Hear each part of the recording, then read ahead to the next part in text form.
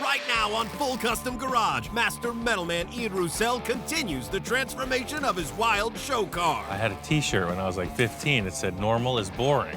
This car, it's got to follow suit. Sky's the limit. Ian gets some help from an old friend, and the ideas keep flowing. It started with Johnny Jalopy, continued with Eric, and now Mark's here. So it is all about the collaboration. I brought you some stuff. Cool. Is he gonna like it? Is he not gonna like it? Whoa, that thing is nuts. With the car taking shape, Ian heads out on the hunt for parts. I'm building a Roth-style bubble top. Now that you mentioned that bubble top, let me show you something. He's like, you gotta come inside. This thing is like a snapshot of heaven. Back in the shop, things don't go as planned. Stepping back and looking at the car, it's just not good. There's something terribly wrong. He's got his vision, he's got the drawing to consider, but if it's not aesthetically the way he wants, then it's not gonna happen. There's one final element that's gonna seal the deal. People start to wonder, how the heck did that happen?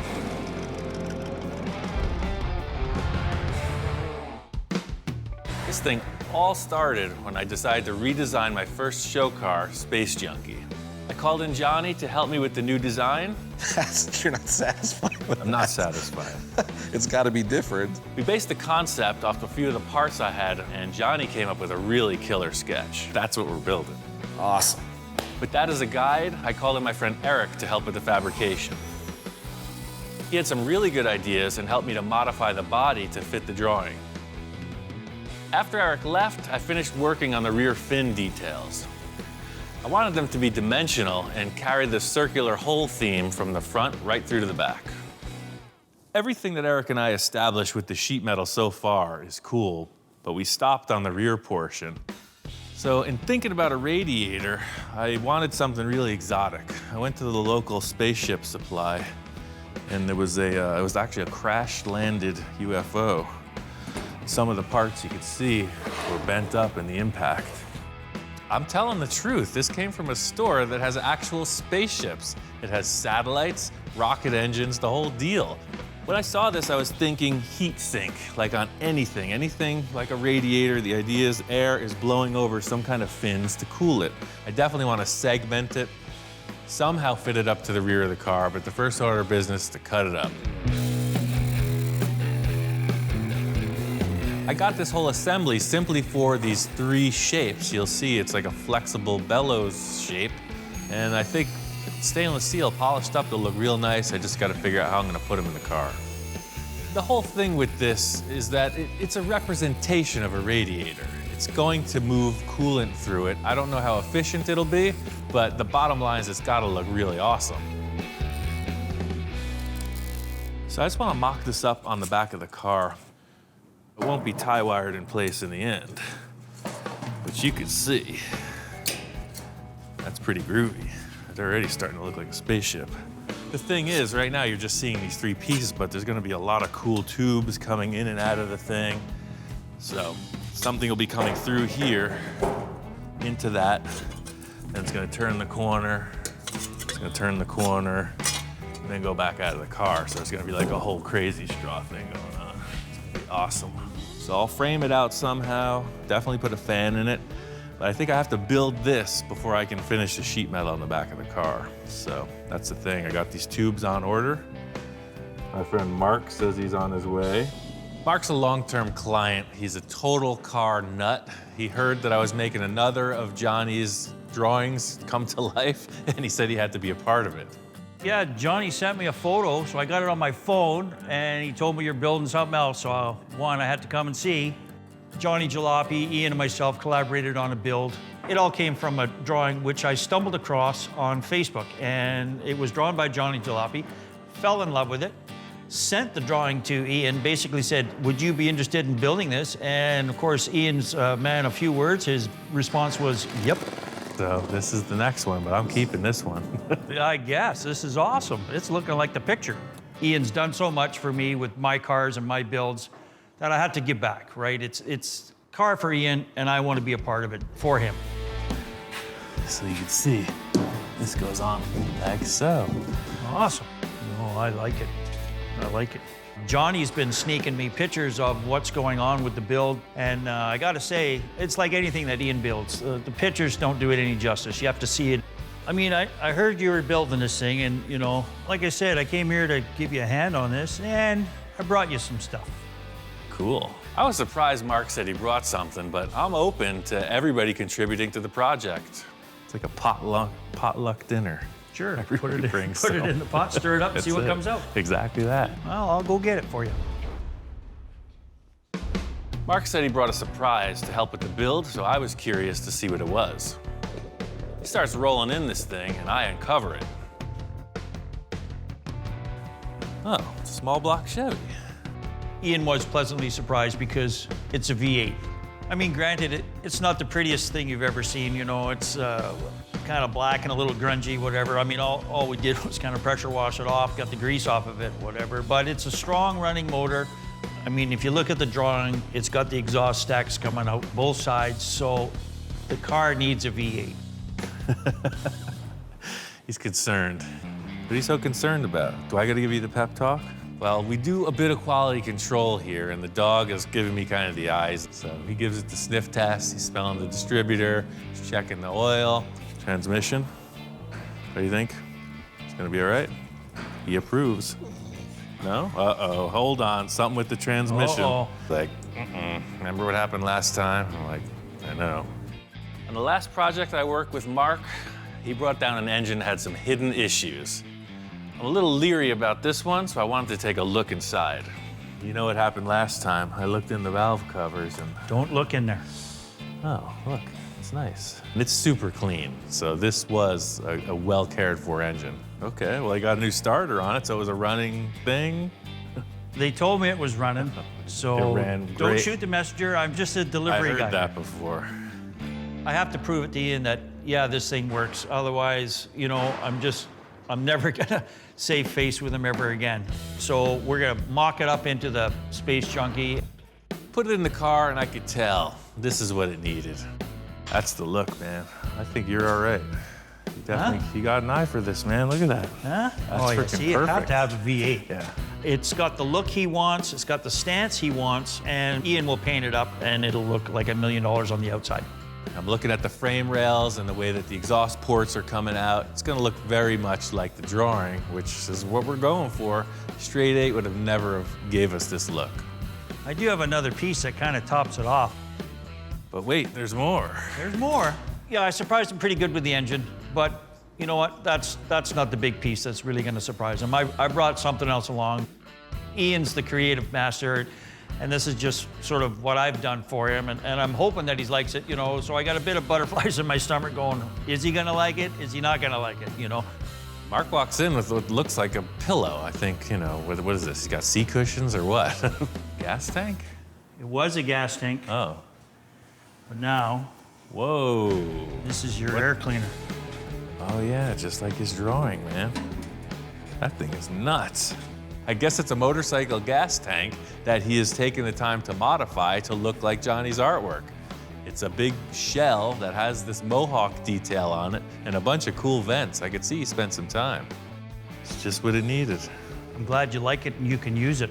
I really like the fact that Mark made this, and just like the rest of the car, it's gonna get refined and evolved as it progresses. Now it's starting to look like a spaceship. So you got your radiator thing, you have Yeah. 2 mohawks, you have the air cleaner. I could see it already. The great thing about this project is it started with Johnny Jalopy, continued with Eric, and now Mark's here. So it is all about the collaboration, meeting of the minds. This thing's gonna be way better for it. So Mark's little V8 adventure got me thinking we needed a really cool exhaust. So I went and I got 8 of these Megaphones, supply shop here in town, and they have the flanges for the V8 engine. So I'm working on figuring the exhaust out. Mark is doing the intake. Mark hasn't had the best track record with engines, so I'm anxious to hear this thing run. He's a little concerned, so yeah, he wants proof of the pudding here. Okay, you brought me this thing, that's great, I appreciate it, it's in the car, but does it run? Ready? I'm ready.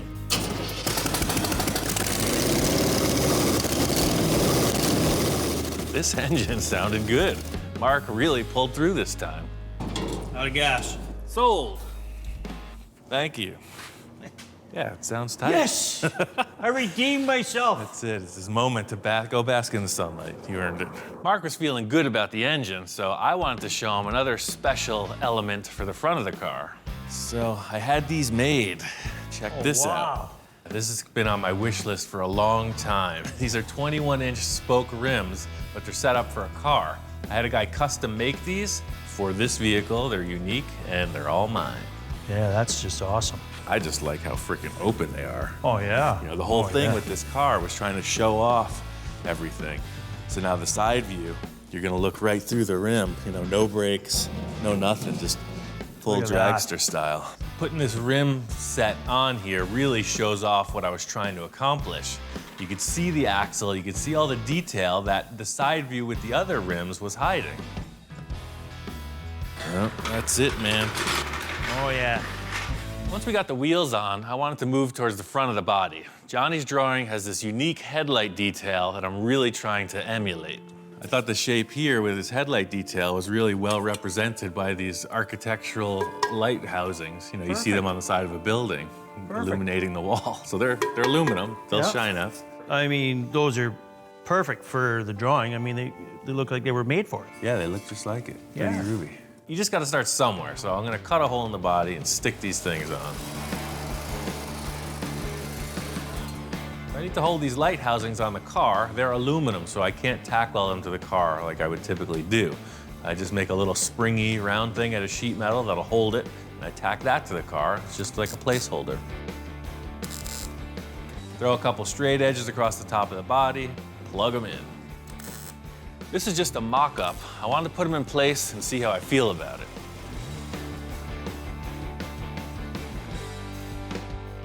Stepping back and looking at the car, it's just not good. It's not okay. There's something terribly wrong. It's changing the whole look of the car. Once I mocked these up, I knew they were too big. I'd have to redesign the whole body to fit them, but Mark liked it. They're already got a 45-degree angle on them, so they matched the drawing that Johnny did, and I said, wow, what a perfect thing to reuse to get the look that you're after. In order to show Mark the problem, I had to use a different type of envisioning tool. Eric and I created this really nice curved shape, and it will basically delete it. We'll go right over it to blend in this headlight. To make this blend in, I'm gonna have to go entirely over his work and wrap it in the headlight like that. See what happens, it's just this giant shelf. It's a big projecting panel coming out of the body. Right. He's got his vision, he's got the drawing to consider, he's got the body that he's already created to consider, but if it's not aesthetically the way he wants it to look, then it's not gonna happen. I'm just gonna ignore it. I'm gonna work on something else. Just like I used to do with my homework in high school. Whenever I hit a wall like this, you know, it's like writer's block. The more you push it, the less you're gonna get. For now, I'm moving on to something else. He's bending some tubes, brings out his big ring roller, and we roll another tube, and I'm still scratching my head going, I don't know what you're building here. I didn't really tell Mark what I was doing. I was just making a shape here. I had a couple ideas, and really I just wanted to flow with the existing components in the chassis. The curiosity gets the better of me, and I kind of go, okay, so what exactly are you building here? Much like a little mini grill for a little baby roadster. When you find a clue into what he's building, and then, you know, you just watch him in amazement. I mean, what a brilliant idea to make it all curved like that. Perfect. On guard. I finished up the front of the grill, and Mark came up with this cool idea to put a shroud around the back. I made the shroud oversized so he could trim it to fit, and I left it up to Mark to decide where we should cut it. Whatever this dimension is, let's just follow it right from this surface, and then it kind of flows. I'll trim it, we'll bolt it on, we'll call her done.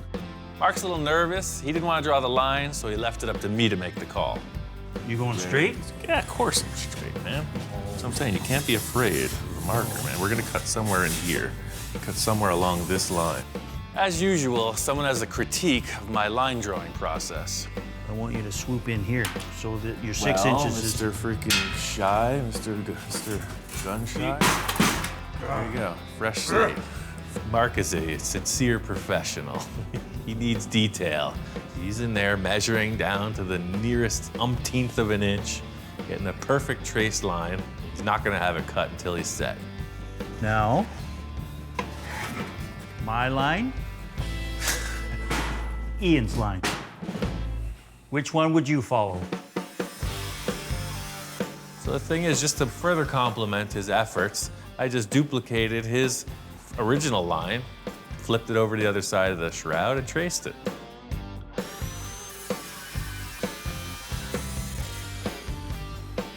We put it back on the car and we accomplished exactly what we needed. That's cool. Yeah. It fills up that void, definitely, For sure. right? Another piece to the puzzle, man. This is a pretty crazy car. Felt good to complete the grill with Mark, but there's still a lot of big issues we have to deal with. I needed to get a lot wrapped up with the rear of this car, and I wanted to make some progress before Mark got here. I walk in and Ian's grinding away and whatever. I kind of come up there and stand beside him. It's looking a little different. Wasn't there something hanging there or something before? But now you got this odd shape going here. So the hole is for a fan. So see this fan here, it's gonna go in here. Before Mark arrived, I finished up the radiator tubes. I got a bunch of mandrel bends and I welded them in to finish the radiator design. He proceeded to pull out this radiator piece that he had construed together, So this is gonna go in this puzzle piece here. laid it in there, and basically the name of the car suits it. I mean, Space Junkie, it is something from out of this world. It's kind of like a part of a reactor or something weird and funky, very spacey. Looks cool, I like it. Mark got the vibe exactly. It is something that will cool water, but it's more of an art piece. Flux capacitor, whatever, spaceship stuff. Mark's only got one more day to offer me, and I really need his help with something bigger than just the rear sheet metal on this car. The thing is, I'm just messing with Mark a little. I tell him, hey, we got this huge piece of plate over there in the corner. We got to get this and put it on the car. This plate is super heavy. I mean, it looks heavy. Yeah. Just looking at it, looks heavy. My back's hurting already. I'm not really sure what we're doing with this chunk of steel, but it's something that Ian's got us to do. Look at that. The whole thing here is that I need to support that acrylic dome. I cut the flange off with Johnny so it has no strength. I'm gonna use this sheet to recreate a flange in steel that'll weld to the body. Basically, this piece of steel is going to be the supporting lip for the bubble. So even though this is 1/4-inch plate, you're about to see efficiency in action.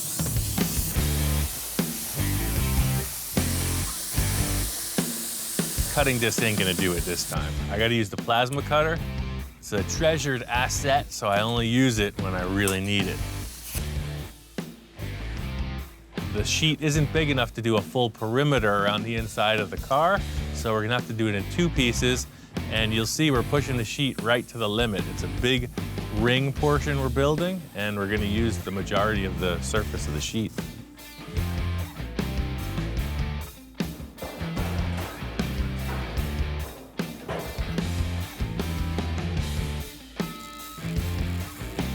He took a pipe and he just sort of measured it out 1.25 inches, and he felt, okay, this is it. If we cut it wrong and if it's too short, we're starting from scratch again. Get a whole new piece of metal, and nobody's gonna be very happy.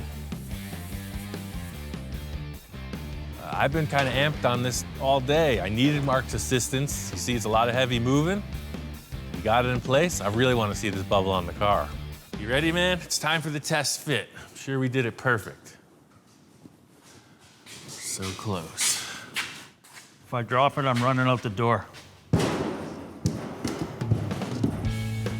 Very cool. Now she's looking like something. Yeah. That's cool, man. The whole thing was I haven't been able to see it until this point. It always had some piece of board in there, a couple braces. It's the first look at the vehicle, seeing through the interior. It's exactly what I hoped it would be. You know, it's looking more like the final end result here. Yeah, with the wood in there, you just didn't get the sense of it being such a cool thing. No, and to see through down into it and whatever, you know. Since I'm 15 years old, man, this is what I've been waiting for. The whole reason with splitting up a project into so many different tasks is just what we accomplished today. Is a little victory, charges up the energy, we see a good positive outcome, and it allows you to continue with the struggles you're having. So, buddy, I gotta hit the road. What? Yeah, I'm stoked that I can be part of this build. The collaboration between everybody, ideas that bounce off and whatever, and Ian's creativity holds it all together. Basically, it's like a circus, and Ian's the ringleader, and we're all the clowns that are running around trying to figure out stuff to do for him. You think you could just stop in for a little 3-day vacation? And Yeah, see, there's my phone right there. It's, you know, you're a busy man. somebody wants me somewhere. His job is done here. Mark's got to hit the road, and so do I. There's an old school shop that might have just what I need to take this to the next level. I'm at MoonEyes, the makers of spun aluminum wheel discs and a lot of other cool stuff. I called up Chico and asked him if he could set me up with a custom pair of wheel covers. Hey, how's it going? How you doing? Good. Ian called me the other day and said that he's got some new projects going, and he wanted the moon disc. He's here today, and we're going to see what we can do for him. Walking into their shop, I see an old school dragster. I'm building something sort of similar to this. It's not a race car. Yeah. It's like a Roth style bubble top. Oh, okay. But it's got the long wheelbase Yeah. and the spoked rims on the front. Well, now that you mentioned that bubble top, let me show you something. Chico starts scratching his chin. He's like, you gotta come inside, see what I got. Mark Moriarty built it. We got this thing, about 8-9 years ago, I think. But he built all the cars, all this scale model, the cars that Ed Roth built. This thing is like a snapshot of heaven. It's like it's got all the Ed Roth cars, a whole bunch showcased right in the center of the room. It's got people walking around checking them out. There's another corner of his original shop where he's setting up the plaster mold for the original Outlaw body. It's a really cool, somebody took a huge amount of time to make this thing. Wow, this thing's incredible. Yeah. Maybe someday somebody will make one of these with my cars. It'll be all right. That'd be nice, huh? I almost forgot why I was here. I'm just geeking out on this model. It's amazing. Chico's like, maybe we should go into the machine shop and talk about your wheel covers. I grabbed the rim from the car and brought it in the shop. All right, let's set it over here and take a look. Whoa, look at that. Yeah, that's the discs we did for Tesla, a 19-inch Tesla wheel. Chico says that this is like some kind of a prototype special edition for a Tesla electric car. And I know right away I gotta have something at least that special. So this is a 19, but those That's are 20s. That's a 19, yeah. These are 20 wheels, and it measures 21 and a half. Right. And let me see what we got. He brought out the standard disc, and that's what I thought I was coming here for, just in a 20-inch diameter. Apparently, just like me, they're always experimenting with different designs and styles. This Off the disc here, we Whoa. did, this one we did for Dodge Magnum, 20-inch wheel. This is a Dodge truck spare tire. That's what these are. These are Dodge pickup truck spare It might tires. just pop right on there. Oh, man. Hey, perfect.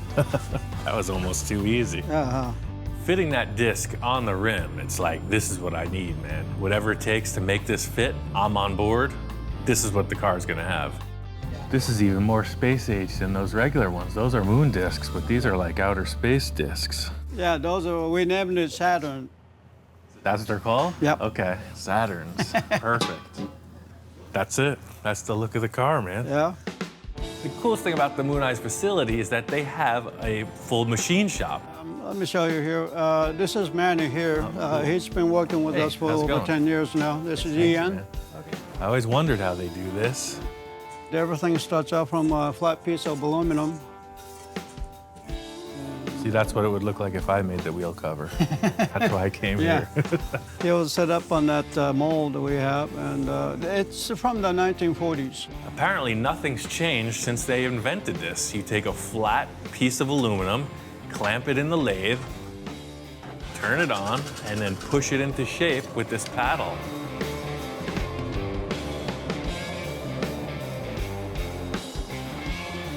It just goes to show that sometimes the primitive machinery yields exceptional results. This thing is super low tech, and it's really all in the operator's skill to make this thing happen? We go from here to a sunray machine, and then we put our trademark sunray finish on it. Oh, and that's how it gets all the different facets. I Right, guess. yes, it's a brush to finish. Just like any fabrication process, you rough it out and then you finish it. You pull the disc off of the lathe, put it in some kind of polishing machine, and it's pretty fancy. Right, here's a finished product with a sunray on it. Wow, crazy. The difference, huh? It's perfect, man. That's the thing, I mean, literally, Yep. That's the that start, to and this that. is the finished. that's pro. Seeing the process was pretty cool. It's a highly specialized thing, but mostly it's the old school dude doing something with his hands right there in front of you. Custom work is where I would really like something that's not available out there, and I want to be able to make them so that you know, we can say, here, we did this.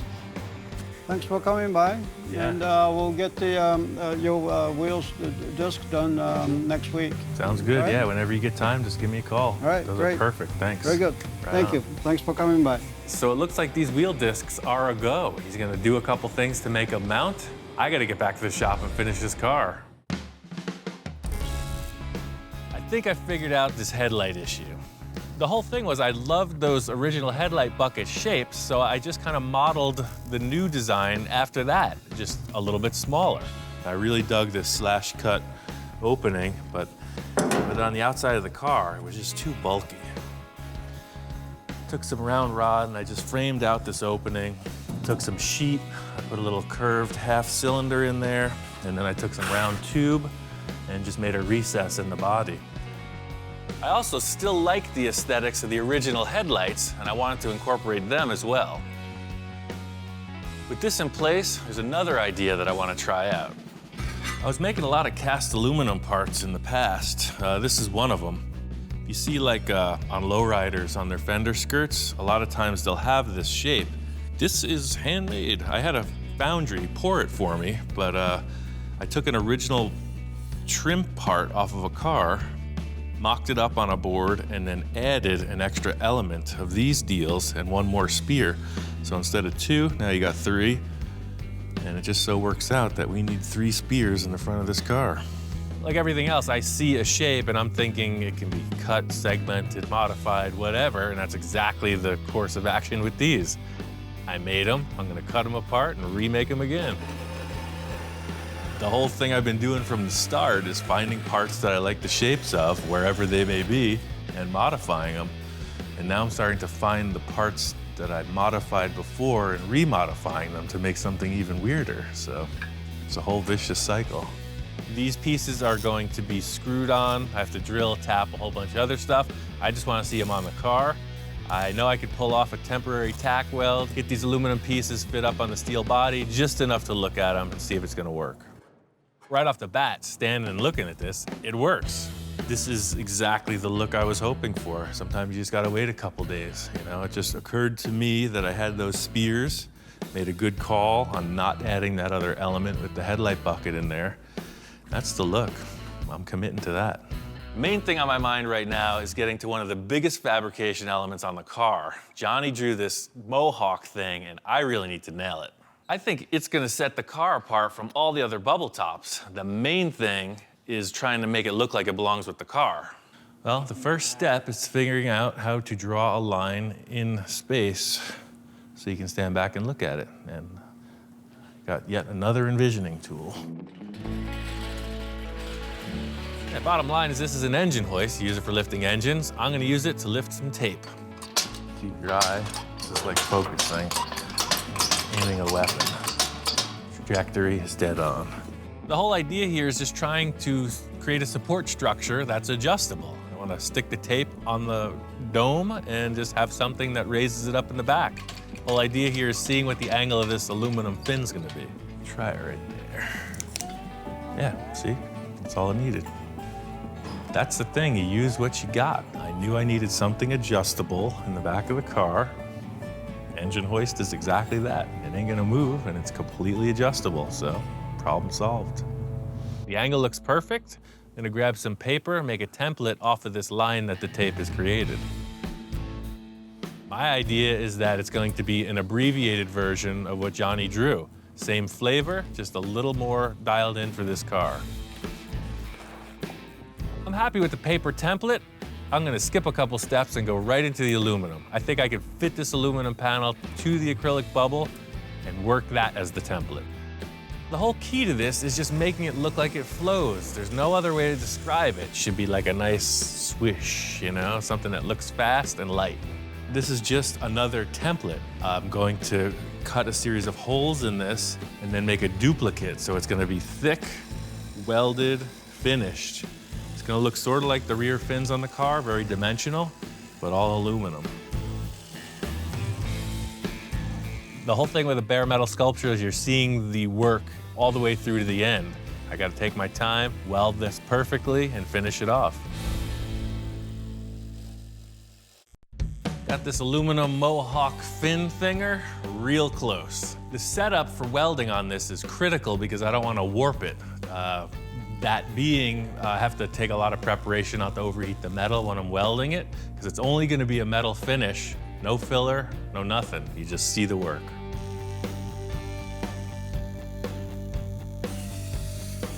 Down to the final bit of sanding. Detailing out the center of these holes is pretty tedious. I got this 3M belt sander. It's like a miniature little file belt, and it works perfect for a small confined space like these. This Mohawk fin thing is the crown jewel. It's right at eye level. It's the main focal point of the car, so it's gotta look perfect. So I'm going through everything. I got the belt sander, I got a die grinder, a regular flat sander, and really that's the whole deal, just creating a surface that will be refined to a nice finish. I used to work at a foundry. We did a lot of aluminum and bronze sculptures. One of the guys that taught me is probably watching right now. So, hey Tom, pretty cool, huh? So here's the deal. It's still gonna get finished out. It's still pretty scratchy looking, but that's the gist of it. Once I got the Mohawk built, I really wanted to focus on the bodywork. As I'm putting the filler on and refining all the surfaces, that is what tells the tale. How's this car gonna look? You want a mirror finish. I like the 3M Platinum Plus filler because it's super easy to work with. It's smooth. This car is such a sculpture. I gotta use all these foam blocks.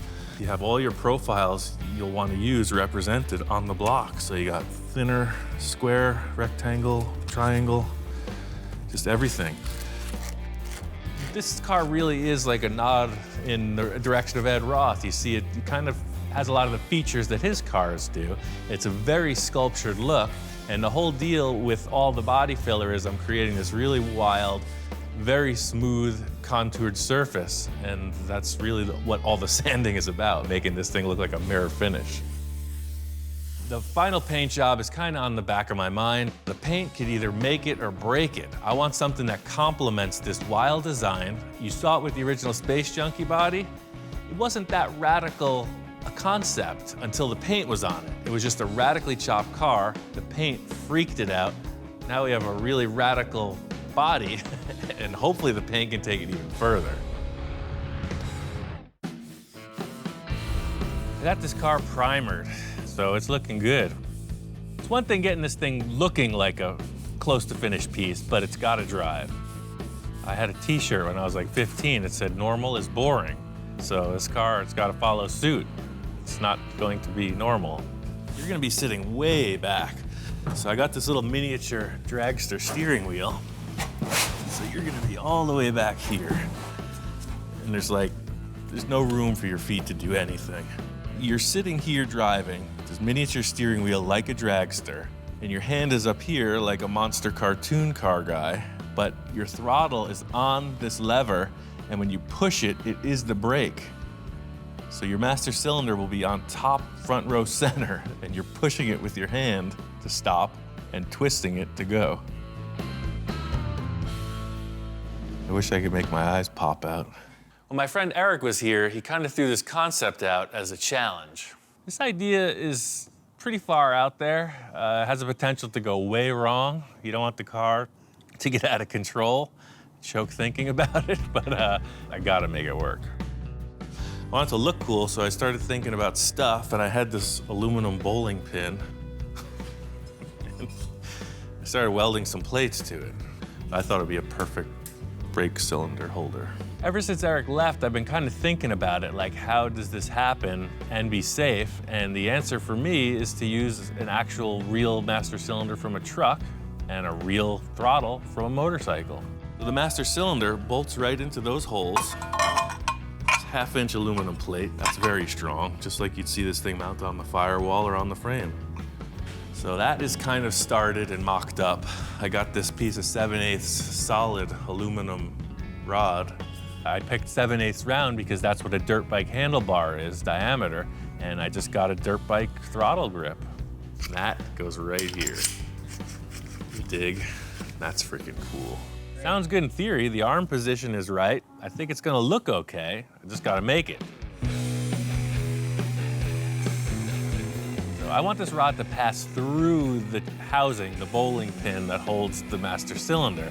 So I'm drilling a few holes in there to create a slot.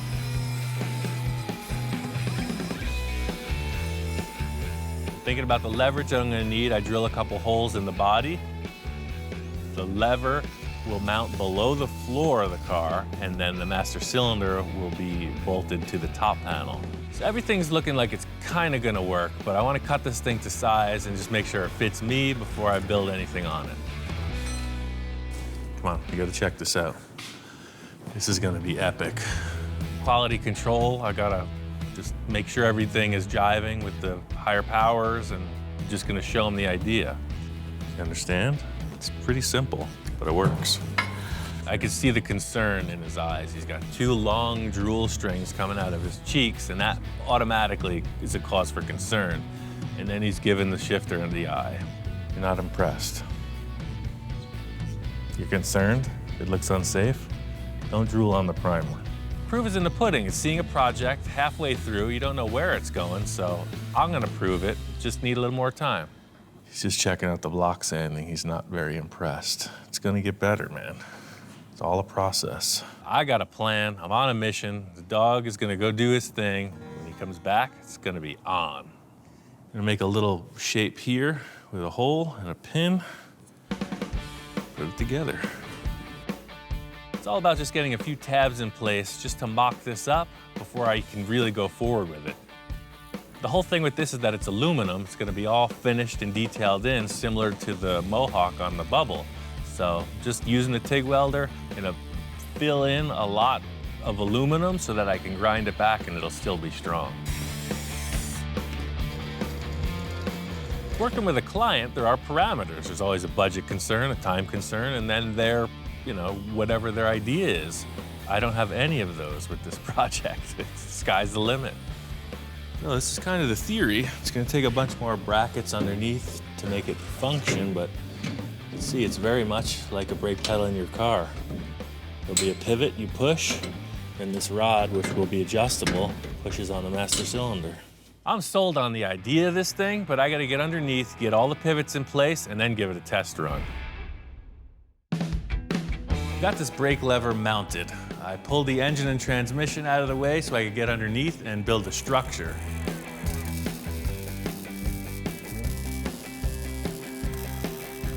This thing is very much looking like a spaceship now. There's one final element that's gonna seal the deal. Well, every bubble top I've seen either has doors or the bubble opens, right? So it's, as trick as that is, I just wanted to do something different. I wanted the whole car to open, like a funny car. So I put some hinges underneath in the back, and I put some additional structure around the side of the body. Yeah, sort of like that. Looking at it now, you see it on all the funny cars. They got this nice chrome rod that holds the body up. I don't want that. This has got to be totally trick. One thing is for sure is that brace has got to come out. I got these air cylinders from the local spaceship surplus. There was a couple of them laying there on the shelf. I don't know what model they're from, but I think I can tailor them to fit this. The idea being, when I raise it up, the air pressure will lock it up, and when I put it down, the air pressure will lock it down. It's a dual action cylinder. The reason I went with the air cylinders is because there's already airbag suspension on the car. So there's a compressor, there's a tank, Right now we got a huge air leak in the fitting. All I gotta do is put 2 more valves in there and this thing's operating. I know that this pivot works, but I want to be sure that these air cylinders can support it. The body's pretty heavy. I don't know what their capacity is, so nothing to it but to try it out. Oh yeah, it totally works.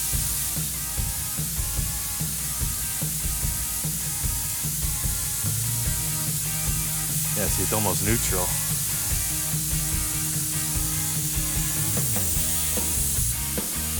It's all on air. Nobody's gonna get hurt. That's cool. The whole thing here was the open air feel. You know, you're gonna get in and out of the car, there's nothing in your way.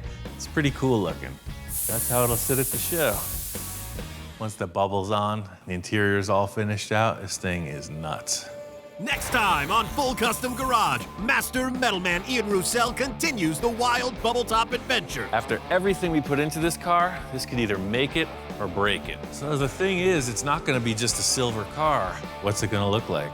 I'm a little nervous, way excited. As the guys get into it, a surprise visitor arrives. I'm like, oh my God, it's Ed Roth's son. Whoa, So check out what we're making. Man, this is sick. My first reaction was, am I not at Roth Studios in 1960s? Because everything that Ian does has that flavor about it. And as the build progresses, Wow. Ian calls on the help of an old friend. Jack's an encyclopedia of classic ideas. What'd you do this time? I told you we're gonna change the look of the car a little bit. So we made a few subtle changes. I you think know. so. He's getting crazier. Even Hellhound's responding. This is the stand back and check it out moment. This is what we've all been waiting for.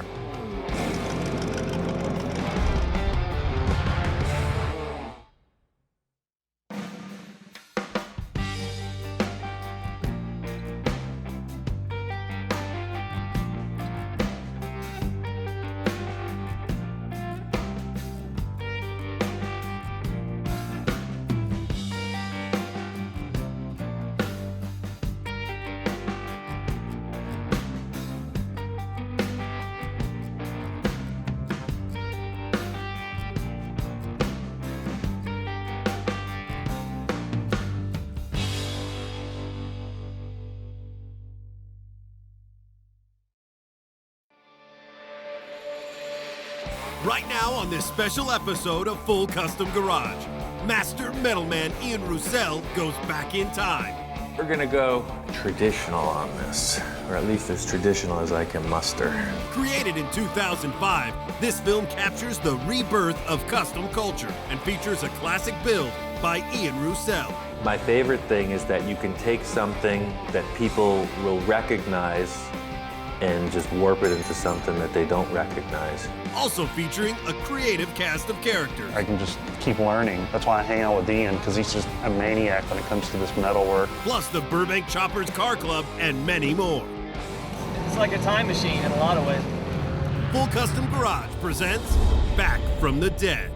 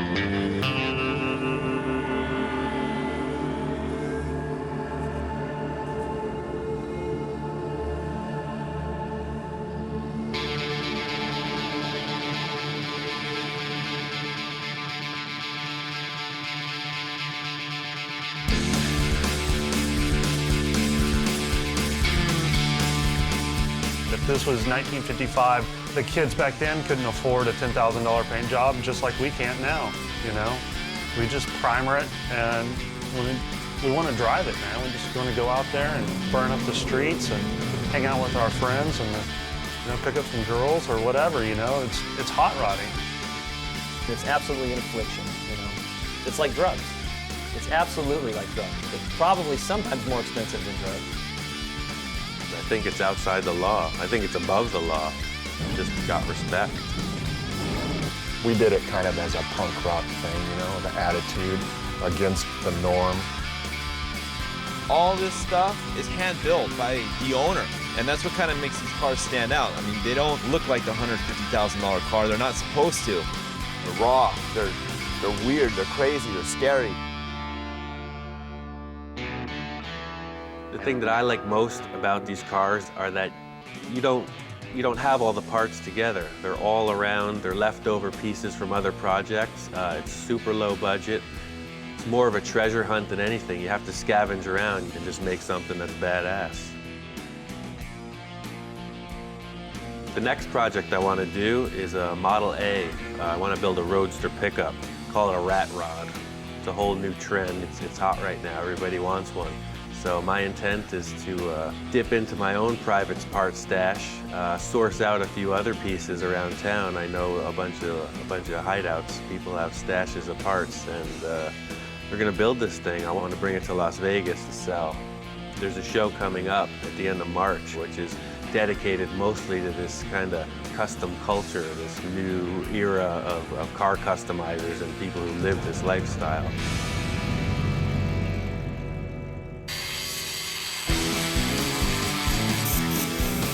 The most important thing for me was to lay down the line of the car, and I wanted it to be utterly low. I wanted it to be so low it was almost undrivable, because I think that looks the best.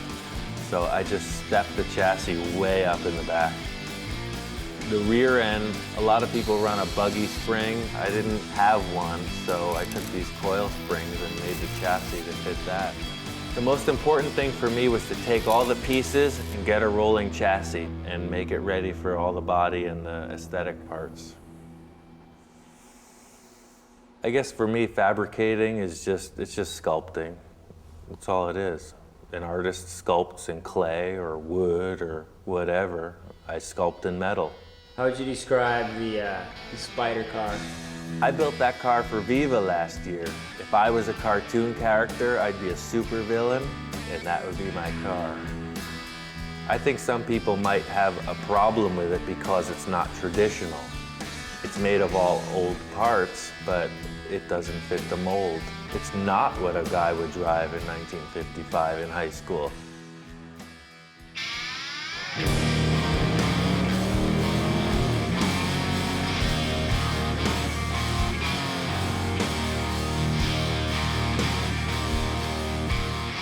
My name is Bill Wishart. I'm an auto tech teacher here at Fremont High School in Sunnyvale, California. So take a look, guys. 2 weeks for the dually deadline, all right? That thing's got to tow a trailer to Vegas in 2 weeks.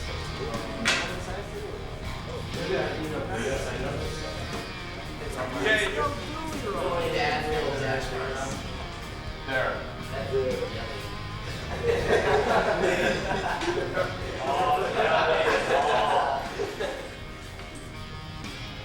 There, happy? The thing about Bill Wishart is he's a no-nonsense guy.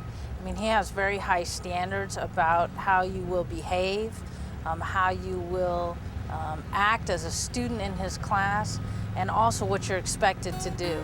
And Brian, you ready? Ready? Yeah, he gets his own category here.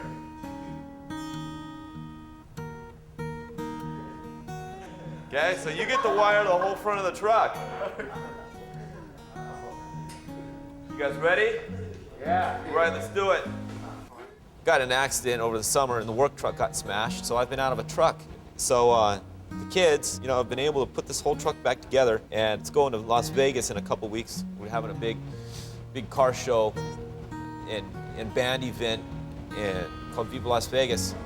They have enough pride that if I give them a project like this Chevy truck that we're building, they'll be stoked if it made it clear to Las Vegas and back, because they made it happen.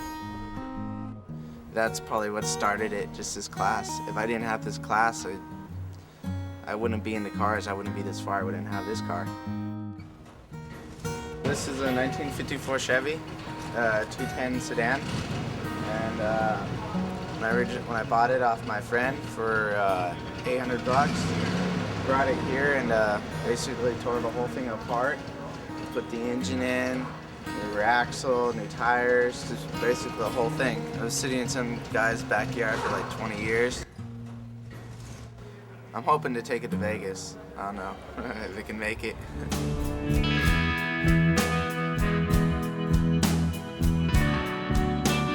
A lot of the guys you see striped, they draw it out, then they stripe it, you know? So I'm not really into doing anything twice. I want to do it once and I want to get paid for it. If I do it twice, I want to get paid for it twice. I'm really into being fast and symmetrical. My dad striped when he was a kid. My mom was an artist and, you know, kind of taught myself.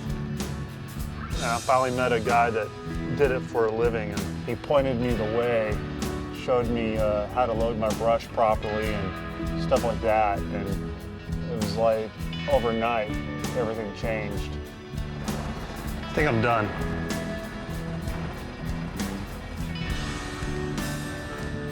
I'm just, you know, I've got to meet all these other people that know how to do everything else that, you know, so I can just keep learning, you know. That's why I hang out with Ian, because he sees stuff that I don't see, because he's an artist like no other. I mean, he's just a maniac when it comes to this metal work.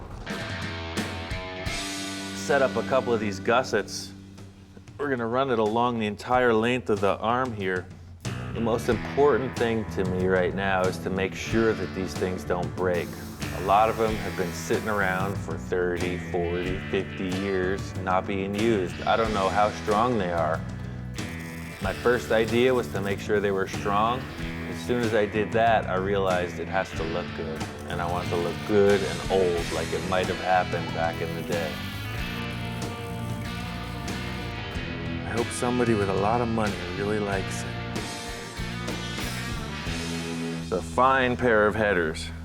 I'm gonna ruin them by cutting them apart and putting some silly contraption on that I create.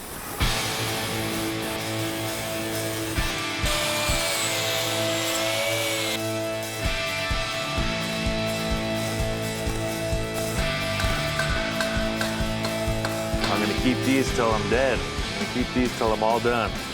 So maybe I'll put a little bit of me into this and hopefully it'll stay there. Whoever wants the car can just unbolt them, but I don't think anyone that's traditional would really love what's going on here right now. I think they'd be a little bit upset. Friend Scratch came over and painted my bus. I want to check out what he did.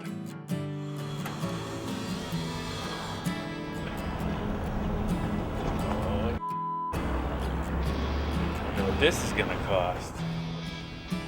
It looks great. You said do what you want, but I didn't really mean that. I just figured, you know, the front end, you know, has all the striping on it and the back didn't have anything, so I don't know, I'm really into a traditional vehicle, you know, like find a period and just form the car around it, you know, have like a 5-year margin. This is kind of my pride right now. I know you can't tell, but it's going to be a car that was actually a painting of Keith Wiesner. You're asking me if my art's influenced by what I see here or the other way around, and it's both. It kind of just keeps going. Like I'll see something and it'll turn me on, and I'll go home and do a drawing of something like it, but it won't really be the same thing. And somebody else will see that, and they go, "Wow, that's neat. I'll build a car like that." And they take it a step further, and then it just keeps getting translated back and forth. So it's a 26T, tall T. I chopped it 12 inches, shortened it 4.5, and put a Model A cowl on it. You'll look up over the top of it when you drive it like a monster would. It'll be a car called Cherry Pie. This is my booth of wares here, and I got all my posters and shirts and stuff that we sell. Well, when I was a little kid, my dad had all these old Roth and Customs and different magazines, and that's what I used to look at when I was a little kid. Even though it was the 70s, you know, I wasn't that into all the stuff that was going on in the 70s because I was at home looking at all these 50s riding customs and stuff. This is my 50 Ford. It's a sedan and it's chopped. It looks a little more like a coupe now. Roof was shortened up a little. It has a 50 Mercury style grill opening. Grill bar made from 51 Ford grill components. I've had this since I was in high school. Just been working on it ever since. It's just kind of a long-term project. When I built my first custom car, I got the car going, it was pretty much done, and I didn't know what to expect. Drove it down to Paso Robles, and I was surprised to see that there were other people out there doing the same thing that I was. And that's how I found the Road Zombies, was, you know, I noticed their cars, they were, you know, very similarly built to mine, and, you know, just kind of started talking to them, and, you know, they were cool. They invited me to park with them at Paso. We've got about, I would say, 17 current club members with two prospects going on right now. One of the prospects right now is a fellow named Steve Cavallero. It's a great lifestyle, and it's a great hobby for me, and I'm stoked that I got into it, and I've met a lot of cool people, and it's actually the hot rod stuff has really got me more into art, so I'm starting to do a lot of more painting, and I just love the creative side of all these guys and what they've done.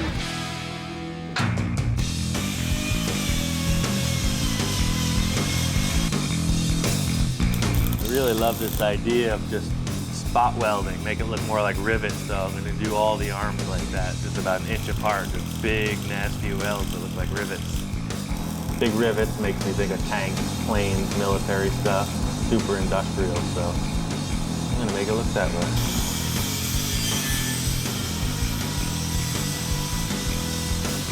That wraps it up. I think it looks really cool. I want to see it on the ground at ride height. Ladies and gentlemen of the jury, this man is about to desecrate a fantastic bit of Americana.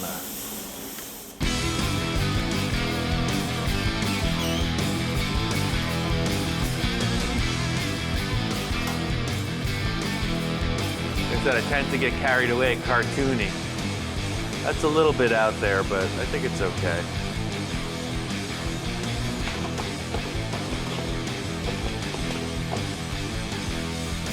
Okay.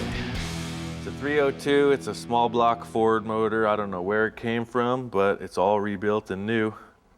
Yeah, this should make the car go at least 700 miles an hour.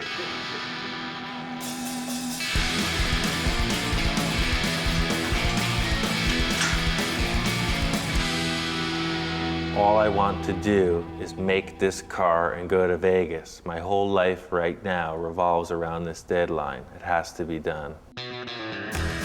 Our whole goal as a car club is all of our cars, you know, we just want them to be dead nuts on, you know, as far as they want to be, it wants to be a time machine. None of these cars are by accident, you know, and I think it's all by design. I immerse myself in it. I'm sitting reading catalogs from the 60s all day, you know, I'm just, and magazines, and it just fill your brain with it, you know, and then ultimately it's a no-brainer because you think, what am I going to do about valve covers on this? And you go, I've got this idea in my head, I've seen this, it's real neat, you know, drag guys were doing it. That's the same for everybody in this club. Vern, if he's building a 40 style Lakes car. It's what I was looking for years. I wanted a 34 3-window that I could hot rod, that I could chop, I could do, turn it into a hot rod. These are Edmunds heads, high compression heads from late 40s, early 50s. Beehive oil cleaner, an old hot rod accessory item. These are electro-line headlights, pretty rare headlights there I found at a swap meet. I got gauges on the firewall. It's got 4 chrome Strombergs, sharp intake. This is a deck lid I had louvered by Eric Vaughn. There's a lot of people, old timers, that, you know, that's who I value their opinion of. You know, a guy look at the car and go, wow, that looks like it was on the lakes back in '47. This is my 1932 Ford 5-window coupe. I've had it since 1988. I guess it was rebellious, but at the time I was just doing what I wanted to do. I chopped the car and it was all rough welds. The paint was all melted off of it. It didn't have any windshield or anything in it. And I drove it to Bob's, and I mean, attracted more attention than any car there. But most of it was like, wow, you really wrecked this car. And a lot of people probably had never seen a car in the process of being chopped. And that, it was, sure, I did take a, really pristine 32 Ford and chopped it, but I mean, when I got the car, there was no question that's what I was going to do to it. It has a 54 Buick nailhead motor with a 37 Buick trans and a 39 Columbia rear end, a 2-speed rear end. It has a narrowed 44 dash, a 16-inch Ford wheels. It's chopped 4 inches. I guess what got me involved, I started looking at old photos like from the 40s, late 40s and early 50s. Even though it probably wasn't back then, it just seemed so mysterious and romantic and, so cool. Look at these boots, man. These are some working ass toes. And I think they're about ready to retire. So we're gonna do the ritual toe extraction. Everybody thinks that that's part of the boot, but really, if you just grip it just right, it's kind of like pulling a tooth. Look at that thing. It's ripe and ready to go.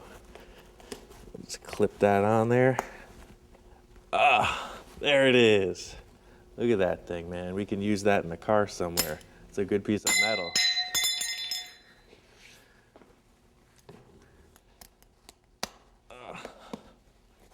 Yeah, look at that. There's a sock in there. Oh, there they are. Now I'm gonna put myself in harm's way for the rest of the day. I'm gonna have to be very careful.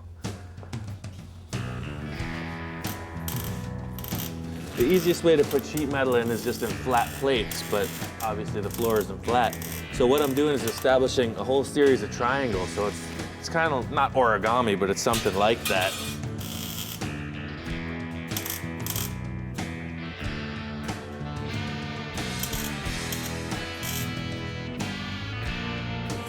Thought I was gonna do this setup with the jagged, burned out stuff, but I don't like it. I'm gonna put it in something a little bit more conservative. So I'm gonna start by making a square tube frame that surrounds this license plate.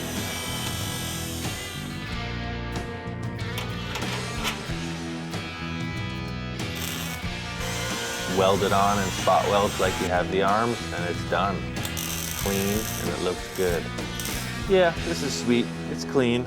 It's right. It's not my greatest vision, but it's right for this. How would you describe the dune buggy chick car?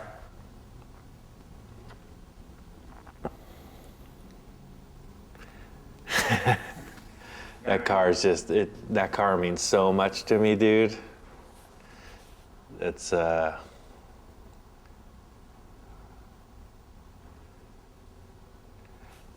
car is, it's my favorite car. It's the best car I ever built. It's my favorite car in the whole world. I didn't expect that question. My ex-best friend, ex-girlfriend, she was a super rad artist, painter, sculptor. She said, well, why don't we make a flying dune buggy? I said, what? Yeah, like if Amelia Earhart met Tank Girl, and they got together and made a dune buggy, this is what it would be. A lot of workmanship, a lot of skill, but it ain't cool. It just isn't. My father was working in this building doing construction. He got friendly with the janitor, and the janitor would give him cases of toilet paper and tampons, because that's, all he could hook him up with. He was a janitor. So we always had all these boxes of tampons around, and I had to make these huge fiberglass shapes, and I didn't have enough material. So I mocked it up with some paper mache on the outside, and I took the tampons and threw them in the fiberglass, and they sucked full of this stuff, and I just laid them on. So it's kind of funny that it's a chick car, and it's made out of tampons, the whole rear end. Now this is a really big pizza box. Always order the extra large if you have to make any templates for a pickup truck bed.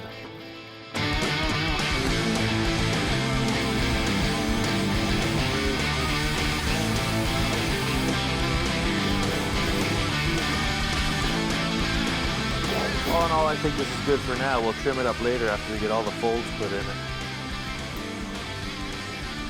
This type of forming with the metal, it strengthens it. I'm designing it so that it looks cool too, but it's mainly for strength because I want this lid be able to hinge up and support itself. So these will really put a lot of strength in it. I guess again, back to the my car, their car thing. My car would have this.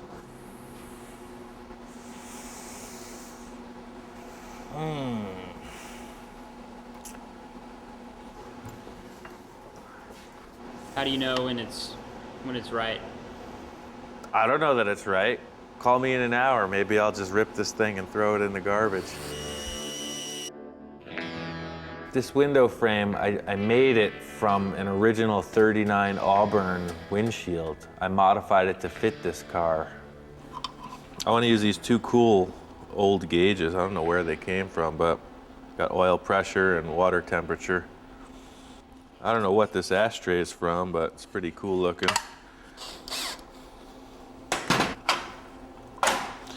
All right, that'll help you with your nicotine fix. And now for your alcohol fix, I think we'll install this fine bottle opener on the dashboard too. The police love to see that. I thought it would look cool to have the same kind of spot welded look like we did with the arms. A car, like any art piece, is an entity unto itself. You want to have a continuity. This is what's left of the original steering wheel. I don't know what year this came from, but obviously it's very old. It's just gonna be too big. It's probably gonna be up like that. It's here, just change it around. I guess my favorite thing about the old tools is that it's not with mass production in mind. It's all about the handcrafting.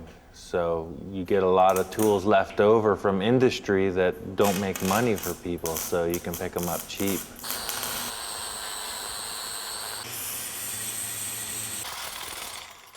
At first, I set up the steering column. I hooked up the original steering wheel, and it was too big. It didn't fit, so I just made a new hoop and made a smaller wheel.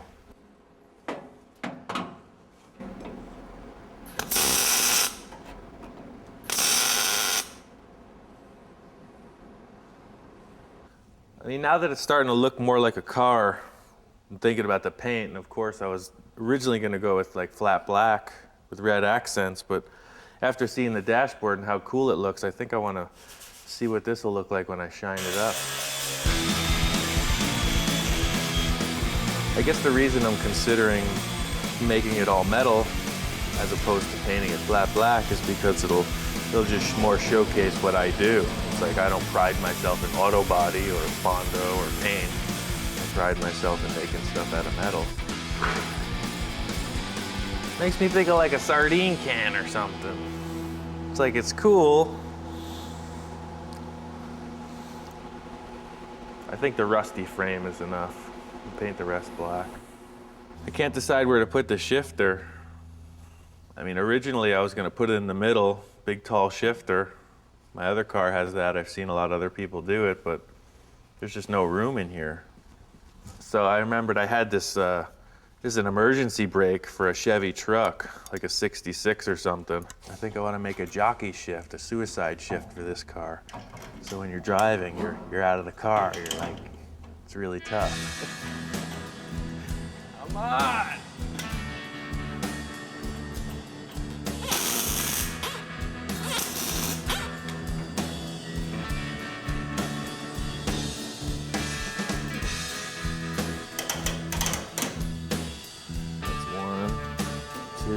Drive, neutral, reverse, park.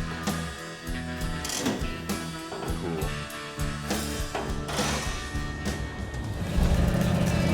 We pick a certain era of a hot rod or a custom and the time frame of when that car might have been built, and then we just basically adhere to that year or group of years and build the car within those parameters.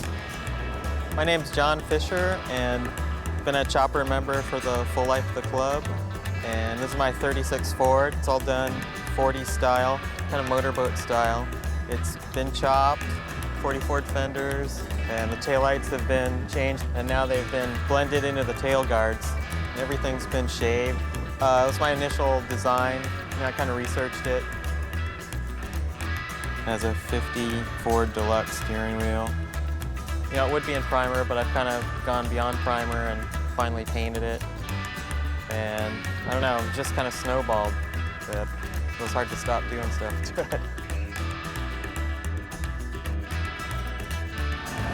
Kind of gives you a feel what it would have been like for a guy driving it, you know, in the 40s or the 50s or the 60s or whatever, depending on what car we're driving. You know, it's like a time machine in a lot of ways, I think. We had these guys on here. I'm gonna save them maybe for one of my own cars, but we're gonna go traditional on this, or at least as traditional as I can muster. A lot of people talk about Ed Roth. They love his style, his aesthetic style, and he does stuff that nobody even understands, or he did stuff that nobody understands. So that's what I want to do. People understand this. They can relate. Hopefully they'll pay a lot of money for it so I can do what I really want.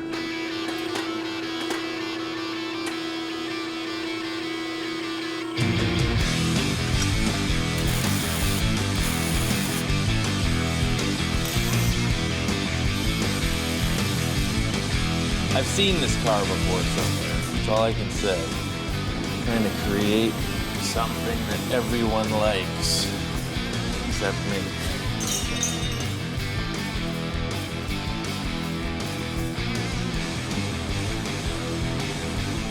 I think it's so done, just like that. Yeah, I decided that these things suck. Change it.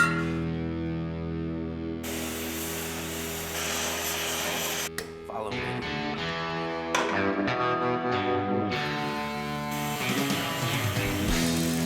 I think aspiring to a traditional build absolutely holds me back. I like the look of it, but I'm not concerned with the year, make, manufacturer. I'm just looking for an aesthetic. And that's what I love about this kind of approach, is that you're not really bound by $1 million paint job. You can change it every week if you want. And it still looks rad. I'm just gonna start painting it. It's gonna evolve into something fantastic. I thought it would look really cool if we left rust in a lot of spots and just put the only gloss paint on the whole car, which is high gloss clear, to just showcase all the old metal. I think that'll look really badass.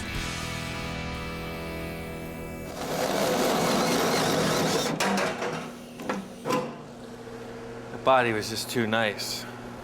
I just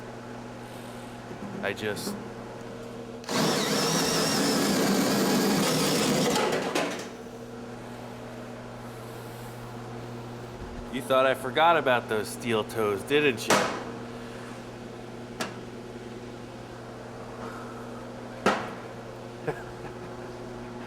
I didn't have a vent for it, you know? You need a little ventilation in there.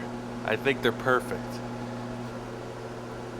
I just knew it would come to me. I knew those toes were gonna be worth something, man. They were too cool to just throw out.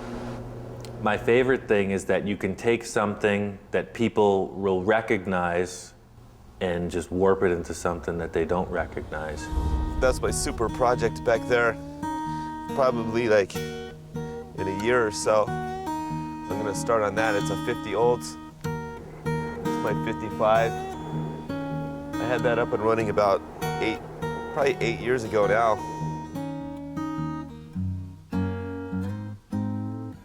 One of my crazy buddies, Nacho, he had some wild idea to build a tiki head for some reason. He didn't know what to do with it, so we brought it over here. But it was one of those things like, you know, who knows what the hell we're doing here with this thing, you know? So this is the workshop. This is where all the cars get built out of here. Maybe 6 to 10 cars within the last 3 years.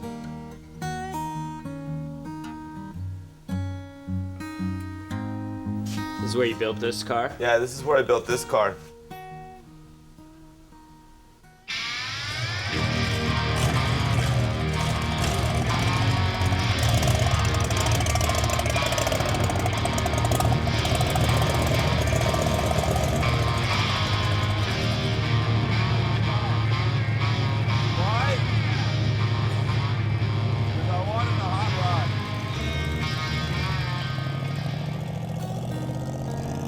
The engine's a 57 392. The carburetion's 4 Webers. The frame I hand built. Only the front 2 feet are the original Model A frame, and the rest is 2x4 box tubing. 46 Ford steering column, 32 style dash. I chopped at 4 inches. It's got an old roll pan on the back from a 50s hot rod I found in an old man's garage. It was the only piece he saved from his high school hot rod that he had. We get our kicks off of trying to build it as traditional as we can, rather than just buying parts out of a catalog. We're just kind of bringing it back to the roots where it started.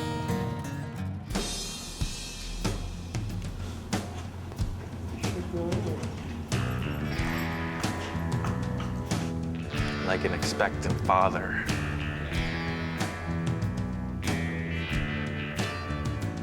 Nervous? Yes, nervous.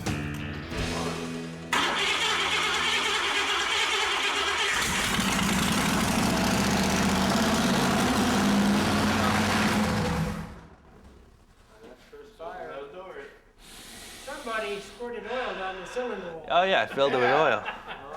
It's the sweet smell of success. I think the artist's struggle is finding out how he wants to express himself, so one day it was black, the next day it was silver, that's all I can say.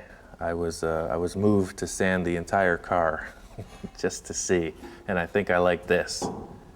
I finished off the tailgate here, just took the remaining piece from this after I cut it, welded it across here, and just put a little bar on the back for a handle. I got some hinges that were just laying around and put them in there, put some reinforcements, and then just sprayed it with undercoat. I'm gonna spray a clear with a little gold flake in it, so it's just a little more dramatic when the sun's on it.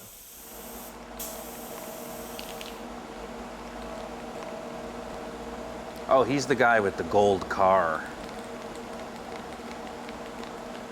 Yeah, I saw that car out there. That's the gold one.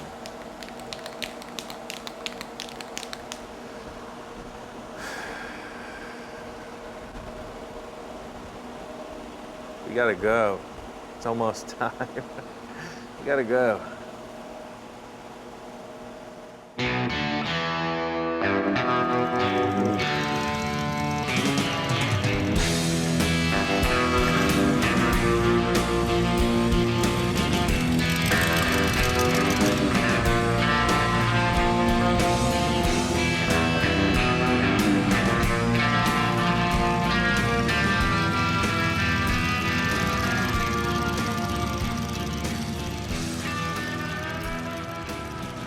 After it was gold, I was horrified, so I sprayed it black in an effort to just make it fit. It looked like Liberace. It was so wrong.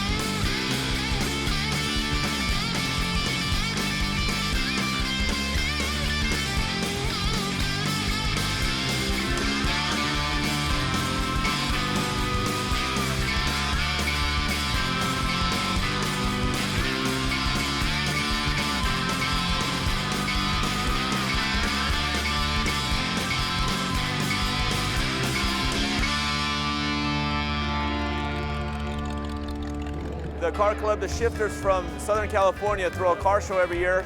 Their whole deal is a pre-63 car show, all traditional built rods and customs. There's thousands of people up here, hundreds of cars. They turned away 200 cars at the gate this morning that didn't fit the criteria. It's all about the traditionally built, custom, and hot rod.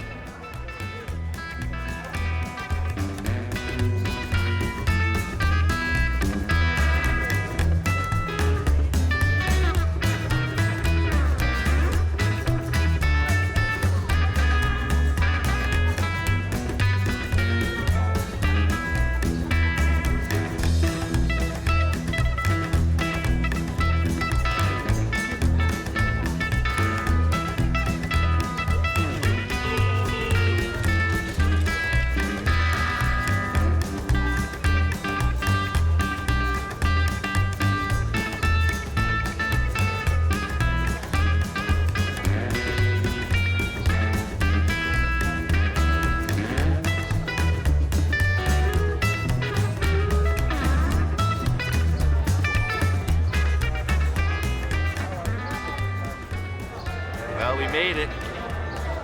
We pulled in last night. This place was already packed. I couldn't believe it.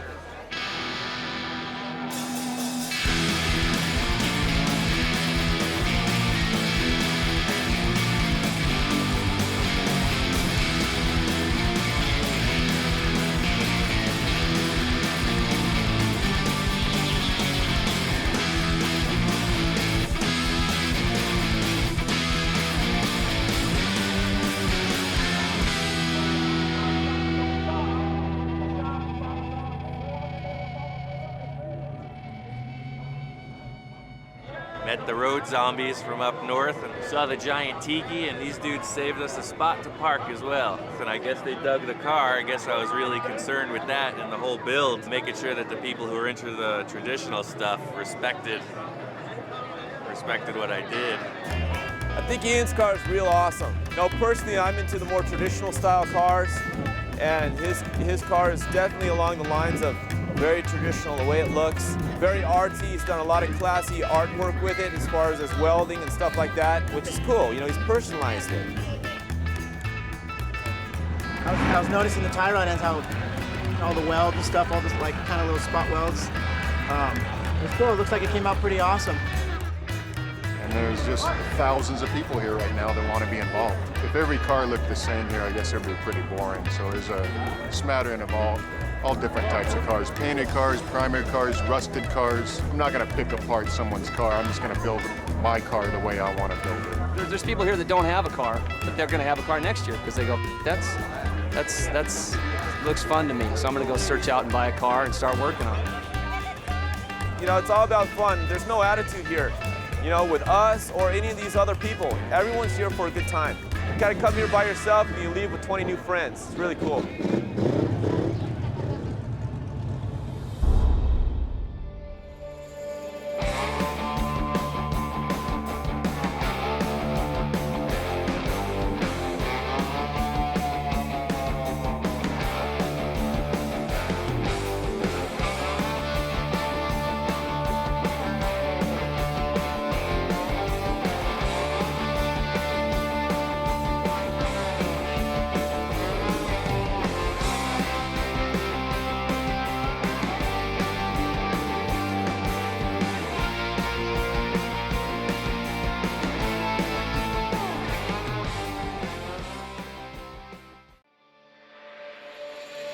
Right now on Full Custom Garage, Master Metalman Ian Roussel takes on a lead sled challenge.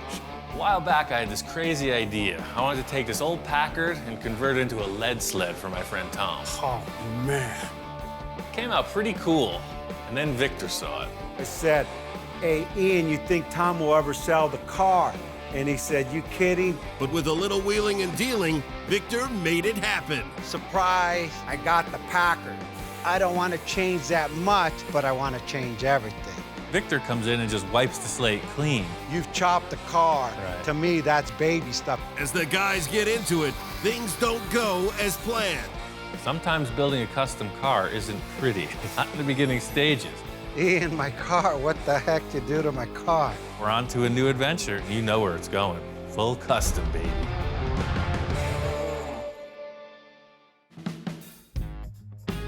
Victor wanted me to come over, some kind of consultation. I'm walking down the driveway, and the Packard's already there. Surprise. Yeah, right. It's been a while since I saw this car. How'd you pry this out of Tom's hands? I said, hey, Tom, you want to sell it? No. And just like everything else, I made him an offer he couldn't refuse. When I first seen the Packard, I said, hey, that's a Packard? This thing could look just as nice as any Merc. So the whole thing with this car is I thought it was a great looking vehicle. I mean, what do you want to do with it? I don't know. I just got the car. My goal is to let it compete with a Mercury. This I want to be the new lead sled. So that's a Merc eater right there. If it's done right, we could give the Merc a run for its money all day long. First sentence in the conversation, Victor says, this is going to be the Merc killer. I'm thinking about his last Merc we did, and he cut the roof off it. And I'm like, oh man, we're not cutting the roof off of this Packard. Whatever you're thinking, all I ask is don't mess with the roof line. That's my favorite, that's my pride in the whole project. Yeah, no, I love the way the chop came out. It's perfect. The rest of the lines, we could do a minor adjustment on it. I've seen your minor adjustments before. Well, you know that, but it's gotta be crazy. Victor and I have built a lot of cars together. He likes to go from top to bottom with all his builds, so who knows what could happen with this one. You know, I'm into the crazy stuff, man. I always thought we could go way further with this, and the chop was a good starting point. The whole drivetrain has to be replaced to something modern, right. So let's see what we could come up with, you know, kick it around. Victor's kind of vague. All I'm getting out of him is that he wants this thing to be a driver like the rest of his fleet. They're all road-worthy vehicles, and that's where this Packard's lacking. I want to have this thing on the freeway doing 70 miles an hour with no problem. Sure. So where do we start? Most straightforward ways is just get maybe a mid-70s Camaro or GM front subframe. That gives you the disc brakes, the power steering, and the mounts for a V8 engine. From what I can see, to make this thing a perfect driver is just put a modern front suspension clip under the hood, put in a new engine, and this thing's a runner. It's good to see that this car is going to get taken one step further. It's a great looking machine. I think whatever you add to it's really going to make a big difference. I don't want to change that much, but I want to change everything, right? I mean, hey, if I can't utilize your ability, you've chopped the car. Right. To me, that's baby stuff. We're going into full body remodification. We're having a simple, or so I thought, simple conversation about putting a front clip under this thing, and then Victor's walking around the car. He's talking about adding this, doing that. Fortunately, he's not talking about the top, but he's talking about everything else. We just want to bring out them bulges, and we want to bring out the lines, and we want to layer on the ground.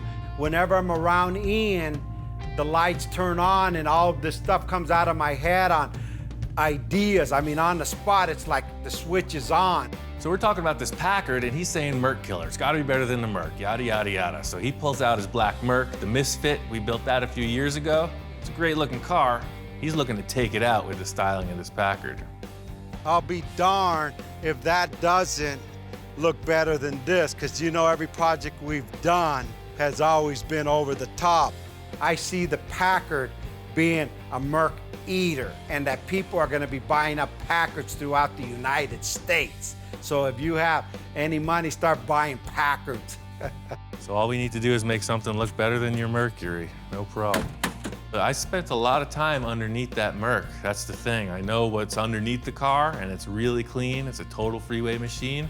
There's two different classes in a car show. There's mild custom and full custom. That's what I do. This car left the shop as a mild custom. Somehow it found its way into Victor's hands, and you know where it's going. Full custom, baby. It's time to take it all the way. I'm totally into it. Let's do it.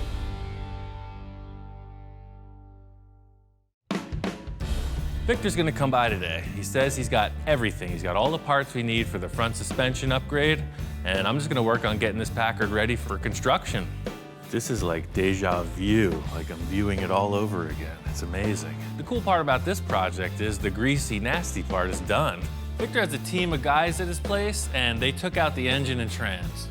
He's got all the front sheet metal unbolted, and he's already talking about donor vehicles, so I think he's got everything pretty much sorted out. Pulling this nose apart, I know when it goes back together, it's not gonna be the same car. Victor has hinted at a few things. It's kind of an ugly nose on the car, so taking it off, just hopefully when it comes back together, it's way cooler.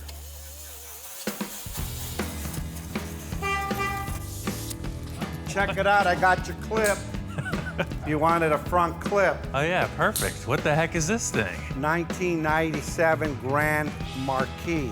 I know I went a little nuts instead of just cutting the clip off. Right. I cut the rest of the car off. Yeah. You forgot to tell him to stop cutting. That's the problem. Kind of surprised that he drove this thing over, all in all, but you could see it's a driving vehicle. I mean, the thing runs bitchin', the horn works, and you gotta take this thing for a drive. It's so smooth.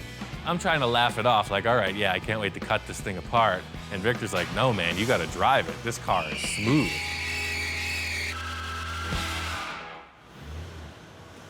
Not bad, huh? I think it's a good contender, man.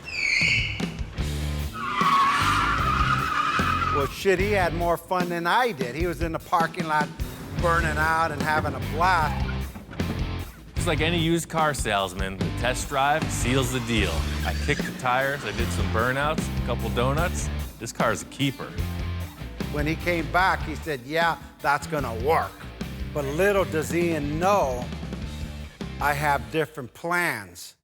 At first, when we were talking, I was thinking just the front clip. Oh, sure, makes sense. Then as I started taking it apart and drove it, I'm thinking the whole car, utilizing everything, even the pan, everything that's here, air conditioning, computer, motor, disc brakes. I mean, do you know how much time and money will save? Now the story starts to flesh out. That's why you left the floors. You want to put the body skin on this whole car.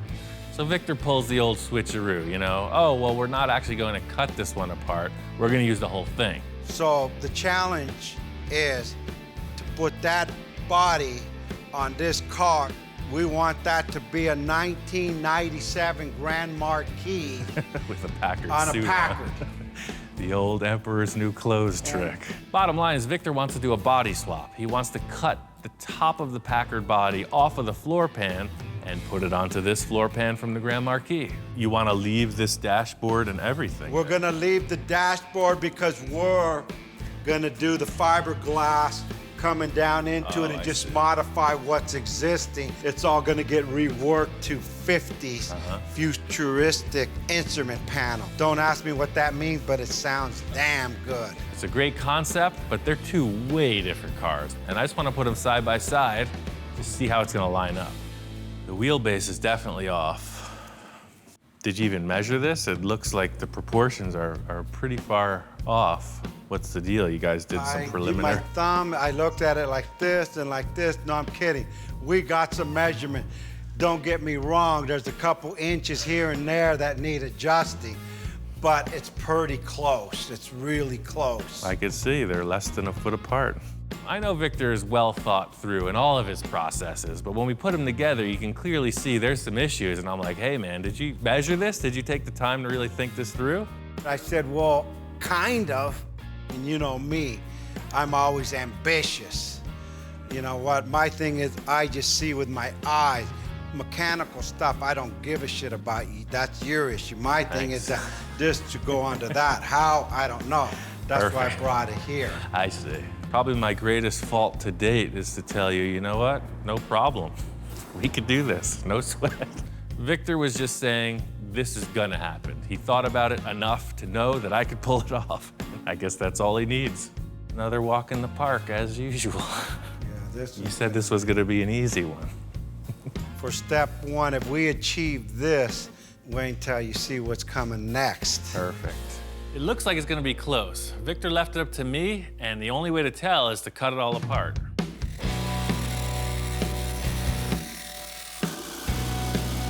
So you think about cutting a car, and it's pretty technical, but when I think about cutting a car, it's like taking the top off of a tin can, and that's exactly what we're doing here. You have this shape, and you have a lid. It doesn't even know it's a lid. We're gonna make it one and take it right off. Main thing I was excited about at the start of this project is a lot of the hard work is done. The whole demo of this Grand Marquis is done. Body's off, the Packard's pretty much stripped out. The big question is, will they fit together? Hey, that's my seat. Passenger side, thank you. Come on, let's take that car body off. Getting all this sheet metal separated was not that big a deal. So the harder part of it with the Packard is gonna be lifting this body so it doesn't distort. Just like everything else I do, simplest possible manner. I could have built a big structure and raised this thing. Instead, I stuck a forklift right through the window openings. This is called the old rag and welding glove trick. Added it so it wouldn't ruin the window channels and lifted it right up.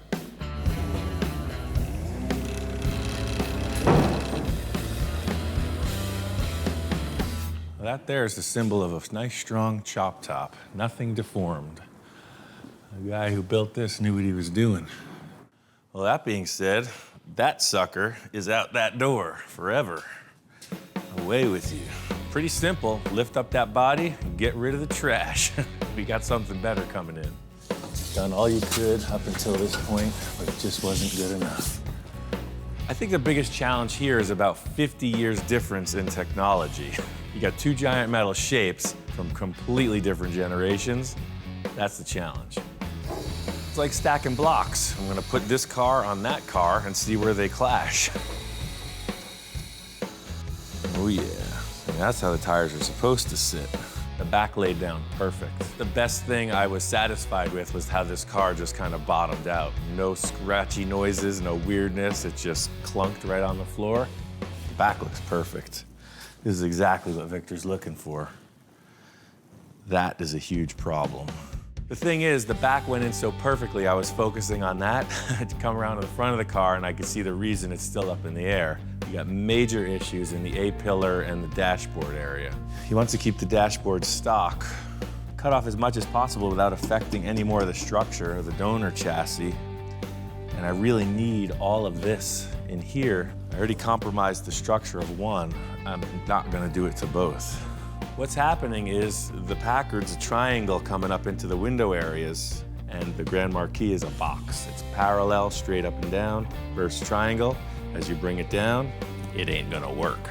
Definitely hit a major snag in our grand scheme. Just as I'm trying to figure out my plan of attack, Victor walks in. Hey, how you doing, man? You did it, huh? I done did it. I have some bad news for you, though. Your call on this frame is perfect width-wise. Tires tuck. It still can go right to the ground. Okay, good. The issue I ran into is the dashboard and the wheelbase. Ian pointed out to me, hey, the dash doesn't fit in the car. Off the record, and don't tape this, it wasn't gonna fit, and I knew it, but I had to challenge this guy. Everybody that I was talking about what I was doing with all my friends, and they said, that's not gonna work. I said, I know it's not, but Ian will make it work. The whole problem here is not only the issue with the dashboard clearance, but it's also the wheelbase. Well, the wheelbase on the Packard is way out of line. You could see it's gonna need at least, say, a 10-inch stretch if you look at the center of that hub. Okay. So this is kind of what I was thinking. We could kill two birds with one stone. If we cut the chassis and extend it, it looks like maybe a foot. In car terms, a foot extension is pretty significant. So check this out, this is what I'm thinking. So I think if we cut off right here, correct, and we can just extend it. It's too generic, just like a ladder frame right there. Simple. But it would solve the issue with the wheelbase in the front fender and the dashboard. As long as you're cool with it, I'd like to cut that chassis and bring it forward. Extend it out, let's go for it and see.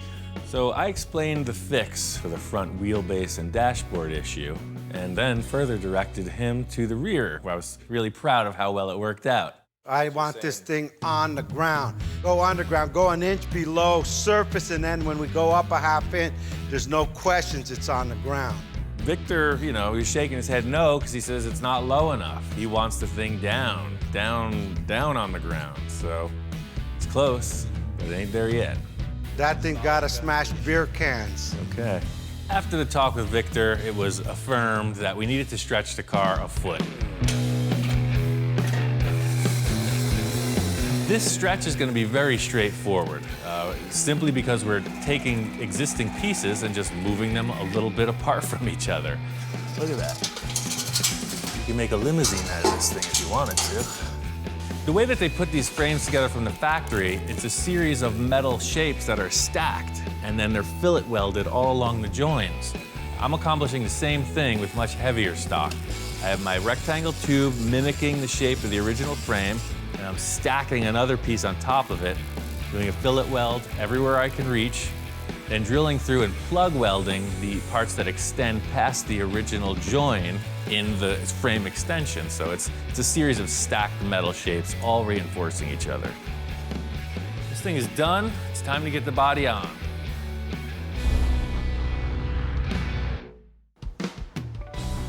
Took a bit of doing, but I got the body on. I got it down low the way Victor was asking for. I had to change the tire and rim combo. The other ones were too wide. Right as I got him on, Victor shows up. Hey, Ian, what's going on? What's happening, man? Where'd the white walls come from? To get it to lay down, it needed some skinny, tall tires, so I just went with the 560/15 white walls. That has a stance. You got it down low. It sits evenly. When I walk in, I look at the car, and he nailed it again. He surprised me. Any problem with clearance in the back? Well, that's why I had to put the tires on, because those fat mag wheels were not letting it lay down. So I went with the skinny tires. It dropped right on the floor. How about up front? It looks like you took care of all this stuff here. Well, I had to do a lot of clearancing, and that's where the bad news starts. When you're looking at this car from the rear three-quarter view, it's sitting pretty. It's all good. The front end is a different story, and I gotta break the news. Let me show you how this fender lines up. Okay. It's close. In an effort to try to keep it as intact structurally as possible, I've just been picking away at it a couple inches at a time. And then the front. So what's stopping it from hitting that? Is it this corner? As you see here, it's the headlight bucket is right on that bolt. Okay, with this here, the solution, we're changing that anyway. That's all gonna get cut off, and this will sit up a few inches here where it actually comes up. It's going from here up and back down to flow.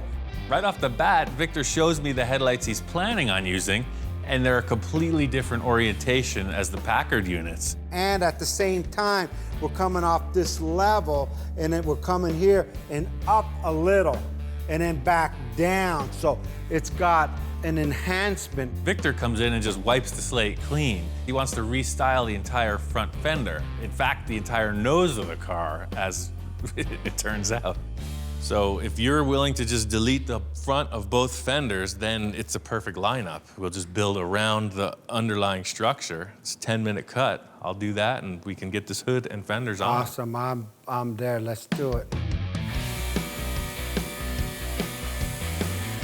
I'm just going to eliminate everything that's in the way. I'm going to leave a small area representing the front where it meets the hood, and that's kind of it. The whole headlight and grille area is out of the fender. Well, now you can see you have plenty of clearance. That changes everything. It eliminates the ugly in the front of the Packard, and it helps me mount the fenders without an issue with the headlights at all. Hey, look, it fits. That's going to be all right. Damn, look at that thing. That's one long-ass front end.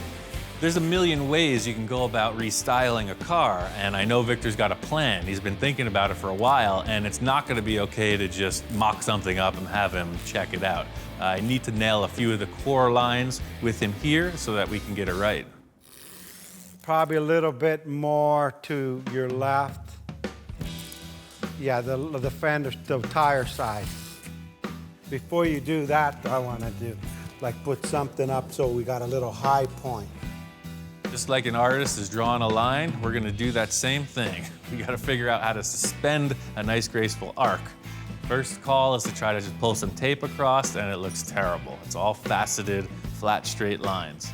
Just up like a quarter, half an inch, and then back down. Well, I have this round rod. All right. I got a pretty good idea on how materials work, so I got this 3/16" round rod, and I just hold that up on the same plane as the tape, and it just bows gracefully. Just the weight of it makes the perfect arch. Yeah, that's it right there. Shit, that's it. After he put the rebar on, he handed me a piece of cardboard. So, got the little envisioning board. Yeah, Try well, that check out. this out. Coming from this point, yeah, look at that. That's like perfect right there. So I get it, I fold it over gently so I got the contour of the car. I could literally see what I was thinking. As soon as he expresses this upper fender ridge, I can see where he's going with this late 40s Caddy styling. They have a very pronounced upward curve in the fender, and it's just a super deluxe look. It flows right in, right off of this line to that line right there. I'm over here going, yeah, man, that's cool. Ian gets quiet again. That design's great, but that's a lot of metalwork. You got 6 foot on one side, 6 more makes 12 by 3 foot. It's like 30 square feet plus of metalwork. I hope you know somebody who can pull that off. Did I ever say it was gonna work or not? That's a question. He says, yeah, you're not the one cutting the car up. I go, yeah, that's why I come to you. I don't want to say it's above my skill level, but I haven't tried this yet. I've cut up a lot of cars, changed a lot of stuff, but I've never done 2 fenders like this. Victor loves throwing down the gauntlet. All I gotta do is run it. I gotta run through all these tasks he's envisioning, and we're on to a new adventure. Here we go. I knew I could swap this body, no problem. These fenders he's talking about are pretty challenging. I gotta match that wire Victor set up on the fender, and a flat piece of sheet metal just ain't gonna work. It's easy to just piece together parts, but to create something from scratch is a whole different skill set, and that's what he's asking me to do. It needs to look kind of like the shape of a potato chip, if you can envision it. It's going to curve this way, and it's going to curve that way. Something for eating salsa. Gotta start somewhere, and I'm thinking that the main line of the fender is exactly what Victor created with this round rod mock-up. So I'm gonna try to create the biggest piece I can with the tools I got. The first step is to shrink it along each side of the sheet and curve it. Doesn't look like much has happened, but I'll tell you, those molecules are feeling the pressure. Hear that? It's tense. This is potentially a disaster. Victor's asking me for something he conceptualized with a piece of round rod and a lot of hand gestures. I don't have any blueprints, I don't have any sketches, I just have a conversation and I'm trying to build a car around that, so it could go either way. That's pretty darn close to what I need at this end, but you can see it's just a straight shot. So I got some stress in here and I got some stress up here. Now we're gonna put it in that wheelie thing. Let's see what happens. The 2 tools I'm using are really the standards for any kind of metal forming. You need to shrink it or you need to stretch it. If you're ambitious, you could build a whole car out of this if you knew what you're doing. But don't give Victor any ideas. It's pretty labor intensive, and I'm not that ambitious. Coffee break. This piece is the backbone of the design, so anything can happen, but you need a center line, and that's what this is establishing. I don't know what Victor's thinking. I'm just trying to set up this line, this one line he established. Everything for me has been structural and alignment oriented, so this is the first bit of art. Having done this one curved section for the fender top, I think that's gonna be the same process all the way through. As soon as I figured out this backbone ridge top thing, it's on. So the whole thing with this is it's gonna be made in so many pieces. I'm just trying to hold it on the car. I'm just gonna start assembling parts. It's kind of like a puzzle that you're making the pieces out of. But I'll be able to take smaller sections for this reverse dip that he was talking about. In getting this fender line to look proper, I had to just trim back, and once I figured out a line that it's gonna join properly, the challenge is to get them to flow evenly. If you don't want it to look like a bunch of bricks on a wall, you want it to just look like a smooth, slippery surface.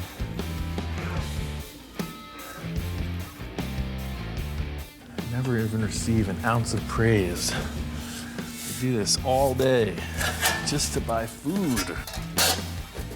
I even give you the bargain brand.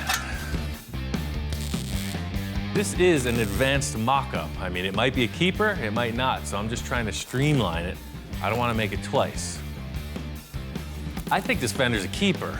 The whole thing is if Victor thinks this fender's a keeper. Ian, how you doing? Aha. Damn, that flow's bitchin'. That's it, man. The good thing is Victor walked in and right away you could see the gleam in his eye. The difference from this side, stock just straight down like nothing.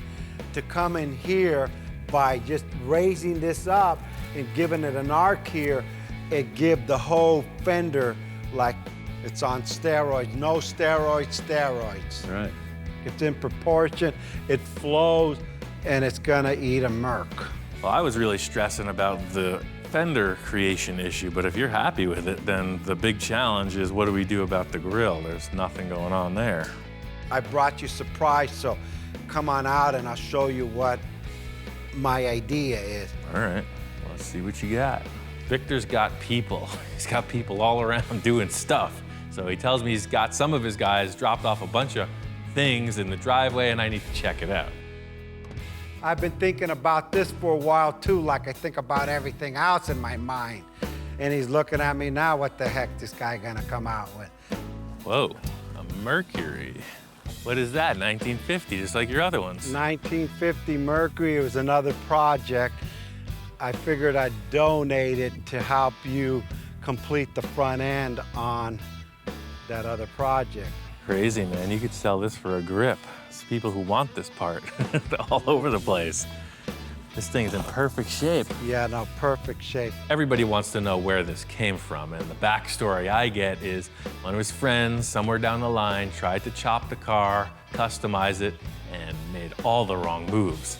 So apparently what Victor has is a dilapidated, half-rotted, half-assembled Mercury four-door. Fortunately, the guy didn't cut the nose, and that's what we need. Right here, we don't need the fenders. All I want is the opening in that grill. All the opening in that grill. Here's the original 1950 bumper, front, back.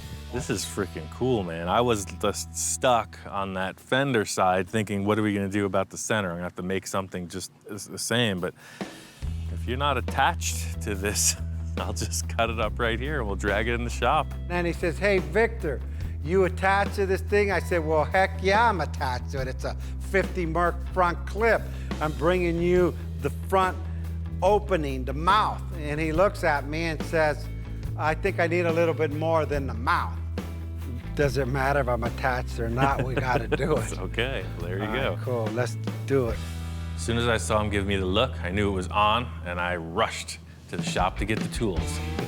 I'm ready to gut this thing. He comes out with a grinder, and I'm going, wait a minute. You know, shit, that's a $3,000 front end, and he starts cutting the hell out of it. Sometimes building a custom car isn't pretty, not in the beginning stages. Everybody knew this had to happen, but going through the experience is somewhat traumatizing at times. And I was tripping out. I was like, wow. That finishes it, man. It's never going back to stock. Ian, my car, what the heck did you do to my car? And then I turn around and see Ian's dog. Dude. He's concerned. And even the dog goes, that's a 50 Merc you just cut up. Look at his face, he's saddened. Dude, sorry.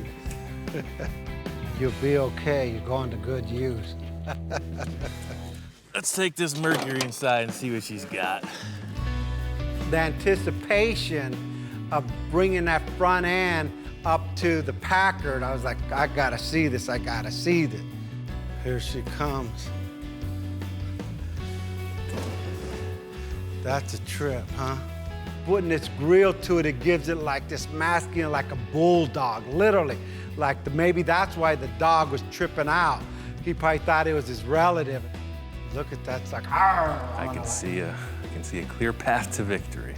This nose piece is a game changer, but it's gonna take a little bit of doing though. I gotta trim out a lot on both cars to get this thing in position, but this nose thing takes it to the next level.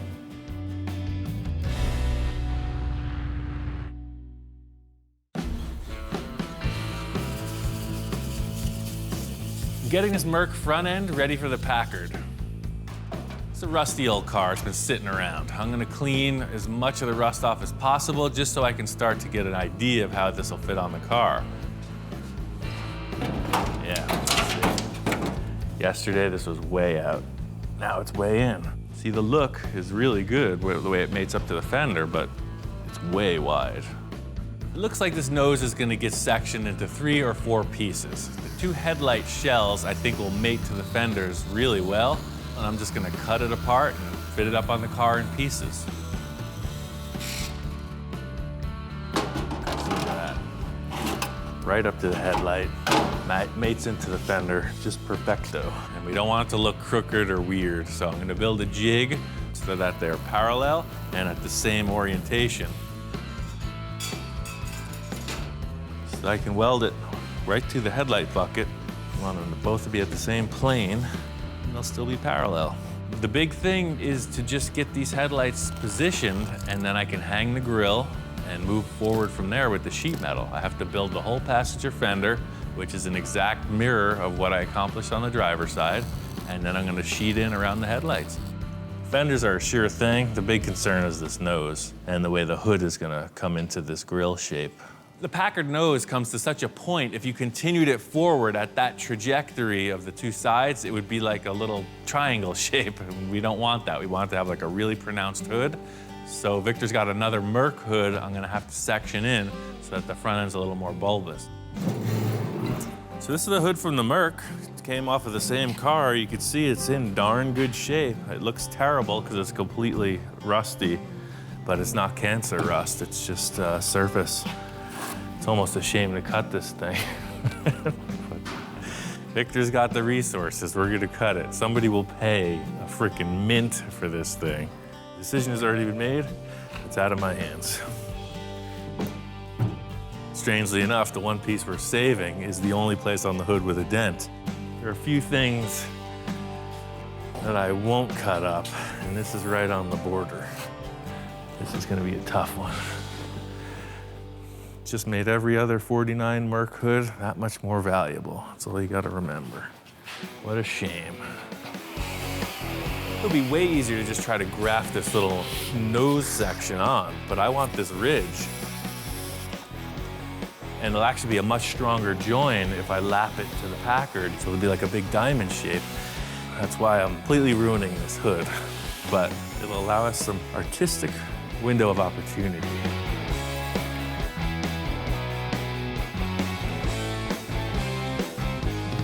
Oh, that actually don't look half bad. Sure switched up that ugly Packard. The Packard looked like a beak, a bird's beak. It was just way out and it's very thin. The Merc knew as a really wide, low car. And this really, it's a half and half. It's just, I can't believe it actually fit. Seeing that this Merc hood worked out was a relief.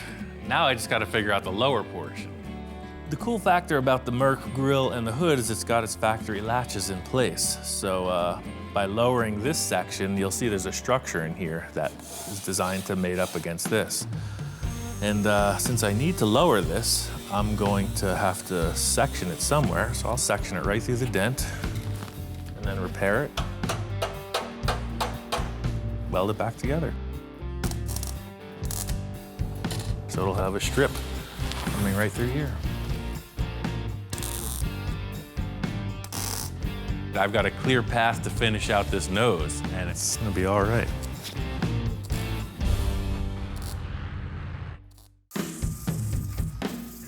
Splicing these two hoods together was a pretty straightforward process in simple terms, but the contours on both sides are way different. So this is now our surface height of the hood. So it's coming through. You can see how it's lifting towards the bottom. It's coming right through here like so, until it blends in. So this transition here is gonna be very hard to make. It's another compound curve.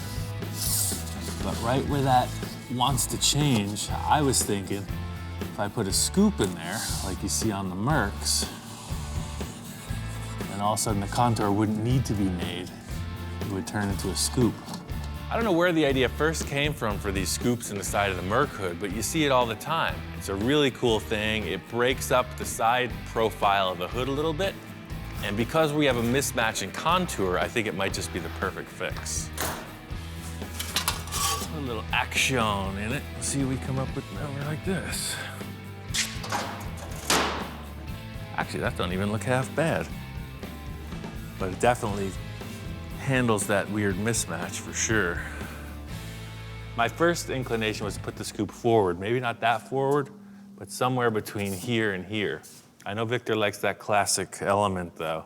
I got a few ideas to make this happen. I just got to sell Victor on the idea. I'm working on getting the bottom corners of the hood rounded. You see that all the time on custom Mercs. And I'm going to mock up this side profile that just may incorporate a scoop. I got to show it to Victor.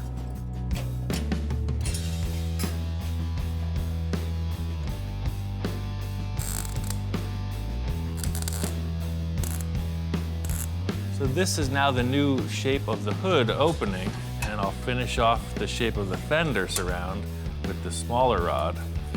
So this will be a nice radius hood edge. You see it on a lot of customs. Victor's got it like that. Ian, what's going on? Hey, man. Just kind of getting this hood together. Oh yeah, what a difference, man. I haven't seen the car in a while. I came by today and that thing looks crazy. It follows the rest of the curves on the car. Curve, curve, curve, curve.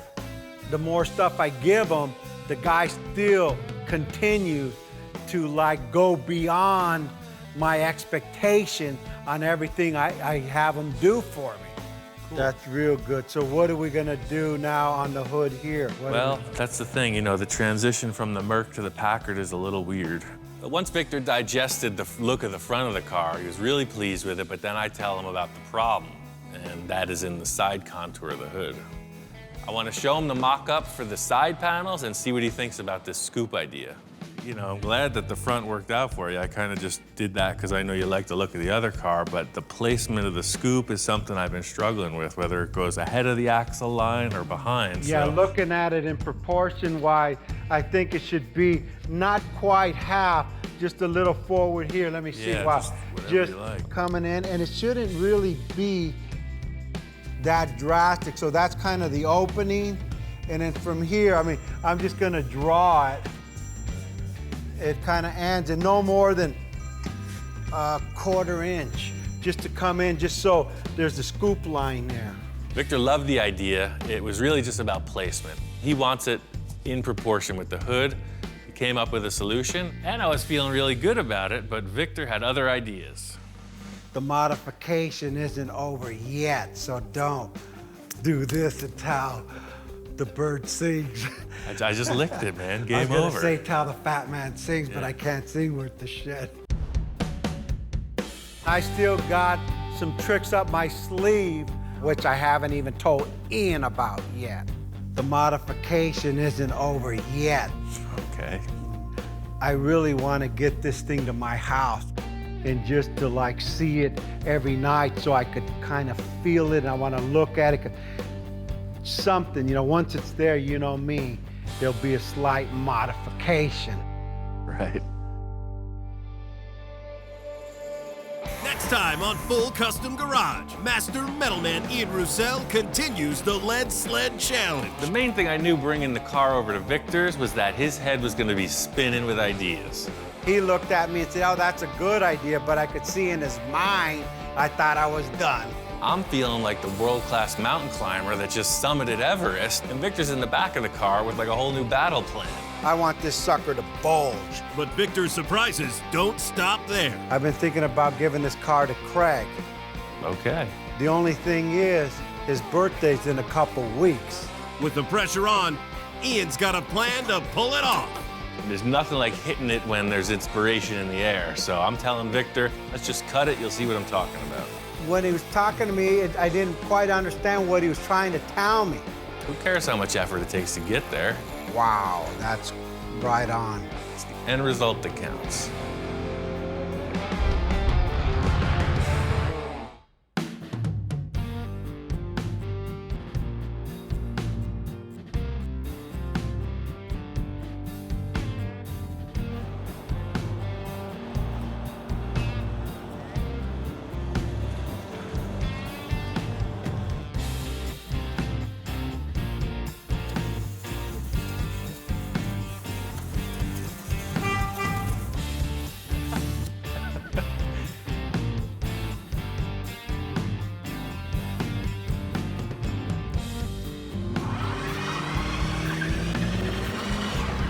Easy, Ian. I don't got insurance on it yet.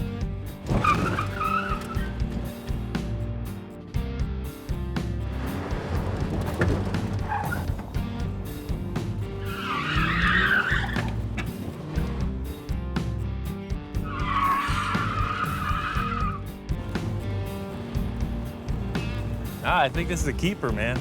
Yeah, no, look good, but hey, you didn't have your seatbelts on.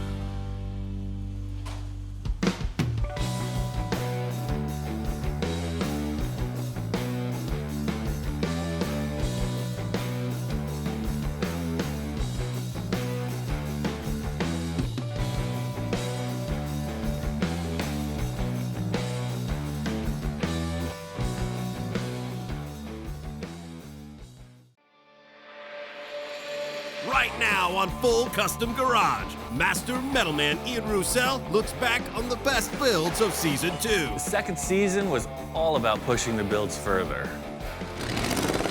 I thought it was going to be good, but it's spectacular. Wow. I was blown away. I really wanted to do stuff I had never done before, you know, venture into the great unknown. He got in deep with this project. I was thinking of, hey, I'm gonna throw a wrench in the fire on this guy. It's just a pile of parts. Well, that's why you're the man for this project. Going into this bold-faced and fearless.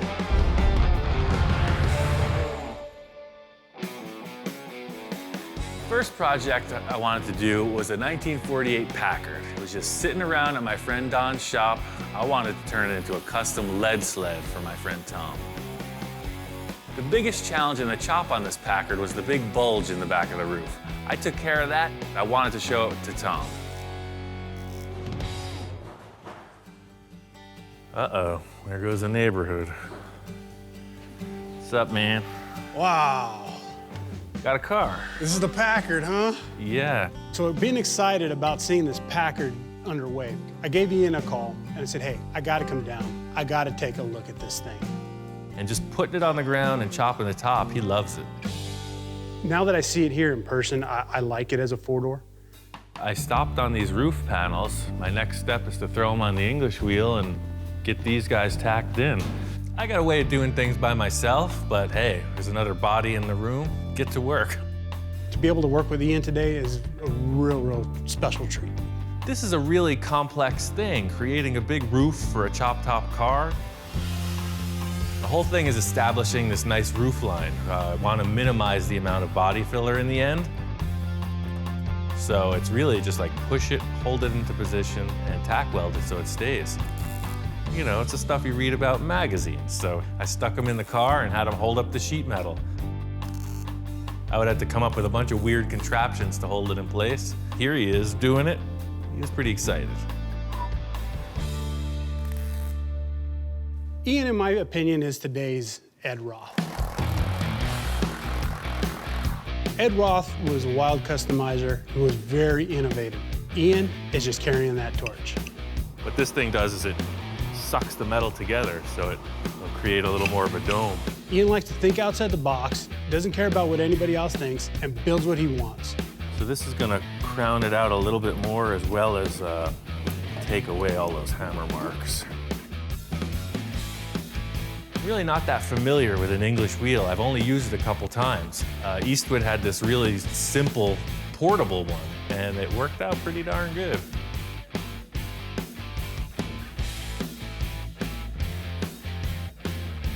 Pretty good. Yeah. Getting the sheet metal tacked in place, that's it. That's the car. The line of it's established. It's just a matter of finish work. If you like it, here we go. I'll put it all together and on to the next. It's a killer chop. Once we got the roof dialed in, Tom had to take off. So I got the thing painted and finished because I really wanted to show it to him complete and ready to drive. When I first sat inside the Packard, man, I couldn't help but feel, man, this is cool. I'm ready to cruise, man. And I am one cool dude because I'm cruising this thing. This was a very emotional experience.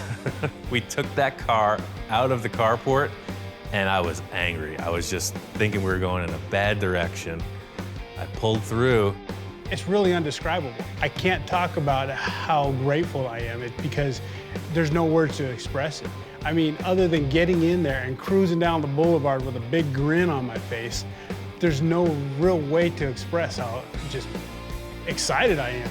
It's a cool car, and I cannot wait to show it off. Tom has helped me out with a lot of stuff in the past. So going through all this extra effort made it worthwhile. He's really happy with the end result. This Packard was not just finished and delivered. This thing is an evolving project. I have it in the shop now. We're developing it into a whole new thing.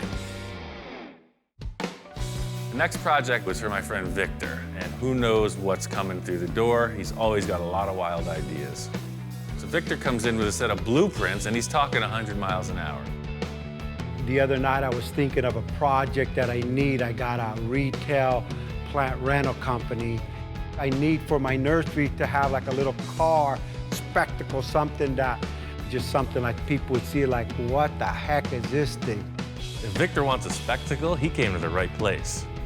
Victor wanted to build this VW kit car. It's called a Boonie Bug. He found these old plans. Remember, like everything we do, this means nothing. This means someone has built something like this, so ours cannot be like this. I think we're gonna take these plans and funkify them. We're gonna go full disco. I think it's gonna be cool. First thing I needed to do was build a framework for the body.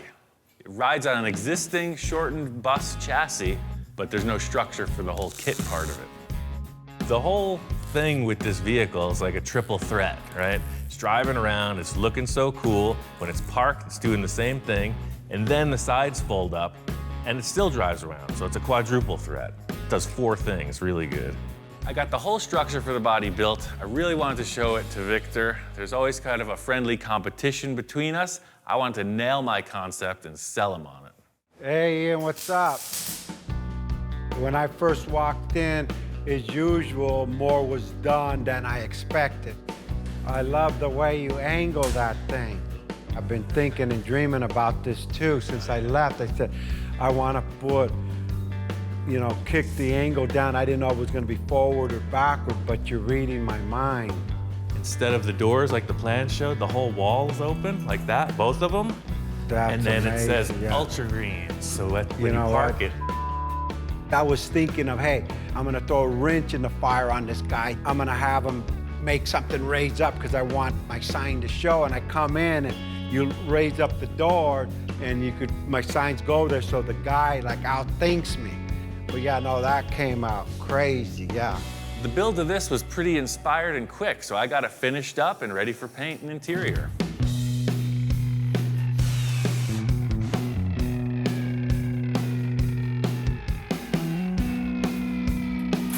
We had no idea what this thing was gonna come out to be.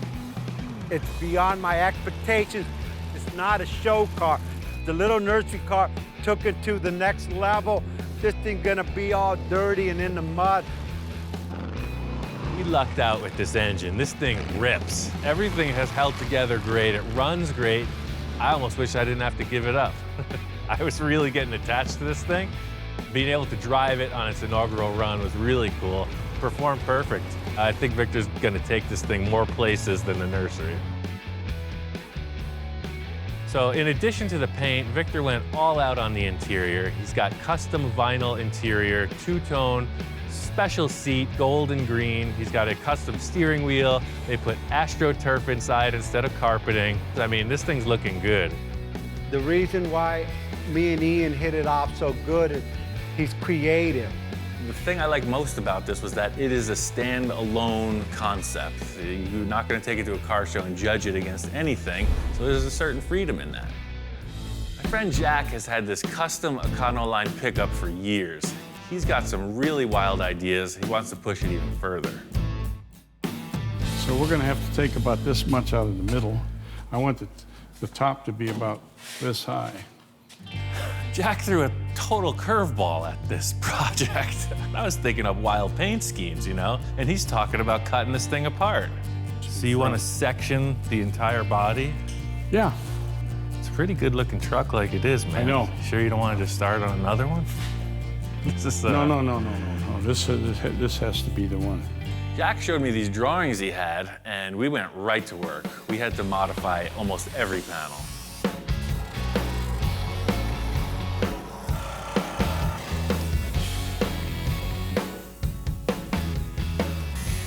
Usually I'm the guy standing back assessing the whole thing, and that's the nice thing about having another professional in the room is you got 4 eyes instead of 2. Still has to come down more, just a hair. Well, 1/8 inch. I don't have any hair. That's good, that's better.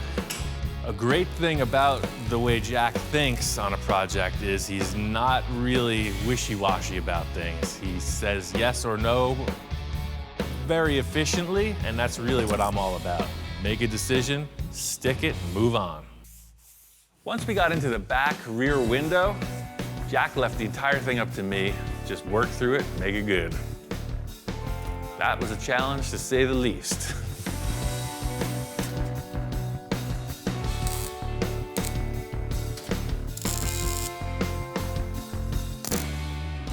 I like what you did with the window. It's beautiful. I'm feeling pretty good with the rear of the roof, and then Jack shows me these taillights he wants to use. These are freaking massive taillights. What the heck are they out of? I've never seen anything like it. It's 70 Chrysler. I found him at the junkyard. He looked at me, what the hell is this? And I said, well, we're gonna try this. We're gonna put these two together and see if they fit on the truck. You know, these taillights are quite a bit different than what you had. I thought we were just gonna like hole saw and put the other ones back in. No, you gotta. So you're switching up the whole bill on the back of the truck too, I see. Yeah, well, that's kind of like how I am. This kind of changes everything. I don't know where he's going with this, but we're gonna have to figure it out. To make these huge taillights work, I had to French them into the back of the truck. It wasn't something Jack and I talked about, so I kind of took a leap. I was hoping he liked it. Whoa. Hey. Whoa. What do you think? Is that gonna work? Wow. So I take off for a day or two and look what happens. This is beautiful. Wow. There's only one thing wrong. What's that? It's upside down. No, I'm just kidding. Okay, I put it in the other way, and it was like, wait a second, No, it looks like a smiley mouth. No, this is perfect, man. But when I walked in and looked at them, I was shocked. I thought it was going to be good, but it's spectacular. I'm elated. I can't believe that in 3 weeks we've gotten this far. Beautiful, Jesus. The camera doesn't come out until Jack's happy with it. Once that digital camera's on the scene, you know we're on the right path. We are both on the same page with all the fabrication elements of this project, but the critical thing is the paint detail. We're doing something really far out, and we both have a difference of opinions on what color it should be. This color here, that's sunset orange. I've got this idea for this color. Looks like a sunset. I went and bought a gallon of that, and that's the color we're going to use.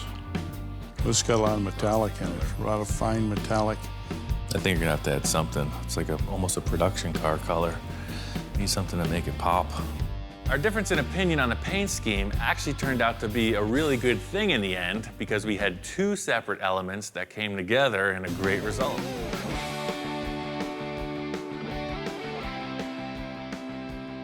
Gene Winfield really inspired the paint job on this. I'm not saying it rivals any of his fades, but it's pretty mellow. It's just the red gradually fades to black right into the rocker panels. Ian wanted to surprise me with that fadeaway, and let me tell you, he sure did. It really looks good. Jack was digging it. Right out of his pocket, first thing is his camera, so I know I'm on a good run here. It's been the story through the whole build is that as he starts taking pictures, you know you hit the mark. The next project was for my friend Kai. He's got a bunch of motorcycles. He wanted to get his 1958 Harley-Davidson Sportster back on the road. Once we got into it, we were over at his house, and he asked me what I wanted to get in exchange for the labor. I want that. You want that? Yeah. That. You want that? Yeah. Okay. Naturally, I'm entranced by this early Harley, but just over my shoulder, there's a police motorcycle. KZ1000, that's a hot rod. I've never really ridden it. I've had it for a little while. Apparently Kai got this in a trade or something. I guess his buddy picked up a few of them at the auction. It's a typical scenario. These police bikes get decommissioned after a certain mileage, and somehow Kai ended up with one. This is a KZ1000. Did you ever see Road Warrior or Mad Max? Yeah. Well, that's what's going on underneath here. Right. I'm just not a big Kawasaki guy, you know? I'm not a big Kawasaki guy either. Well, look at that engine. When Ian said that he was also interested in the Kawasaki, I was a little surprised. Yeah, you want it? I see this thing as a stripped-down race bike. This thing is cool. Well, I'll tell you what. You build that Sportster, you can keep that. I'll do that. I'll trade you for labor. Yeah, for sure. Okay. This kind of turned into a battle of the bikes. I was going really radical on the police motorcycle. Kai's bike was pretty straight ahead, but it's exactly what he wanted. Huh. This is pretty damn cool. It's gonna be all right. Yep, I think so. You know, I'd say it's a close runner-up to the motorcycle that I'm building. It's a good-looking machine. You're definitely gonna take second place. You think so? Well, things got heated a little earlier in the day, you know, so I don't hold grudges, but I like to stab it back a little once in a while. So Kai's sitting there admiring the machine, and I'm thinking, you ain't seen nothing yet. Just look at that thing over there. You got your fiberglass drooling off the rear fender. I mean, that's got a look. It's kind of Sigmund and the Sea Monsters right now. It's pretty groovy. Well, the way it looks right now, I don't think it's going to compete anywhere. I have seen nicer bikes, though, in my life. I can't say I've seen uglier ones. Thanks. You're welcome. After Kai kind of jabbed me, I wanted to play a joke on him with his bike. It was a whole parts stash I got from my friend Gary, and there was just so much potential on Gary's shelves, I wanted to see it on this bike. I put him on the bike, and it's on. This is a 70s style deal. Nothing says commitment like all the details. See what I'm talking about? Not everybody is hip to the trip. Just needs like 10-foot long forks. You're there.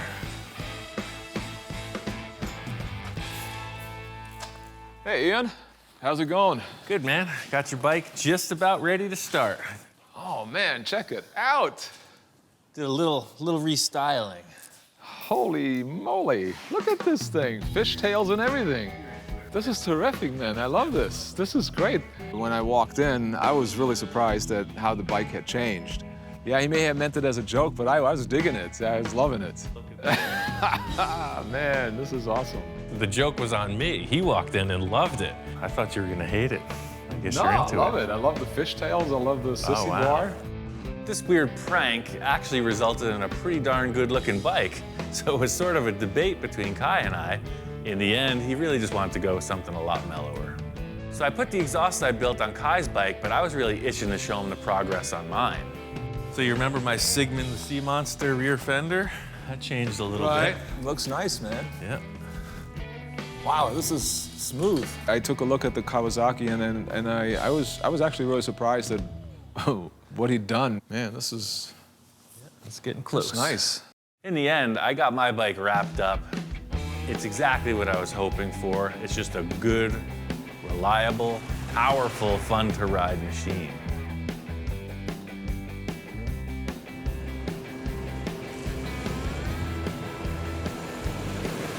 The whole deal with this project was the transformation. You saw this kind of very upright police motorcycle, and I just took it all wrong and made it gnarly, a very aggressive machine. I knew what was inside of it, and I just let it out.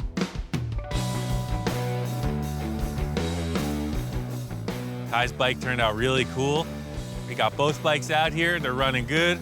We're just testing them. I love the way it looks. I just love the way it looks. It's old school. The general ride itself was exactly what I hoped for. You know, just smooth and has a lot of power. Well, Ian's bike, his Kawasaki, I mean, like I said, I didn't think in the beginning he was going to do anything with this thing. Ian, as usual, pulls a rabbit out of the hat or whatever you want to call it, and I actually got to ride it too. And I was really pleasantly surprised. It's a cool little bike. It's a nice change of pace to build a couple motorcycles. I don't do it often, maybe not often enough, but I really like the cars, so I was ready to get back to them. Next project I did was with my friend Bill. What year is this? This is a 1962, as I recall. That's what I'm talking about.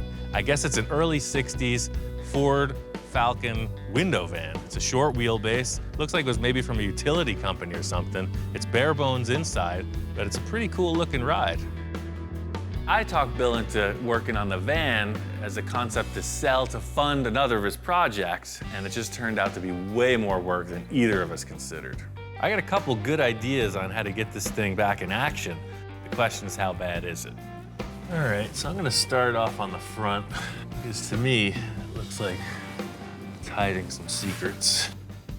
Pull off the front bumper, turn signals, you know, trim stuff. Start sanding it. And that's where the story begins. There's a ton of filler in this thing. I'm doing the excavation here, you know, this is down and dirty. I thought I could sand it off, but it just got thicker and thicker. I ended up just cracking it off as brutally as I could. Yeah, it's all pushed in right there.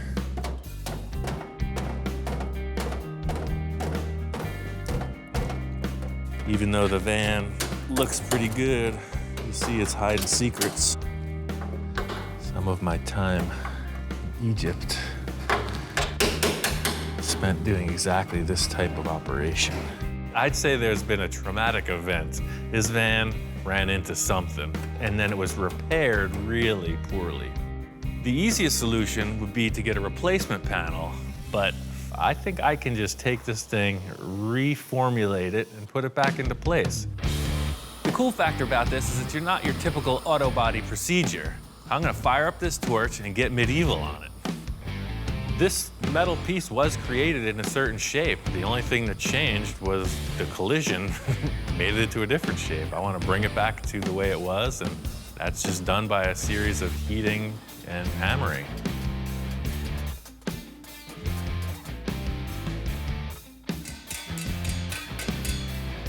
The whole idea is I'm just going to fit it into place and then continue hammer and dollying it.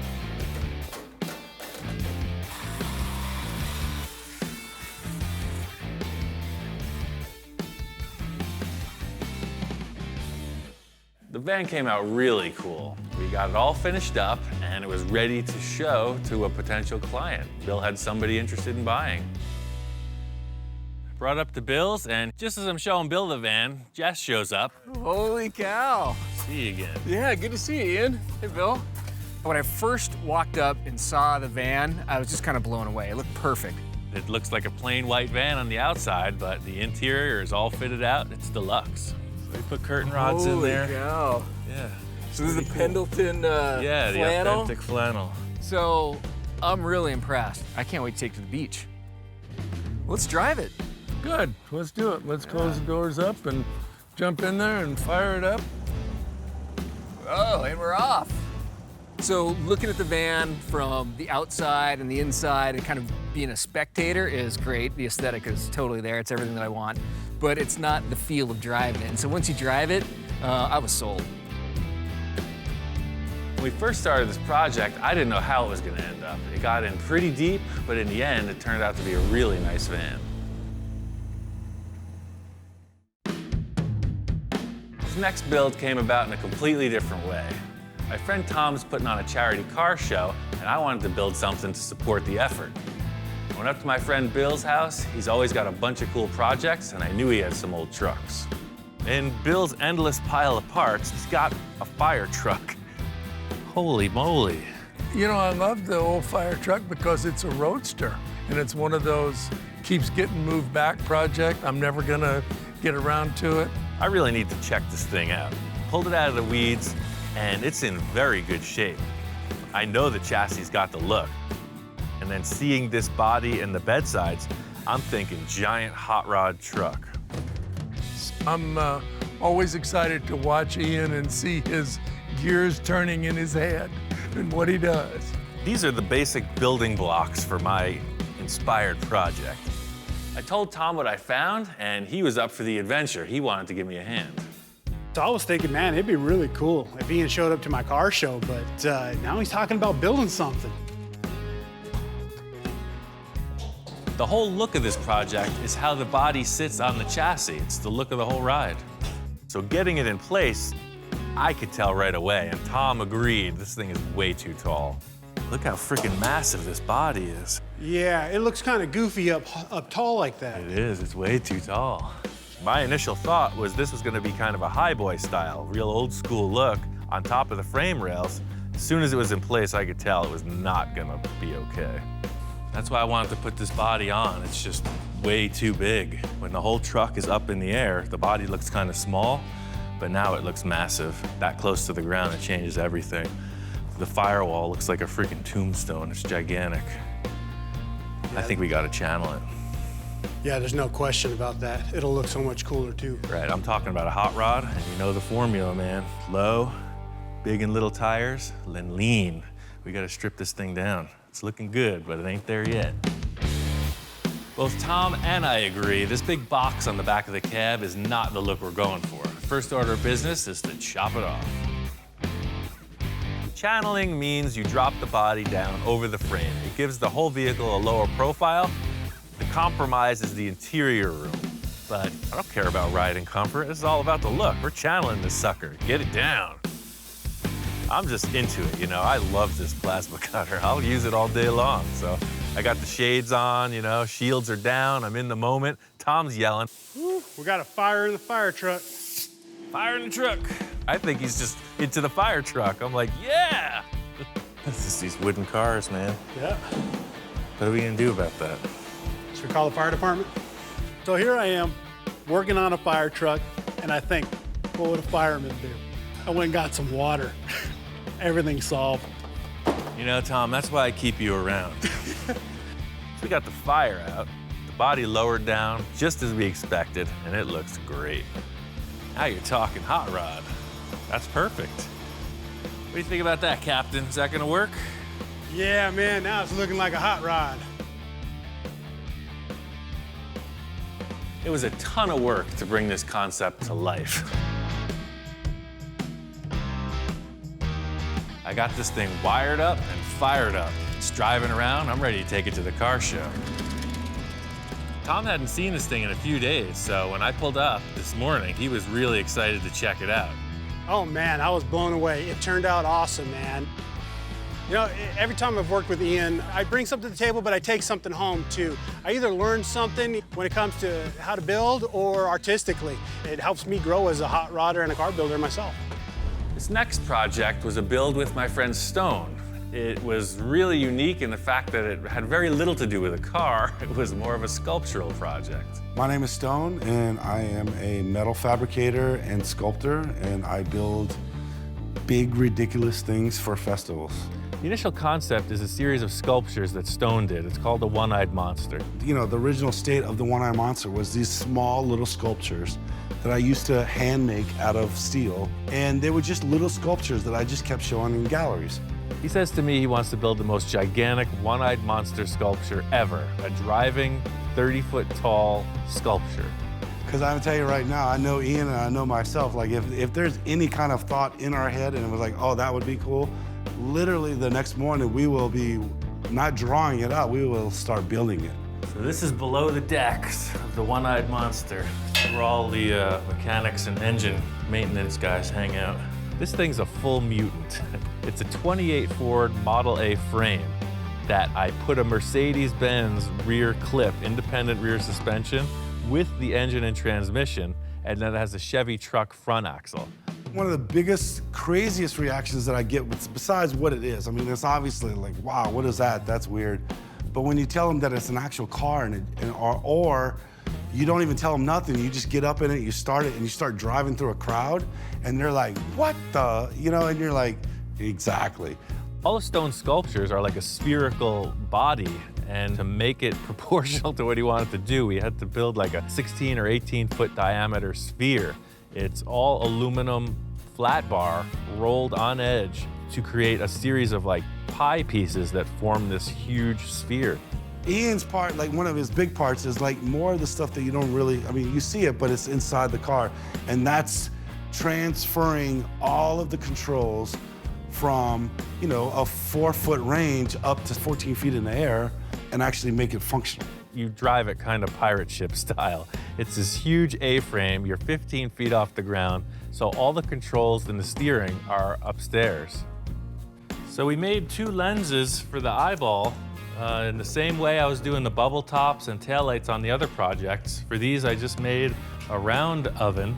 We used the same barbecue style thing and just blew these circular ones as to Stone's specs. You know, he knew what the diameter of the eyeball was gonna be, and we just made a ring and a backing plate and inflated them. It is actually kind of complicated because it's colored, but it's translucent. You know, you don't want to paint something because during the day it might look great, right? But at night, that will not look that great 35 feet in the air. You need to light it from behind. So even though this looks like it's all painted, it's actually totally translucent, so any light will penetrate any of this paint. We created our eye socket out of like stuff that we just made here in the shop. Putting this thing together is a lot of effort. It's a full day setup, but the real reward is the sun sets, you get up in the cab and you're cruising around. I mean, just that, it's a really cool vehicle. It's totally fun. It's worked out perfect. It's exactly what it needs to be, and that's a spectacle of this crazy thing that no one else has ever seen. Working with Stone was a good change of pace because this was pure art. Most of the clients I work with are more car guys. This was a full mechanized sculpture, and that's cool. The next project was for my friend Don. He had an old 22 Ford C-Cab and a pile of old parts. As old as it is, it's in pretty darn good shape. I've got the frame for it, got some of the fenders. Oh, wow. Yes, this is what started this whole idea. This whole thing started with Don finding this manual hand crank. It's a tow truck winch. It's dated like 1930 or something. Well, that winch has been sitting in storage for 33, 34 years now. I always thought it'd be really cool to have a vintage tow truck, basically to move stuff around here on the compound. Every project has some sort of impetus to things that get you interested in building. This hand crank did it for me. I think if we build the whole truck to reflect this era, I think we come up with something really cool.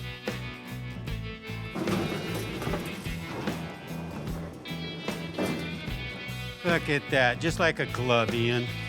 We've got parts from like 4 different decades, and there's a lot of space to fill. There's so many different parts here, it could go in a million different directions. Ultimately, this is gonna be a functioning tow truck, so I started working on the rear. I was building the boom, and then Don shows me this gas tank he wants to use. The tank Don showed me is just kind of generic. It looks like something that should be under the bed. This truck's got one lacking area between the bed and the cab, and I think building a custom gas tank is gonna set it off. Ian has his own ideas on how this is going to look, and I have my own ideas too, so I'm a little concerned about it.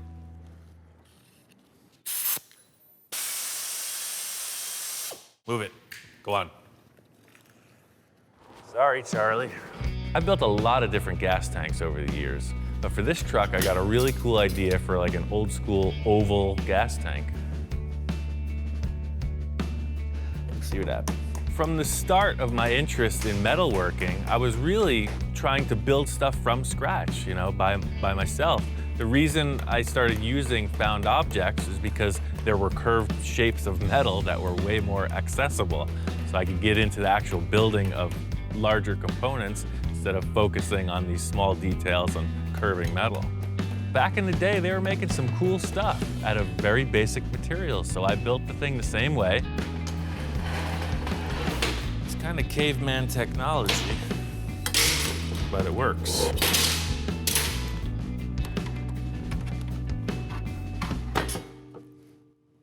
It's a stamped steel cap.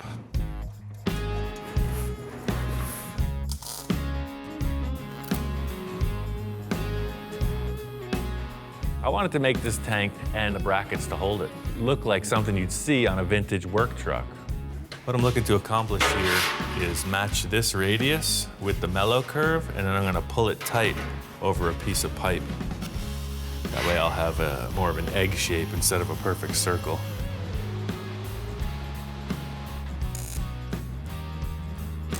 It just depends what you have to work with, but it was just easier to start from scratch because we had it custom built in proportion to this vehicle.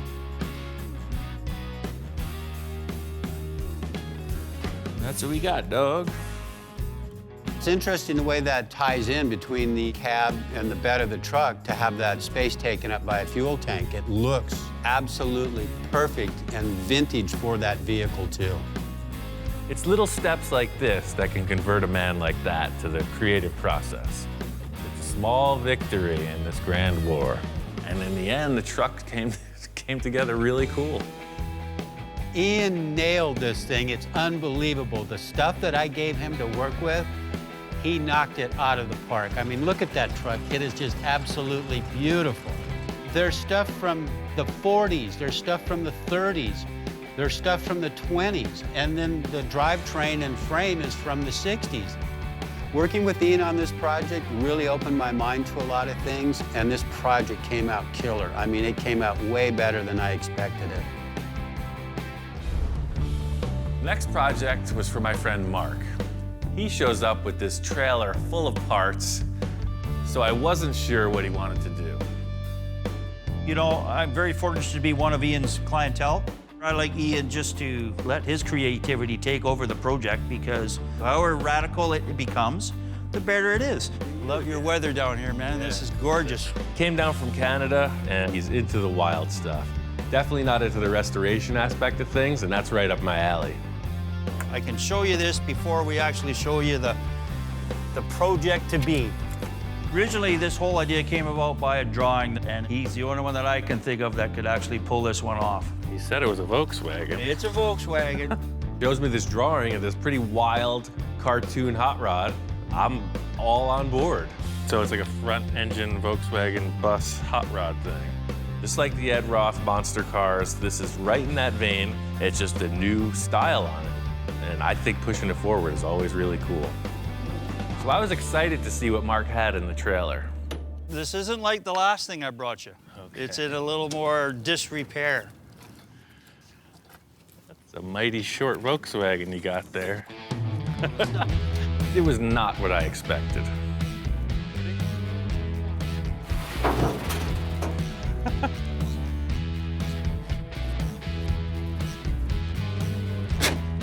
Here come the clowns. Must have been a rare factory option. Mark pulls out this shortened VW bus and just a ton of other random parts from the trailer. So I thought, well, let's throw AMC running gear in a Plymouth frame, and then now we're gonna put a Volkswagen body on it. You know, let's mix up all of it. I like having clients that are all on board. You know, they think I can accomplish anything. Unfortunately for me, the anything gets wilder and wilder. The big challenge is to make it look like the drawing. The stuff Mark's pulled out of the truck looks nothing like what we're going for. Oh yeah, oh, it's gonna be awesome. It's gonna be a one-of. I have my own ideas of the way this thing is kind of gonna look. To me, it's kind of rat rodish. I said, Ian, let's make this rat bus. Mark's talking about rat rod. He wants something kind of easy to build. You know, I'm looking at this drawing and I'm seeing full custom show car, like all the way. My time frame's kind of short. I'm kind of rushed down here to drop this off. This is just a quick pit stop for Mark. He's heading back up north, so I got free reign to make this thing happen. That's the excitement. Didn't Forrest Gump say you get a box of chocolates, you never know what you're gonna get? Well, that's kind of the way it is with me and Ian. Mark headed back to Canada and just let me go on this project. My whole concept was to make it look as much like the drawing as possible, make it drivable, and as wild and far out show car as I could muster. I got the whole front windshield established. The next big challenge is the rear portion of the cab. The drawing doesn't really show what's going on back here, so I'm leaving that open to my interpretation. I got a cool idea where I'm going to utilize the rear tailgate of the van and split it in half and make two.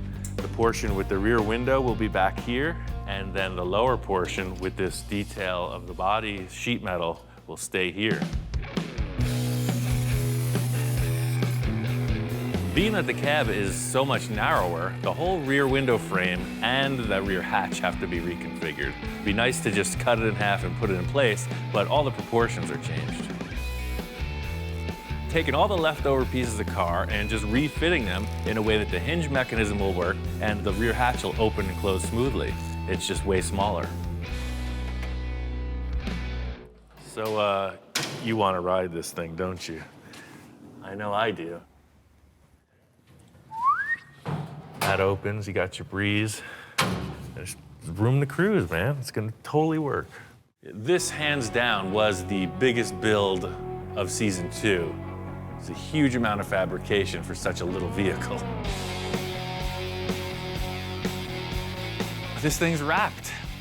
This is a toy come to life.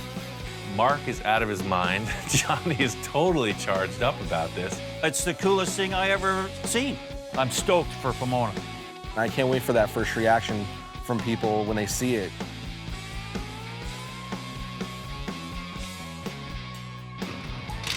Up to this point, it's been a static piece. Johnny drew it, it's been sitting in the shop, but it's an actual car, it drives around. It's time to take it to the car show.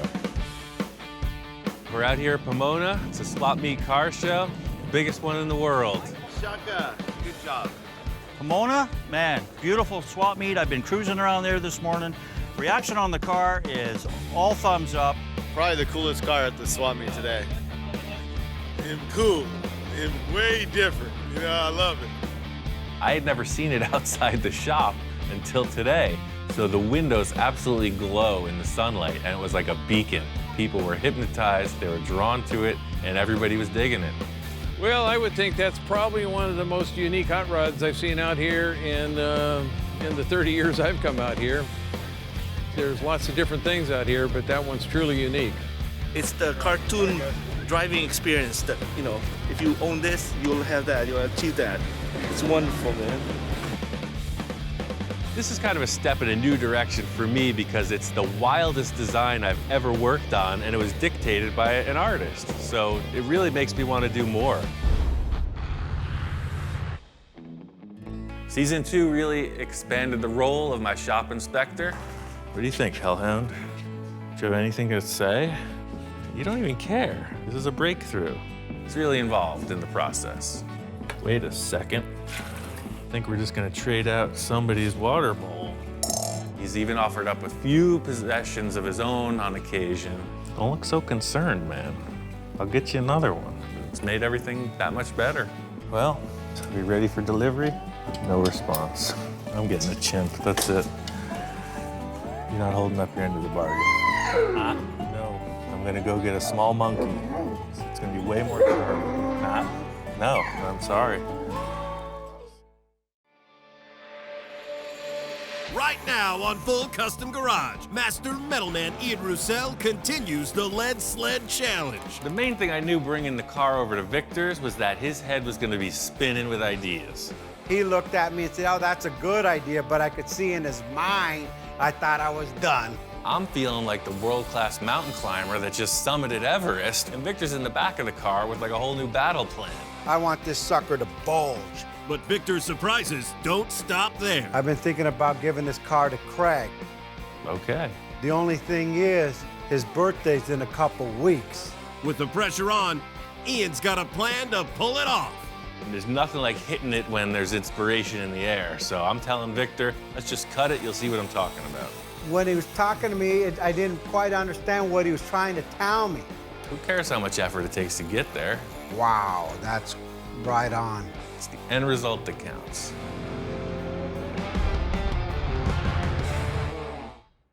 A while back, I had this crazy idea. I wanted to take this old Packard and convert it into a lead sled for my friend Tom. Oh, man. Came out pretty cool, and then Victor saw it. I said, hey, Ian, you think Tom will ever sell the car? And he said, you kidding?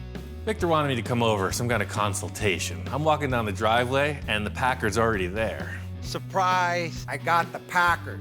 I don't want to change that much, but I want to change everything.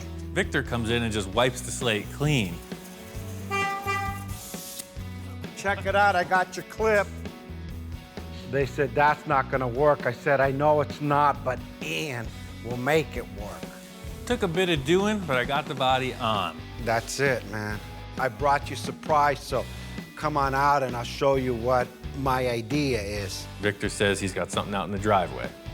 1950 Mercury was another project. This nose piece is a game changer, but it's gonna take a little bit of doing though. The modification isn't over yet. Okay. I really want to get this thing to my house. The whole thing with taking the car over to Victor's house is now it's in his ballpark. And I still got some tricks up my sleeve. This thing has the potential to go totally off the rails. This Packard's come a long way. I got it over here to Victor's. He was saying he needs to check it out in person, kind of ruminate on it. There's one or two things left for me to do sheet metal-wise, and this thing's almost a wrap. All right, so this is pretty much all the fab in the hood, aside from the scoops. I'm gonna finish these 2 scoops by the time he gets here, and we're good to go. I don't know where the idea first came from for these scoops in the side of the Merc hood, but you see it all the time. It's a really cool thing. It breaks up the side profile of the hood a little bit. My original idea was putting them more towards the middle of the hood, but Victor wants them further back. I'm a little unsure if this far back is really gonna work or not. The only way to figure it out is to mock it up and see what it looks like. The whole thing about this vent is it's all about placement and the shape of it. The reason this idea works on the Merc hood is because there's a huge indent that people cover over. The Packard just doesn't have that. The whole thing is just trying to get this thing to work. The process here is pretty simple. Just make this piece of sheet metal fit the hood and put a curve in it. The whole thing about this location change is I don't have the shop set up the way I typically would, so it's all about improvisation. The thing about this is it's a section of a cone, so I'll try to just push it. So I got a piece of pipe I found. Victor has a sheet metal brake. It's pretty basic, but I think I could pull it off. If you ask Gene Winfield, for instance, how they did it back in the 50s, he might say this was the same technique. It's as old as history. I got both these pieces formed. They look good. Tacking this thing on, and Victor comes in. Ian, how you doing? Hey, man. All right, you got the scoop, huh? Yeah, I did all the detailing on the hood, and I just wanted you to check out the scoop before we finalize it. They're kind of mocked up. I really can't tell. Can we drop the car on the ground? Yeah, I just jacked it up. Yeah, we'll be able to see how it looks in proportion to the size of the hood. I walked in and Ian finished the scoops. I wasn't really sure how they were gonna come out because I had placed them more towards the back, and then they look kind of funky. For sure, it doesn't need to go back. A little forward, just to see. I just wasn't feeling this first vent and its location, so I was telling Victor, stand back, let me move it around, tell me what you think. 4 eyes are better than 2. Yeah, that looks more in proportion. Yeah, I think about right there, that's it. By moving this vent around, you know, you hit a sweet spot. I tacked it in place and then stood back, and I concur. This thing is looking good. That's it right there. Actually makes it look meaner. Yeah, it just breaks that up. Now, the hood, instead of being 20 foot long, now it's only 10 foot long. Right. Well, if you're cool with the placement of those scoops, I'll just finish welding them in. That's a no-brainer. There's a lot to do on this front grille, so I don't know where you're going with that.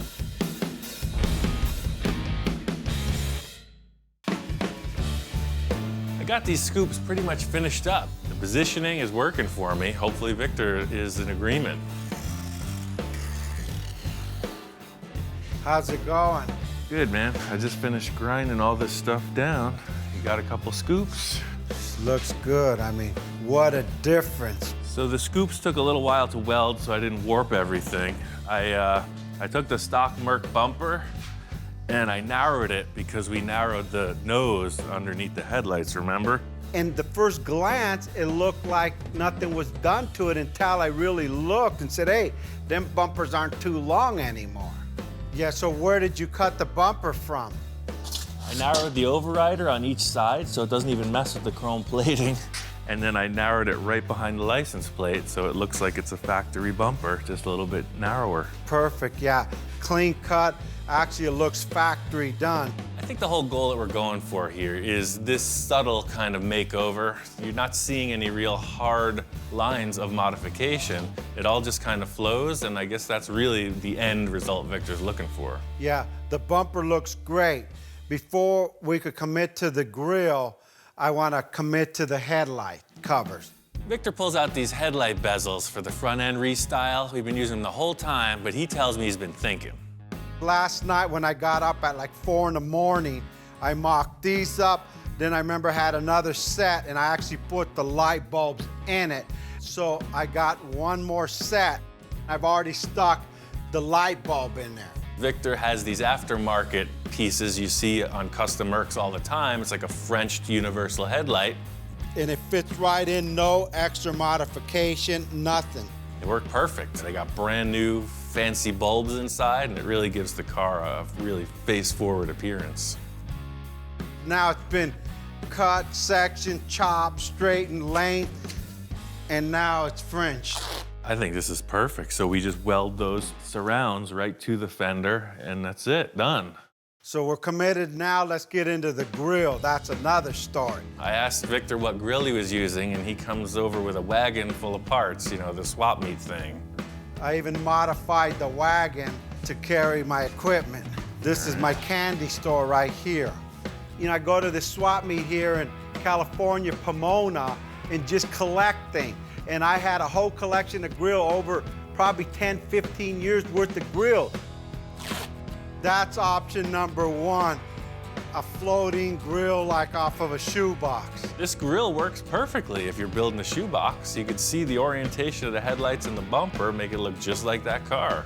I mean, that's an awesome center bar, but it just tells you it's a shoebox Ford, and that's the thing. It's and like, it doesn't go with the lines floating. See, this thing flows, and that just, it doesn't do it. Yeah, it cuts it right across. Victor's really looking for my opinion in a lot of ways. Option one, nada. Nada. But still, it's not easy to put these parts on a Packard, so it's got to work out somehow. Option two, it's a 53 Chevy. This might flow a little better. Really works with these curves in the Merc opening, though. That's cool. Second thing up is this grill from, say, a 53 or 54 Chevy. It's a good-looking piece also. That fits it and it flows. The only problem I see is, what do you see behind it? You see nothing but the radiator and all the lines of the modification we've done behind it. It doesn't work with the overrider either. You have to run just a blade bumper. It fits, but it doesn't work. The grill, to me, is like a nose on a person. It has to fit right between the two headlights, which are your eye, and your mouth is the bumper. Well, I don't think any of our choices so far are that good, man. It just doesn't flow. So now I guess we'll go with option three, which is the regular stock Mercury grill. I think both Victor and I were just looking for that other thing, you know? We were both leaning towards the Merc grill because it's a classy look. We're just trying out other options because you never know. Wow, this works. Even being narrowed, it still doesn't hit it. And it fits perfect because it covers everything, that whole big opening of this radiator. It's like the car was made for it. The bumper fits, the grill opening fits. It's pretty much a keeper. The thing is so crazy modified, maybe just a little element of stock is what's gonna really make people wonder what went on here. It looks like a stock Merc from the front. Once this car passes, they're gonna go, what the heck? I thought that was a Merc. Hey, everybody's got their thing, right? Victor loves Mercs, and I think that's what we're doing here. We're building another Mercury out of a Packard. If we're using the stock grill, then it's a pretty simple fix to the side of this fender then. I'll cut off all this ridge here where the old turn signal action used to happen, and I'll just follow it around right into the wheel arch or the piece of sheet metal. You can see how far out this is sticking. But now we have this curve here dictating the curve of the fender. So the sheet metal, you can see, will just turn the corner. It'll go right around, and then the pan will connect through there. See, so this, I mean, obviously I'm covering up the wheel, but you see that's gonna follow this bumper right through. pull that cardboard back for me. I want to see something. I'm just thinking about, let's finish this whole problem. Let's just get the fender put back together and move forward. Victor's like, hold on, I got a whole new idea. Can we turn the cardboard on the other side? Let's see, I want to see something. So if it's coming Yeah, in. right there. So it's gonna kind of end there, right? Can we open up that whole wheel well with a radius there? Oh yeah, for sure. That way it'll steer when it's low, because it's not gonna steer now. Victor's idea here is to radius the wheel opening.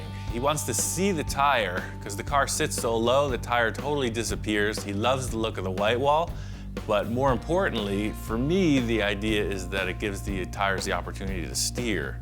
It looks awesome, sure, but to create this very complex shape, as well as filling in a hole, it's a pretty big deal. It's the problem with these custom cars, and with Victor, is, you know, the sky's the limit. There is unlimited potential here.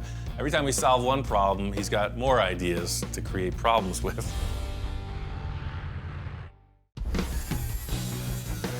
Victor had to take off, and that's kind of his gig. He's the idea guy. Now it's up to me to just make it happen.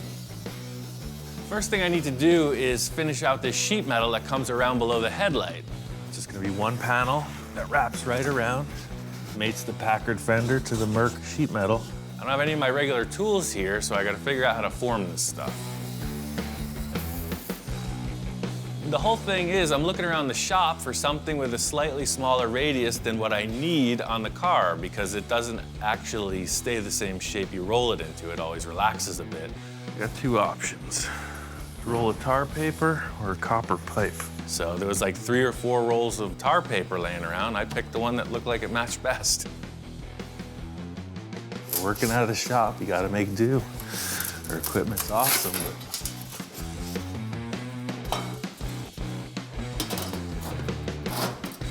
there it is.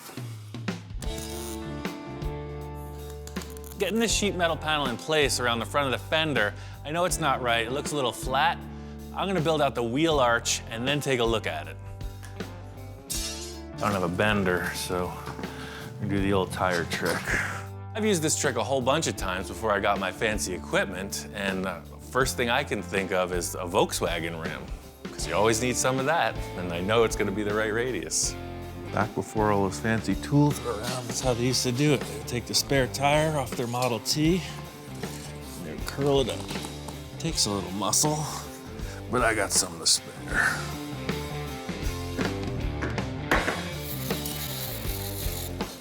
I really just figured that radius was gonna be the right one. I mean, did you see me do any measuring? Look at the outtakes. I did that to that. It's when you know you're on the right life path. Things just fall into place.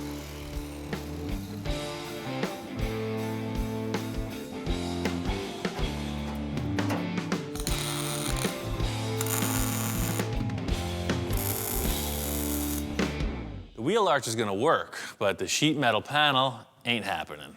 It's starting to look like a cartoon car, you know? The whole thing with this simple forming is that all it yields is a very flat shape. I'm gonna go look around. I know Victor's got a ton of parts around here. We gotta make the fender look right, and I'm just looking for other options. Back here in Victor's storage yard, I know he's had this Merc back here for a while that we've been using as the donor parts car.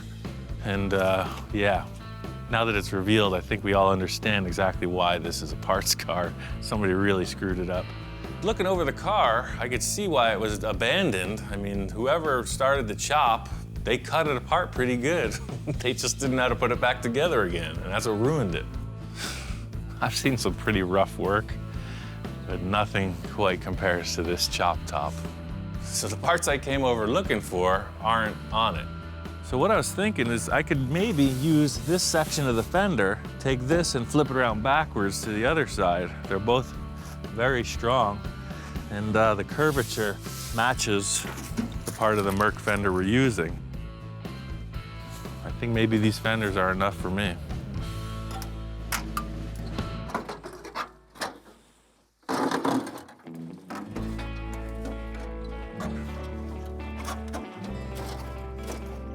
I think the car was getting a little sentimental. It started to reattach itself, so it was a little difficult removing it. There it is. We really don't have much to work with, so there's only one way to find out, and that's to take them back to the shack and see if it fits. got the Merc fenders back in the shop. I'll do a little slicing and dicing, see if I can make them work. The whole thing with these leftover parts is that it does have a really nice radius.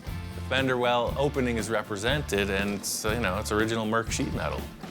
You can see clearly it's curved, but it also has a slight curvature this way. See, you got this nice undercurved section. It's nice and round. There's plenty of material to come up. So that's it. A little duct tape. This thing's done, ready for paint. The whole thing here is we're missing what we need. That's why I tried to make it. So now I'm gonna try to make it once more, and maybe this time it'll stick. And the whole reasoning behind doing it this way is that you've got these awesome pieces of sheet metal that already exist. What's better than an original Mercury part, right? It looks great. It's just taking the other leftover stuff and making it work on the new part.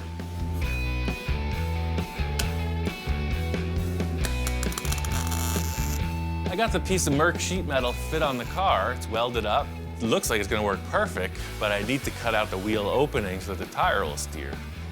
I started the fender opening with this round tube, so I need to continue that detail right through to the bumper. So I'm gonna continue with the radius on top and then gradually angle it forward and then turn really sharp right into the bumper. Everything here looks good. I was just finishing cleaning it up, give it a once over with the sander, and Victor walks in. Ian, how's it going? Right on time, man. I got this thing pretty much nailed. Hopefully it's what you're looking for. Look at the white wall on that thing. That's like right on. We wanted to see the wheel and tire. The radius on the tire is bitchin', dead on. Victor walked in and he was all smiles and nods. He was liking it, and he didn't realize the amount of effort it took to get here, and we weren't going backwards, so he had the right response. I know you want it to look as much like the Merc as possible, so I took a section of the leftover front fender off your car, and I used that, and that's how the whole contour flowed out into the headlight area. When he was talking to me, I didn't quite understand what he was trying to tell me. I mean, it looks like it was designed and built like that from the factory. This whole car's flowing, baby. We're done. That's it. Send it to Bodywork, and we're off to the races, man. Does it turn, though? Does it turn? So it looks great in the end, you know, both at ride height and drop, but my main concern was that the car will steer and the tire doesn't hit anywhere. I've been thinking about giving this car to Craig. Okay. The only thing is, his birthday's in a couple weeks. If we can get this into Bodywork, this thing's ready, man. Bodywork and paint it. I don't believe it's ready yet. After looking at the car, and especially now after I see this flow, I got some issues back here. I think we need to do a little bit more to this. So here it goes. I'm feeling like the world-class mountain climber that just summited Everest, right? We did it, we're on to the finish, and Victor's in the back of the car with like a whole new battle plan. Looking at the side of the car, it's straight. I don't want it straight. I want this sucker to bulge. I'm welling away with my hands like I'm always talking and pointing and stretching, and he's looking at me like, oh, shoot, what am I getting into now? It turns out there is kind of a deadline with this car. Victor's planning on giving it to one of his employees, his right-hand man, Craig. That's the thing with Victor. He's got a million ideas, and they all start flowing. Looks like the rear of this car is gonna be a whole new adventure. The main thing I knew bringing the car over to Victor's was that his head was gonna be spinning with ideas. I've never sold, give away anything, any car I've ever designed or built. And in my mind, I go, hey, you know what? Who better can I give the car to? I mean, Craig, he's a good friend. He just so happens to work with me. Craig has also been on the sideline through all the projects Victor and I have ever accomplished, so he's always been in the mix. I think he's gonna be really surprised. First thing I wanna do is let's make this a two-door. The main idea that I brought up to Ian, number one, this is a four-door. That's unacceptable. We're gonna make this thing a two-door. But the front door's long enough so we don't have to extend it. Well, that's certainly a lot easier. The thing with that is if we do weld up the back doors, look how massive the B-pillar is gonna be. Typically, you would lengthen the front doors if that was the look you're going for, It's Victor's idea to seal up the rear doors, and I'm all good with that. That makes perfect sense, but what happens is when you're looking at the B-pillar, it becomes this massive panel. You know, what if we just made it a hardtop? What if we just came and this was your window opening? I agree, and that'll go with the whole flow of this car. Long hood, long side window, almost like looking at a limousine. I mean, if you want to just commit to it, I can cut that off and we can get the look right now. But then it'll take me a couple of days to weld it all up. I'm anxious now. Let's start cutting that sucker. There's nothing like hitting it when there's inspiration in the air. So I'm telling Victor, this car is super strong. I got braces underneath. Let's just cut it. You'll see what I'm talking about. I've done this on a few cars in the past, and I know what this is gonna do. It's gonna give it this immense open air feeling. The side of this car is really closed off by the B-pillar and the window frames. As soon as I cut it, watch. Surgical precision. I kind of knew what this was gonna accomplish, but it was really good to see that Victor was on board with it. He left it up to me to make it happen. Much like when I'm chopping a top, I'm thinking about the contour of the sheet metal and how I can reuse it to make it look perfectly factory. Just like when you do a chop top, you want to save all the contours because they're factory stampings. So this deal matches. I'm just gonna put it down there. You'll see, I'm gonna repurpose these old junk and make a custom car out of it.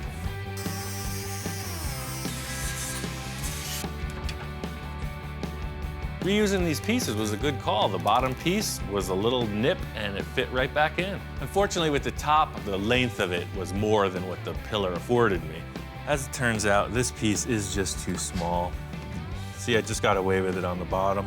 And on the top, this contour changes a little bit right here, and we just don't have the material. See, it's been welded and fixed in the other chop. It's a pretty simple piece of sheet metal. It's just a straight shot with a curve in it. So it's not gonna be that hard to duplicate. It's just a time saver to reuse the old stuff. It's just gonna take a sheet metal brake and just kind of creep it in there and just pull a gentle bend in the sheet metal. So you could see, it's absolutely perfect. The thing is, once these weird issues are resolved with the way the B-pillar used to come out of the door, you could see it's a really straight, clean line. It's a big window, 6 foot long. I think the look is nailed. There's just a lot of detail stuff that needs to go into finishing it. I'm gonna finish the driver's side, do up the passenger side in the same way, and then it's ready to show to Victor. Two-door conversion looks great. I'm just kind of messing around putting the tires back on, and Victor comes in. Ian. Hey, man. Hey, what's going on? I got these, all the windows and everything wrapped up for the two-door swap. Yeah, that's wow. That's right on. Victor walks in and he's all about it. I could see he's doing the pace, you know, he's walking around, doing the manager stare. He's got nothing but good stuff to say. I guess it's good. Day and night, I mean, with the pillars gone, it makes this thing just flow. I mean, the hood, the back, it's like, wow. Two-door conversion, hey, that was a natural, but to take the post off and make it, you know, a hard top, changed the whole look of this car. I mean, it's like the hood, this thing goes on for days. I got this two-door conversion nailed. In looking over the rest of the project, I think we got a bigger issue in the rear fender wells. The front we've been working on so diligently, everything's worked out good. The airbag suspension, everything worked out fine, but what it added up to was the rear fender well. I can't get that tire back on. Victor's guys have done a considerable upgrade on the air suspension under here. It made the car incredibly low, but as I'm looking at it, there's no way this tire is gonna go back on. There's just no room for it. The whole deal is, you know, when this skirt used to be on here, you'd take it off to be able to change the tire, but the axle would be down here somewhere. But now, even with this tire, I deflated it. There's no way I can get it through here. It's just... So the tire's deflated now? That's what I'm saying. Why would you change a flat with a flat? We didn't really notice there was a problem with the tires till we put the air suspension on it. You know, there's a solution out there somewhere. It's just up to you what you want to do. That's good, because I got some other ideas anyway. I want to put some bigger skirts on this. Remember, it's supposed to be a Merc eater? Right. Well, we need to get some Merc skirts on it or something that looks like that, and I got some in my other yard. So let's go see what I got and see what fits. Victor is a collector of numerous car parts. His process is just seeing something cool and storing it for a later date. So I'm excited to see what he's got. It's gonna be a little field trip. This is my junkyard. Here's, I got some stuff back here. I forgot what I had. I haven't been back here. You say your in junkyard years. like there's only one. I haven't been to this part before. Yeah, this is one I forgot about. Walking over to Victor's yard, I'm seeing some pretty cool stuff that he wasn't telling me about. I recognize one of them, but there's 3 that I never seen before. It's like a 65 Lincoln, some kind of cool little Nash Metropolitan, and then some oldie 40-ish Chevrolet. Oh, wow, this is cool. What's this, oldie Chevy? Yeah, something in 40? 30. Yeah, here they are right here. See if this thing even opens. Yeah, here we go. Check that out. Victor's in the back seat of this car, dusting stuff off. He pulls the first set of skirts out. Oh, what does that say there? 51 Merc. And there's a label on it that says 51 Merc. These are pretty raw, man. Somebody's just making these out of fiberglass. Yeah, someone out of Pomona. You know me in Pomona. Here's one that's more completed, I guess. That's what it's supposed to look like. Second, he pulls out this weird-looking pink thing. He's telling me it's a fender skirt, but it looks more like an old surfboard or something. It's something you can modify, right? Sure, and you got a pair of these too. We'll definitely modify the paint first, but... Yeah, no, maybe we'll paint the car that color, who knows? He's pulling out a whole bunch of different shapes. He's got these other ones, kind of like a round teardrop sort of shape. Definitely for a car like the Chevy we're taking them out of. So there's a whole bunch of different ones to choose from, but nothing tells it like putting it on the actual car. The 3 options you have here look like they'll fit. We just put them on the car and see which one looks best. And I think we're good to All go. right, cool, let's go put them in my truck. I'm hoping that we could use one of these just to bolt on to save some time, and hopefully it looks cool and we could get on with other parts of this project. What's up with these freaking kiddie rides, man? Yeah, no, I was in the helicopter business like your buddy. Oh, right, yeah, right. You're doing a little helicopter I figure if he work. could build a helicopter, repair it, I could do one too. We got to put a chassis under this and cut this thing out. We're ready to ride, man. I'm always a sucker for the interesting stuff. You know, I've seen a million cars, but he's got these little, coin-operated toys you see in front of the supermarket. He's got a helicopter and an airplane. Like you're 5 years old all over again. Whoa, it's a bucking Bronco.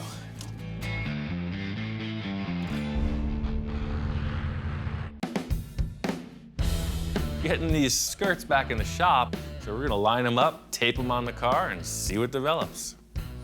Okay, this is it. Let's see what we could do with that. I don't know, what's your first pick? My first pick is the 51 Merc. All right, let's do it. Here it is.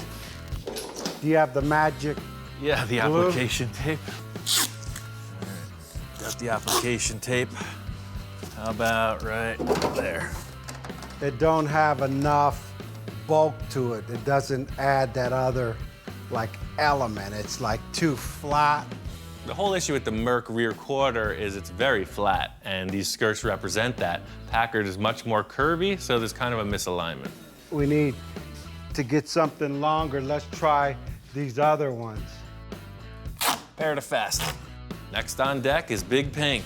Proportion-wise, it's there. The shape is just another shape. It's the wrong, see the curves on the car?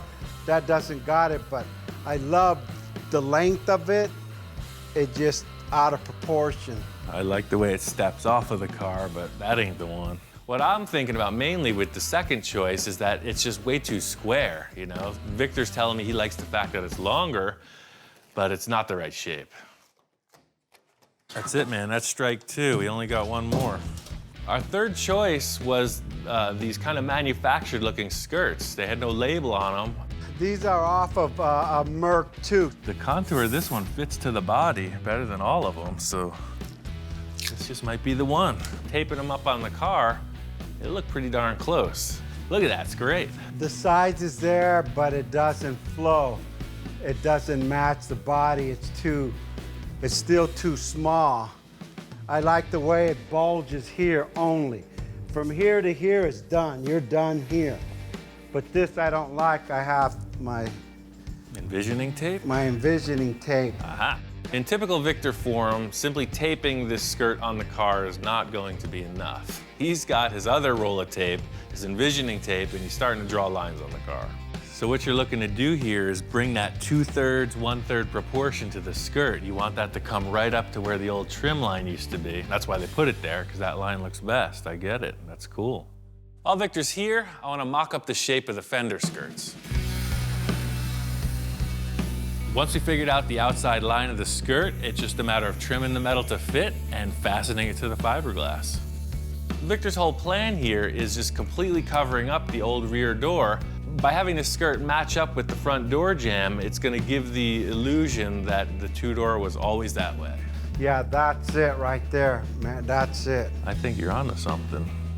Victor liked the look of the skirts. I'm just going to replicate that in steel and get the car ready for bodywork and paint.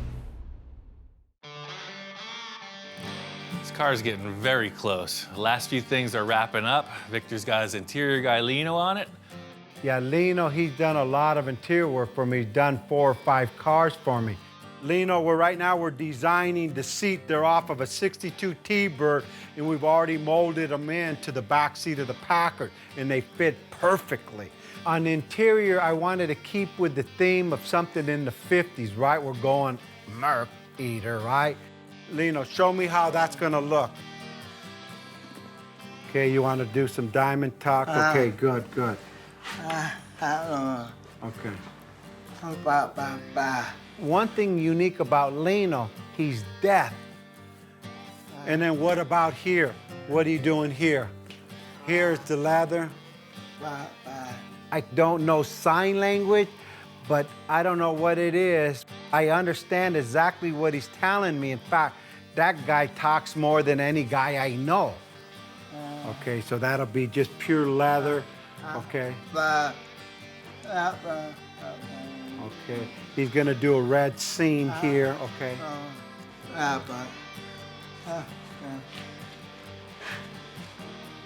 Okay, so it'll all match together. Okay. Victor and Lino are kind of like the odd couple. I'm not sure how they communicate, but somehow they make it work.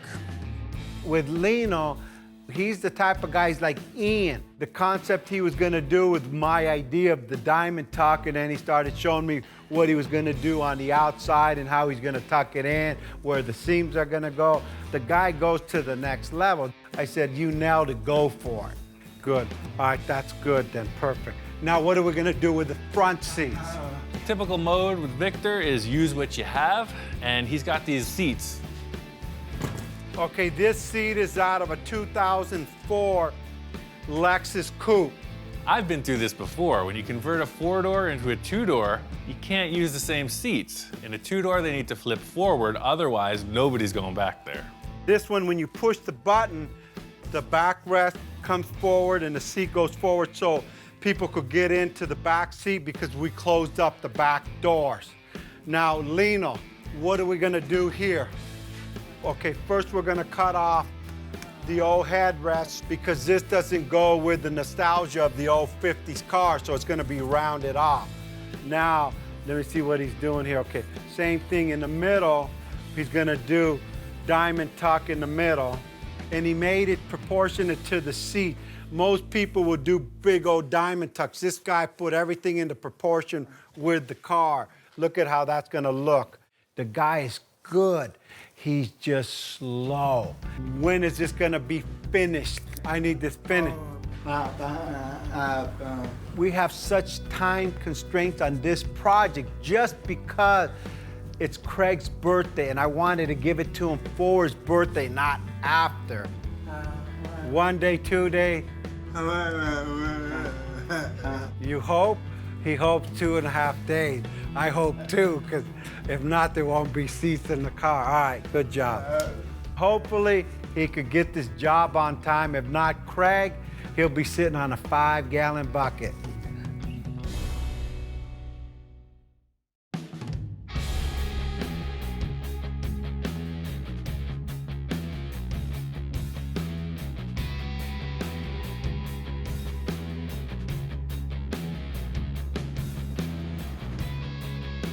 Car's done. It's a wrap. Victor's guys got it all dialed in. My favorite thing about this car is that it looks 100 miles long. It's like that cartoon you saw with the big giant gangster car. It's exactly what this thing is. It's really stretched out, it's low, it's lean, it's mean. That car looks great. I knew once I give it away, that's it, it's not my car. So I said, hey, I want to enjoy it while I can. We better take this thing for a test drive. And it drove so smooth. I said, hey, Ian, you want to drive this thing? And he looks over. And I'm like, of course. That's what I came here for. Chassis swap was an awesome call. This thing drives like a new car. The gloss paint job makes it very classy. We're driving. I said, pull over. I want to see this thing. When I stepped out and, I seen the car driving and looked at it in a wide open space, it was like, wow. I mean, this thing looks mean. I mean, like really, really mean. I could tell from Victor's response, his expression as I'm cruising by, it's exactly what he wanted to see. He's a happy camper. I looked, I said, hey, Ian, get out of the car and look at this thing. Let me drive by. I mean, look at it. I was always sold on the rear view of this. I did the chop to my preference. Victor kept that in place. The thing that really turned me on about the whole thing was the nose. The way that the Merc was modified, just a little bit, car coming straight at you looks good. I see him with his thumbs up and I seen the guy smile. I didn't think the guy could smile. He's like, whoa, I see teeth. After the test drive, we take it back to Victor's shop. We pull it in next to his Mercs. Let it down, parked it right next to my other two Mercs in the garage, and she fit right in. Lino finished up the interior. It looks great. Leather upholstery, totally pro. Victor was able to get an original Packard steering wheel, and Lino modified the wheel to fit and the dashboard to cover all the existing late model stuff. It looks old, acts like new. I'm so charged up right now. I can't believe Craig is gonna get this thing. He's gonna flip out. Yeah, I called him, he's due any minute, and I told him, hey, come down, check out my new car. I just completed it. Yeah, he has no idea what's gonna happen here. It's a heck of a bonus. I don't know how Craig's gonna respond. He's a pretty cool character. It's all business. Let's see how this works out. Wow, this thing came out beautiful. Didn't that come out really cool? Check it out, man. What do you think? Wow, you guys did a great job on this. I brought you here, and I know today's your birthday, and all the effort and everything you've done, man. Dude, happy birthday. That's your car we built. So this whole time, we've been building your car. I just paid you back all the effort you did for me, and that's your car. No way. Happy birthday, really? man. Yeah. Thank you. For somebody to go ahead and do that for you, it's totally awesome. Sit in it, turn your car on, drive it. It took some time to go ahead and sink in that the car actually belongs to me. Still as I'm talking right now, I'm not believing it. Craig, man, you look good in that thing. Let me see, close the door. Are you sure this is mine? It's yours, I already told you, man. You just need the shades and you got it, man. Look at that face. A face only a mother could love. This car is totally awesome. And to even own something that Victor and Ian had built together, there's no words that could describe it. It's priceless. I'm glad. The only car that I've ever given away goes to this man. And this just continues to inspire me for the next vision. And with Ian, anything's possible. Victor redoing this Packard is proof positive that nothing's ever finished unless you want it to be. He's got me thinking about a bunch of projects of my own that just might need a little refreshing.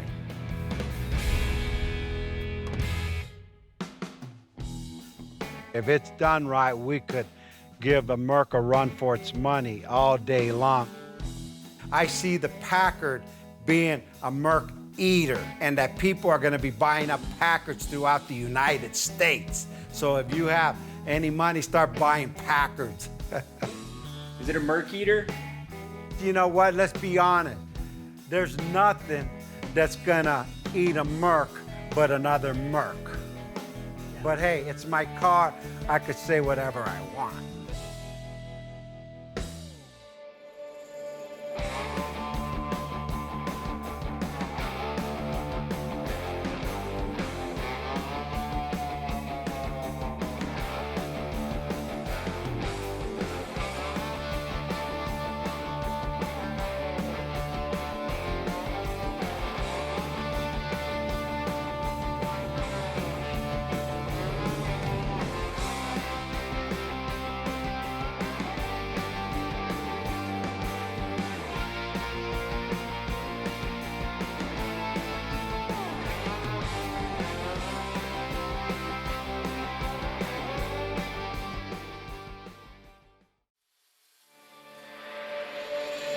Right now on Full Custom Garage, Master Metalman Ian Roussel does the unthinkable. I got a show car, and it's just not up to par. Ian's got a plan and brings together the A-team to make it happen. I think this is gonna really get taken to the next level. What other level are we talking about? You don't get this at your local auto parts store. Yes! Everything inside me just freaks out. A bubble top. Are you kidding me? This is really how I want to work, working with an artist, trying to translate his drawing into three-dimensional reality. That's what we're building. Awesome. It's way more challenging than just restoring a car. And then another heavy hitter joins the team. There's a new kid on the block. Dude. I called in Eric for a reason. This is the zone. This is the Super Bowl right here. He likes the crazy, so he's come to the right place. But as the guys get into it, things don't go as planned. I'm looking at it and I'm like, that's gonna be hard to make. And now I see this little bit of fear in his eyes, and I'm like, oh man, now what did we get ourselves into? I am here. This is my car. We are going forward. You'll hear all this banging and clanging and bending and like, and then he comes back over. All right, we're good. We got it. We're raising the bar now. I'm seeing this as probably the biggest challenge in my career.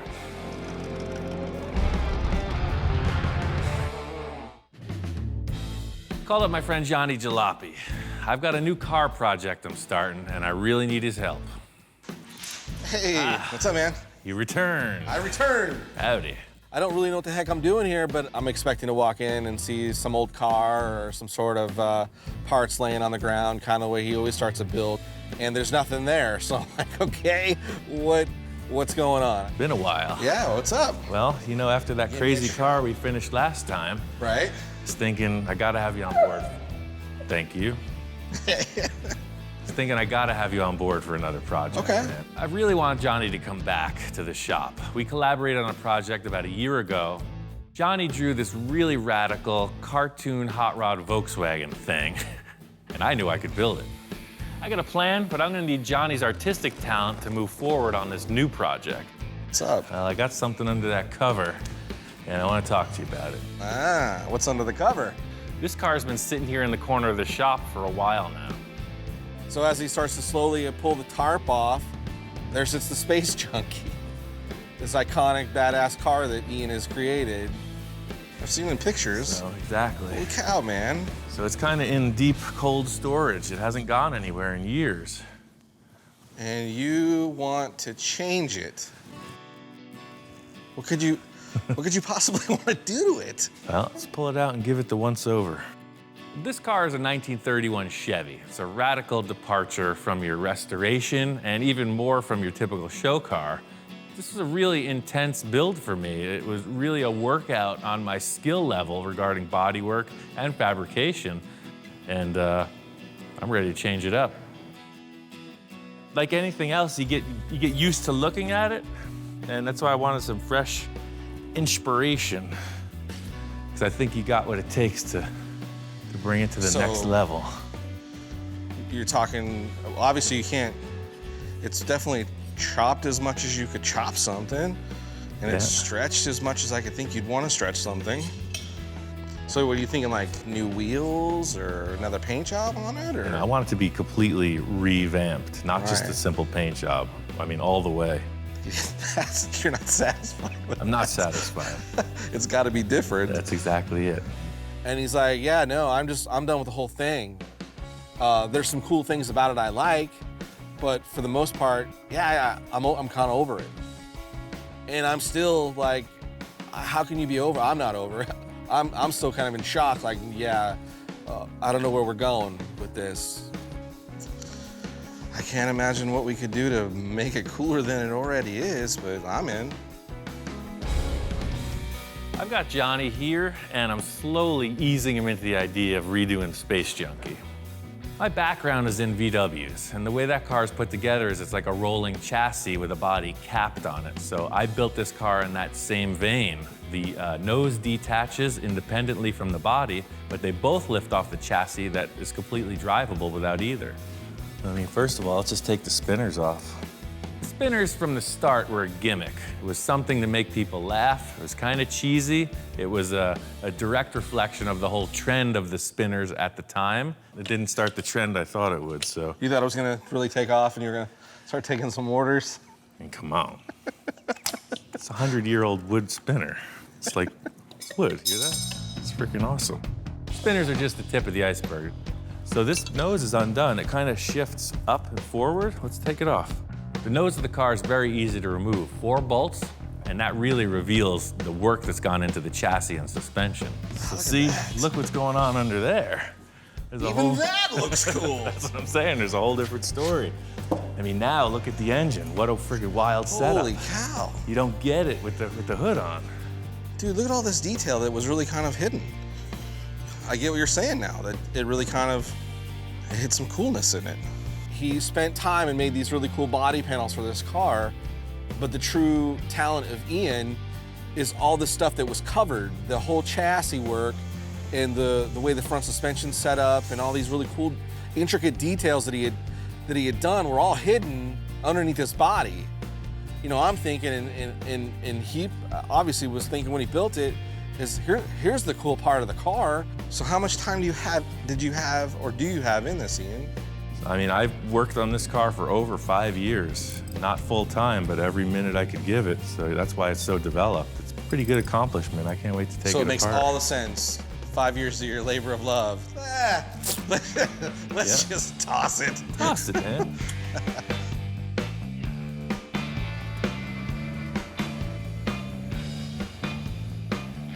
Once I pull this body off, I'll be able to explain my plan to Johnny. The whole deal was, from my thought process, I wasn't really leading you on until you saw it like this. I think we're working with this part, not that part. That's comforting, because I'd hate to see you cut that apart. That's a keeper. This is what we're gonna freak out on. Okay. From the start, I could see the concern in Johnny's eyes. You know, he doesn't want to cut this car up, and I kind of don't want to either. So seeing that it's a blank slate is a great relief, and I could see he's starting to think good stuff. You literally put anything on this. That's what I was thinking, man. Or just start fresh. When he pulled the body off of the car and there's this chassis just sitting there, my wheels started spinning. I'm like, oh wow, there's so many things you could do with that. So I'm like, well, let me sit down inside the thing and kind of get my head moving. And so I sit down in the driver's position, and you know, I'm starting to see, oh, this is really cool. This could be anything. I think I'm starting to get it, man. Right. It's a bare slate. You can do whatever you want. Absolutely. So this is really where I thought you could start your brain work from, but I have one more piece that's going to give you the hint. I think it's going to tip the scales in my favor. That car will be a vague and distant memory. All right, so you don't get this at your local auto parts store. Check that out. Yes. He comes walking in, and it's a bubble. And everything inside me just freaks out. I'm like, oh man, a bubble top. Are you kidding me? Dude, bubble top. I made that other one with my friend, and what nobody knows is I made 8 of these, and this is the biggest one. I saved it for myself. Dude. Went on this bubble top adventure with my friend Victor. He's got a really radical bubble top T-Bird. While we had the oven set up, we made a whole bunch of different sizes, and I got to keep the biggest one.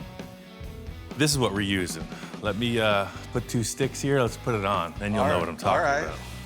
Yes. Okay, we're raising the bar now. Some of the most iconic hot rods, you know, the Ed Roth built were bubble top cars. You know, this is amazing. I'm gonna get to be a part of something that could be crazy. I got this bubble stored away for about a year. I've never seen it on the car, and now it's the time to check it out. Look at that. Dude. That's pretty ridiculous, huh? Right off the bat, we set it in place, and I knew these two were meant to be together.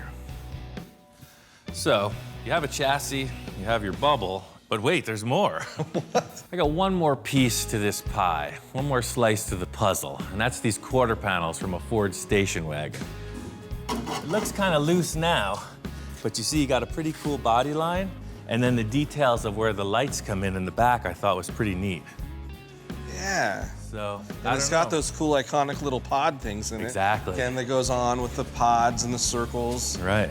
My concept as far as this project goes has ended at this. That's why I wanted you to come by here. Okay. It's like you got your bare essentials and just roll with it, man, whatever you think. I'm up for the Challenge of building whatever you can dream. And bubble tops are my favorite. Yeah, and that's a pretty substantial Yes. dome. The challenge is now we take all these 3 elements together and we come up with a cool design.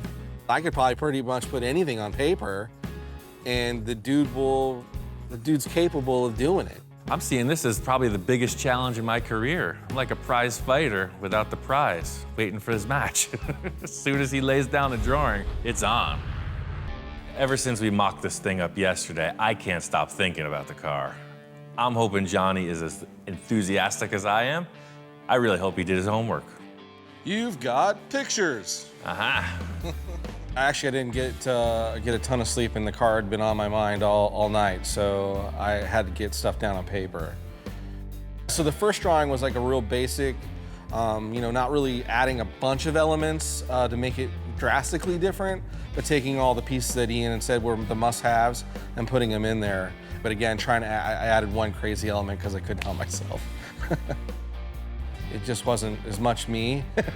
So I popped out another rendering that was a little more radical. So I hope Ian likes them. What's up, man? I couldn't sleep. Me neither. We made a mistake by putting this together so quick. I can't stop thinking about this thing, man. It's like I want to get to work right away, but I wanted to see what you got going on. Okay. The first drawing he shows me is very representative of the parts we have, except there's some kind of a weird fin on top. I mean, what the heck is on the bubble here? It's like, what is that? Crazy idea of this like mohawk. You said take it to the next level. That is, man. Right off the bat, this is exactly why I asked him to come here. You know, something I wasn't even thinking about. He's already got a line on it. I think that's a keeper. However that thing translates into the final product. So Ian seemed to really like that first drawing, but I knew the second one had a lot more of me in it, and I was excited to show him that part. And then that kind of popped in my head. Dude, that's the move right there. Johnny's second drawing really nailed it. 3/4 front view, absolute proportion-wise, what I would consider, yes, that's exactly what I want. I'm freaking building that car.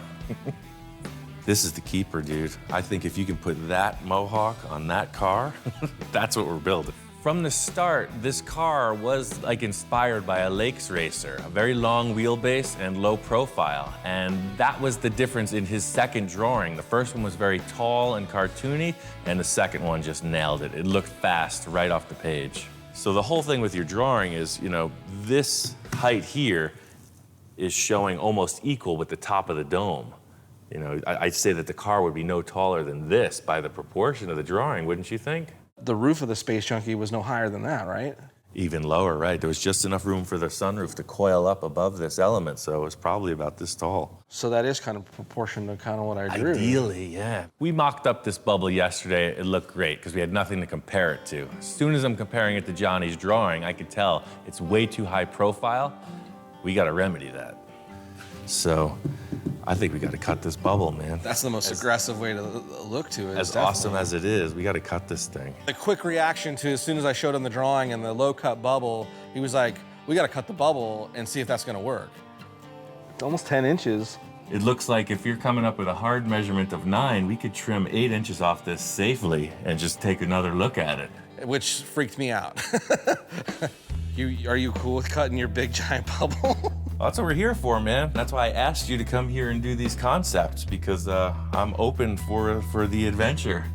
Let's cut this thing and see what we can do with it. I just cut apart my prize show car. A freaking piece of acrylic ain't no threat. To remedy this bubble, we're gonna cut it. Johnny and I settled on taking 8 inches out of this bubble. It's not really something I'm looking forward to doing, but it's gotta be done. You just can't go down to the local auto parts store and grab another bubble. So now here he's talking about, cutting this thing down and making it smaller, which makes sense, but still I was super apprehensive and I don't know how we're gonna do this. So, I got a delivery of all these sanding discs, and they measure 8 inch on the box. No way. Let's set them up. Typical machinist layout thing would say you have a base plate, you're gonna measure vertical, and then across to whatever it is you're gonna scribe on. And that's really what we're doing with the floor. We got a base plate, we got a couple risers, and a couple cross beams, and we're gonna trace off of that. This is high-tech stuff, baby. So the idea is, see, you have a bar. It's always going to be 8 inches all the way around. So it's always at the same height. Exactamento. For me, I've drawn lots of stuff with straight lines, freehand, and I can pull a pretty straight line, but I'm going, man, thinking about trying to draw a straight line completely around that bubble and make it symmetrical was crazy in itself. But he was like, yeah, no problem. This is what we'll do. It's pretty precise. Yeah, that's what I'm saying. It's freaking rocket science, baby. That's awesome. So that's a very big trim. Look how much less of a dome it is. The main reason I like this bubble because of its massive proportions. And just raising the bottom perimeter 8 inches shrunk it down almost in half, it seemed. You see how much plastic we're losing, you know? It's a very small bubble now. Right. I don't want to say a quarter's been taken off, but maybe it's a fifth of it taken off. It definitely doesn't look as dramatic back here, but this is a lot of real estate. Yeah. There's two things we're trying to accomplish, and that is fit it between the rear tires so we can have some body work in there, some steel, and make it as long as the chassis is from the firewall to the rear edge of the frame. By cutting the bubble as small as we did, we had taken out the length of the bubble to ensure that real extended, long, dragster look. We needed to keep the length. So what if we took this and raised it? Did this? Then it's a very long, narrow bubble now. I see, so you're almost changing the rake of the Changing cut. the rake of the bubble, yeah. Let me draw a line on there. Let's see what we got. Wow. Yeah, it's totally different, Look at totally that. different dome. Well, once we got it marked, that's it. It's okay, we've made a decision. Now what do we do? Are we gonna stick it or are we gonna decide again? Give it one eyeball approval.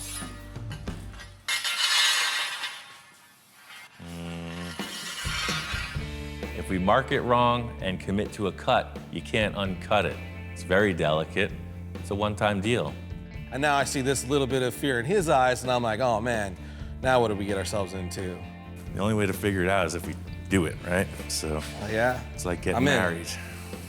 Let's do it. You can't fake it. At that point, I was like, you know what? I could either sit back and be afraid of it, or I'll follow along. You know, put all my faith in Ian. He knows what the heck he's doing. And I was like, yeah, I'm in. Let's do this. Let's cut it. I got your back. So he starts going right into the bubble, and those first couple noises into the bubble, I'm like cringing. Oh man. I was super focused on my work. A lot could go wrong, but I could feel there was tension in the air. It's nice to let your teammates know that you got this, that it's a sure thing, but that's not the case here. I told them we're gonna cut this thing, and I really have not done it this way, so hopefully it works. He just kind of proceeds to pierce his way every couple inches. I was surprised to see how easily this thing cut. I was all the way around, and it's like, hey, it's showtime. The clincher. I felt a disturbance in the force. So let's try this. Grab under. Raise up. That's it, we're up. Lift up. Are you still attached there? And we can't put any torsional twist. Boom. That's perfect. Sure enough, he grabs one side, I grab the other side, and it pops right off. Super clean cut. It was crazy. There it is, a smaller, better bubble. It was a relief to have that thing cut through without any issue, but the other point is moving it. We're gonna have to make a base plate for this to support it before we can put it on the car. I want to see it, Ian. So let's not. Yeah, I let's don't want put to it break on. it, my man. I hear you. That's what it's about. Come on, let's do it. My first thought was we have to reinforce this because we got through the first challenge. It could crack at any time. Johnny's so amped, he's saying he needs to see it now. I'm like, forget that, let's just put it on there. Ready? If it breaks, it's your fault. If he dies, he dies. I'm jonesing at this point. You know, we've gone this far, he's cut the bubble. I just want to see it on top of that chassis and see if we've made the right decision. It's gonna be okay. Look at that, it's still too tall. We're getting there. We put it on and it was good, but I'm looking for great or even greaterer. So, looks good. We're gonna try one more thing. So I think the front of that bubble needs to come down right to the bell housing. That's just a simple little firewall I made. It's just sheet metal. It doesn't do anything structurally. This deal here. Okay. I think we can just cut this right off and we'll lay the bubble on the bell housing for now just to take a look at it. So, cutting some more of the space junkie. See, that's Get it out of here, it's old. That's part of what I was leading you into too. We're actually never going back, Johnny. I gotta tell you, that car will never see this frame again. That's been the Grandmaster plan from the start. Well, Johnny's thinking we're still trying to salvage the opportunity to put that other body back on here. And I'm only thinking it's going forwards. And I'm like, okay, now we're cutting up more of this iconic car, and he's got no problem with it. All right. It's my car, and I can do that if I want to. That's pretty ridiculous. Yeah, look at that now. Yeah. Dude. That's pretty Sets silly. it all backwards, too. Oh, my goodness. I think those are our proportions. Getting this thing on the chassis, you can see it fits now. It doesn't look like a big high bubble top thing. It's very slick. Even better than I thought it was gonna be. It's all about the feel of the ride, right? And that's the thing, I gotta get back in here and see if it's working. If your head's banging against the bubble, it ain't gonna be okay. If it's too close, if it feels claustrophobic, it ain't gonna work.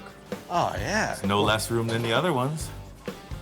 It's a yes or no thing. I am here, this is my car, we are going forward. I think I finally arrived, Johnny.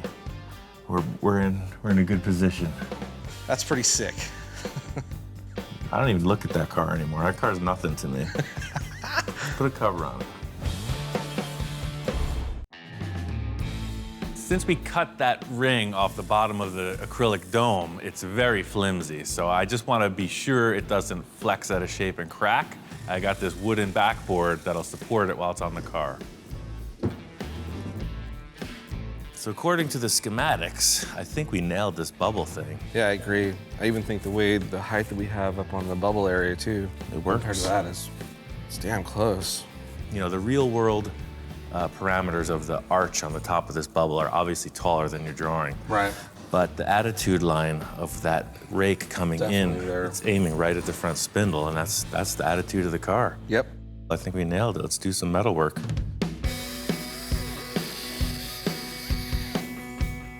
We're trying to make this tire appear as big as possible, you know, up over the edge of the quarter panel, and that's really it. Just cut and trim until it looks right. So we're close. We gotta take this whole wheel arch off now, too.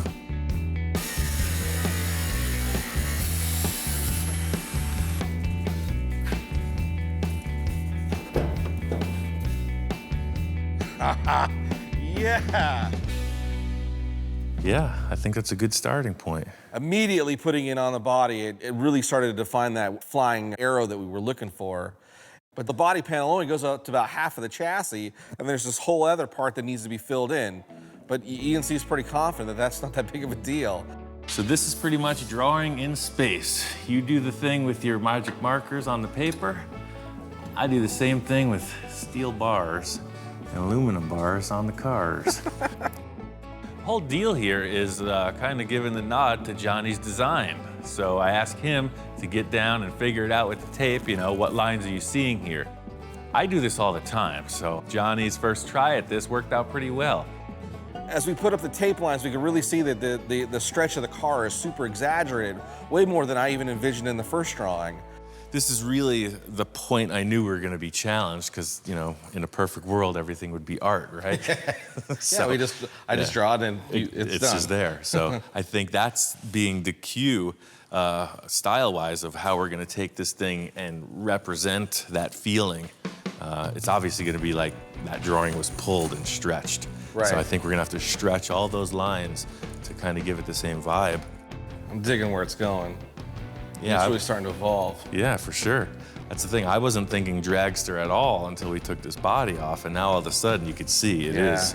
It's like a slingshot dragster show car bubble thing. And the next thing I know, he whips out a picture. See, the whole thing I was thinking about now and looking at this, it's starting to represent more like the dragster feel, you know? This is like a hot rod, but stretched out, and that's exactly what's happening here. So somehow, you know, the proportion has to mimic. Kind of the way this is wedging. Yeah, right, it's a total wedge, you can see. I'm digging it. And then we really start comparing that photo with my drawing, and then here comes the next challenge. Anything goes at this point if you can come up with a concept for that missing piece of the body. Well, I got my stuff here. I could... Yeah, I mean, whatever you can think. I'm gonna cut that other corner panel and get it mocked in place. Let that be a little flavor in the stew. I got the artist in the house. I might as well just keep him working. Through this whole journey, you know, Ian's kind of played this whole game of ping pong with me, where he comes up with an element and then he's like, what do you got? So it's interesting to be working on his level or playing in his game, going back and rehashing the same design over and over and over again and try to really get it down to a defined ending is totally different for me, but it's super exciting. Johnny's getting busy doing his drawing. I'm gonna get busy doing the metal stuff. I wanna finish up these quarter panels and get them in place. Maybe have a symmetrical look of what the whole back of the car is gonna be.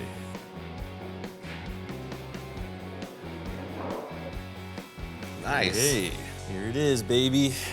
Oh, man. Yeah, so the back has got a pretty freaking cool look, man. Check that out. That is badass. So that's the thing. The rear is open for interpretation, but these quarter panels are a great freaking start. Well, it's pretty groovy. I got a little something for you too. Throw them on the plate. Speaking of that. So we were just having like the car show in the shop moment. And then it occurred to me that I'd asked him to do some drawing. So it's like, let's check out your last rendition. So here's what I got. Oh, wow. That's pretty freaking good. Where'd you photocopy that from? Who drew that? That's freaking nuts, man. So, you know, brought the body panel down. I still kind of left the spears in there. Right. With the lower look to it. Yeah, love it. Again, added the, you know, the mohawk that you liked from the first drawing. Mm-hmm. I kind of extended out the outer fins. Love it. Right. Everything's just a little bit more dramatic. Johnny really went off on this last rendering. He really put all the details he was conceiving. I love the fact that he put this giant aluminum fin across the bubble. We knew that, but he's got some wild ideas with the headlights. The front of the body has some vents incorporated in it. I've never seen anything like it. That's why I want to build it, because this thing's far out. Dude, I like that better than all of them so far. So I hate to keep asking you to draw stuff, but you see what it's developing into, man. It's freaking amazing. Nothing's cooler than, you know, being some guy that just draws a bunch of doodles to get to be a part of something as big a scale as this. When he said, hey, I need some help, I didn't expect it to be like this. Well, man, I hate to say it, but I gotta head home. I wish I could stay longer and help you. What are you talking about? You mean you have a day job? Yeah, I gotta get back to the day job. Johnny's time has been short and sweet. He nailed this concept, and now all I gotta do is build it. Thanks for doing the hard part, man. Thanks for letting me come and be a part of it. Right on. Johnny Jalopy had to hit the road, but there's a new kid on the block. I called up my friend Eric. He was on board to come by and check it out. He walks in, and I think he's a little startled. Thanks for coming out. Thanks for the invite. Right on. What? You act like you've never seen this type of thing before. When I came in and I saw it, I was like, okay, the gravity of it kind of spread apart, just bits and pieces here and there. It's, you know, it's a little like, what did you do? Just collaborating with Johnny on all the potential this car could have made me think I gotta redo everything. I pulled the engine out because I want to freshen up the paint on the frame, pulled the wheels and the hubs off. Everything needs a little once-over, freshen up. Eric walks in the middle of this strange disassembled state. I'm almost kind of glad I wasn't here to see it being unbolted. It's kind of like pulling apart Frankenstein's monster. And okay, we're gonna make a cooler version, but you don't want to be in the room when, you know. So this is kind of what Johnny comes up with right off the bat. So he's thinking like slingshot, dragster, bubble top show car thing. I'm ready. Yeah, we're sitting there messing around, right, mocking stuff up, and he goes back to the drawing board and he comes up with this ridiculous aluminum mohawk fin thing across the top. Dude, this is gonna be sweet. There needs to be more bubble tops in the world. Just like calling in Johnny, I called in Eric for a reason. He has a background in building crazy stuff. I never wanted to have the same kind of car. I always went to the next thing or something different. I cut up a perfectly good 65 Thunderbird and built my own version of the baddest bubble top I could possibly think of at the time. It's the iron lung bubble top. It's pretty freaking far out. I'm not that easy to impress, and that guy impressed me. It took me about 4.5 years to build. I wanted to build something that looked the part back then, but just something a little more current or just different. Just break away from the mold of it all. He built a bubble top before I built a bubble top, so I think this is gonna really get taken to the next level. As soon as Eric got here, we got right to work. First, I wanted to frame out the structure for the body panels. Basically, you need to have a squared structure and figure out, how you place these, because if one's off by an inch, when you go start tying things together, you're gonna be off by a mile. I wanted to get this set up so we could focus on creating the rest of the body. Any concerns? Do you think it's gonna be all right? No, I'm good. The gear drive is just buzzing away like a blower belt. Being able to work with somebody that, like Ian, that has this talent, I'm excited to see what happens tomorrow, and I can't wait for it, This is something cool. It's gonna be all right. Today we got right into it. Had a lot to accomplish. I wanted to see the front of this thing fleshed out. We're trying to avoid this generic shape that the rear quarter panels offer us. I want to taper them in, try to follow the contour of the acrylic bubble. So Ian has this idea that we're gonna do these slices into the quarter panels to kind of try to draw things in. I'm a little skeptical of it, just simply because you're trying to curve something. The metal does not want to go that way. We only have 2 of these quarter panels. We can't go out and find another 59 Ford Ranch wagon for quarter panels if we screw this up. I have Eric on the mission of modifying what's already in place, and I'm going to create what isn't in place. There's a series of bends that I need to make for the front cowl area, and it's pretty complicated. The way that these quarter panels are created, it was like a big stamp, bang, one-shot perfection. I don't have that capacity, so I'm gonna have to make these in a number of different shapes. So I'm comparing each contour to different parts on the original fender, and I know how I'm gonna piece them together somehow. So I get all the slices done on both sides. We start to pull it in, and it works. It's funny, it's just a big piece, so you're looking at it and you're like, yeah, after we slice this, cut here, bend this, twist that, it will be perfect. This is an important piece simply because if it's off, the front of the body will not match. Once this is set up, there's other pieces that go into the cowl that everything has to be cut in a certain way that it has to match. So this again is another piece where if the foundation is not square on both sides, you can't get the perfection that you're looking for. It's big trouble. The easy thing is making one side. The more challenging part is duplicating it in a mirror image for the other. So Ian comes in and he's like bending metal and panels and cutting this and cutting that. And as I'm doing my thing, he just keeps kind of coming over my shoulder and like, think, yep, no, here, hold that, wait a minute, mark that.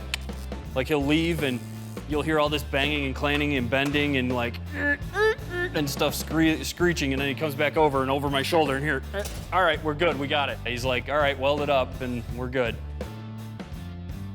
Look at that line. That is Everybody's always critiquing. That is years of You should see what I do with the other guys. unsurpassed talent. The other guys that work in the shop, sometimes it's like a freaking football playbook. I think Eric's a consummate professional, and I got the wild style going behind his back. He doesn't know what's going on. Maybe he thinks I'm not working up to my capacity, but this is how I roll. He has a certain style and a certain way to finesse his equipment to do what he wants. And it's entertaining to say the least. We got about that much, and then it gets bigger. Look at that much. Then it gets bigger. Holy moly, we're getting good at this. We're both standing back and looking at it, and it occurs to me that Eric hasn't seen this thing mocked up. Johnny and I set up with the fenders and the bubble on, and I think it's time to show him what's happening. Totally fits. That's pretty ridiculous. I can't say that I've ever seen one like this. That's pretty No, weird. I want to see the holy mohawk on it. With the bubble on it and the body panels going, it's starting to really take shape, and it's amazing. The front is looking perfect, man. I couldn't have imagined it better, but now we have to imagine a better rear section. The rear portion of the car is a blank slate. Eric's got a couple ideas. He's not talking, so I guess we'll see what develops. Eric was holding out on his concept for the rear, so I finally asked him what he's been thinking. All right, while you're in a good mood, Yes. open to ideas, I have an idea for this. What if we were to maybe dish this in? Right. And do a radiator, since I like doing the pod things with the headlights and the grills kind of thing. What if we did a pod for the radiator and had it separate and exposed, like show the mechanicals of it, but do like a case for it? I like that idea. So it's almost like the engine is like a piece of jewelry in the front. Yes. And the radiator is another Is the one piece in the back. hanging out of the back. Yeah. I'm totally down for that. All right. This is a complete blank slate at this point. I am open to suggestion, and the more outrageous it gets, the better. It's not something I would have thought of, but I like the idea a lot. So do I earn my supper for this evening? Yes, I think you're gonna get a gold star on the refrigerator. Cool, man. For today's efforts. My mom will be so happy. Yeah. I told him my idea, and he was like, yes. And then almost instantaneously, he's like, I got some stuff that can do, I'll be right back. Just give me a minute. I have a lot of stuff. So he says he wants some kind of a concave surface, and I think I got just the thing. Well, I was looking for this, but then I saw that. This is a good start. It's about the dimensions we're working with. This is what we need. My television provider no longer carried my show, so I took down the utility apparatus from the top of the roof, and I had this dish. And he comes back in here. I got some stuff. Found a radiator. Ooh. I think it's a Ford Mustang, and I found a dish. You were asking for a dish shape. I totally think he took a ladder, climbed up on his roof, and stole a satellite dish. This is perfect. Concave shape, right? This is perfect. And it's Yeah. Oh, man. It'll be perfect. This is like the perfect shape, and he comes in and we kind of set it in place. I'm like, we're totally putting a satellite dish on the back of this car. Satellite dish on a car, that makes no sense at all, but it works. The thing was mainly that it fit the car. It's gonna be modified, but this shape is a keeper. It's just gotta take the paint off and tack weld it on.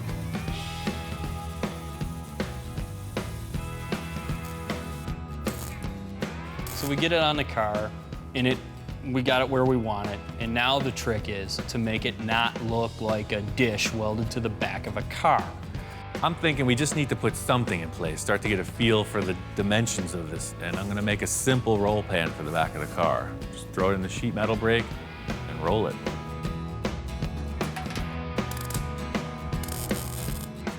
Once we got the pan on, we took the body off just to get a better look at it. So the big question is, how does this transition from our fabricated part into the satellite dish? That's what I'm wondering. You know what, maybe let's make the top first, because you could see the old line right here. The way these things here from the factory, I'm digging them. So, this is just a line. I was thinking a tube shape with a nice round edge, not just coming only straight across, but coming back and down. Yeah. The whole thing was just to get some line in place. You use this round tube, and I just create kind of a shape, but I'm thinking like a V shape. It kind of tapers down. Something that'll just give a landing point to whatever sheet metal we put in place. I'm building out the back of this car with these strips just because we're trying to move fast. This car's gonna have a lot of fiberglass, a lot of filler on it, so I'm just creating a surface. It's very simple. We're not getting too crazy with it. We're gonna put in a series of strips, trim them to fit, and then weld everything together. The whole thing is just standing back and checking it out. There's still a lot of loose ends, but you could see that the dish was the right call. It's a great centerpiece, and nobody's gonna know what happened. Yeah, so I'm real happy with this contour. Just the way you're seeing the mimicking reflection of this and this, but it's set in. That's exactly what I was hoping for. Yeah, it's the makings of a fine bubble top. So, Eric's gotta hit the road. All good things must come to an end. This has been like hot rod summer camp. And it was really neat to meet somebody else in this universe that gets this stuff and gets these things and like it doesn't matter the work, the time frame, just that it's gotta be the best that it could be. And the ideas are just, the possibilities are endless. It was really great having Eric here. He brought a lot of great ideas to the project, and I'm inspired to take this thing all the way. Next time on Full Custom Garage, Master Metalman Ian Roussel continues the transformation of his wild show car. I had a t-shirt when I was like 15 that said normal is boring. This car, it's got to follow suit. Sky's the limit. Ian gets some help from an old friend, and the ideas keep flowing. It started with Johnny Jalopy, continued with Eric, and now Mark's here. So it is all about the collaboration. I brought you some stuff. Cool. Is he gonna like it? Is he not gonna like it? Whoa, that thing is nuts. With the car taking shape, Ian heads out on the hunt for parts. I'm building a Roth-style bubble top. Now that you mentioned that bubble top, let me show you something. He's like, you gotta come inside. This thing is like a snapshot of heaven. Back in the shop, things don't go as planned. Stepping back and looking at the car, it's just not good. There's something terribly wrong. He's got his vision, he's got the drawing to consider, but if it's not aesthetically the way he wants, then it's not gonna happen. There's one final element that's gonna seal the deal. People start to wonder, how the heck did that happen?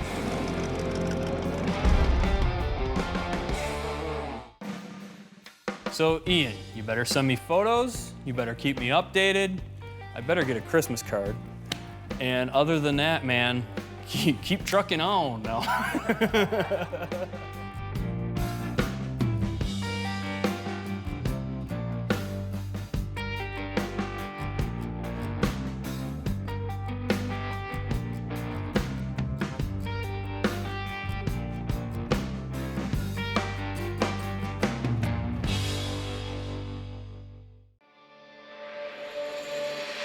Right now on this special edition of Full Custom Garage, Master Metalman Ian Roussel continues his journey back in time.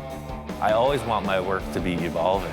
Created in 2010, this film features another classic build. We got about a month to get this car done for Vegas. I gotta hit this with all guns blazing. Plus, an inside look at the world of 50s customs.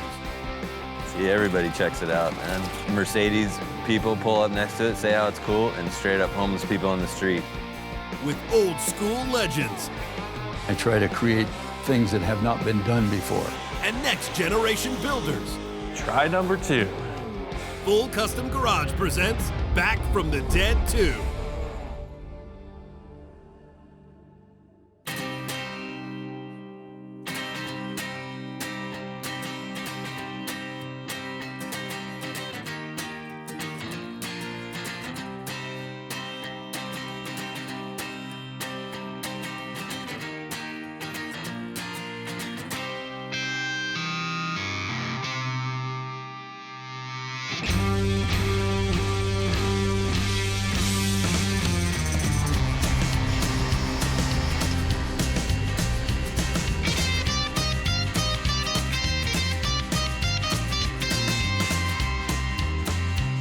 Some people might say, well, the engine is the most important, but to me that is not.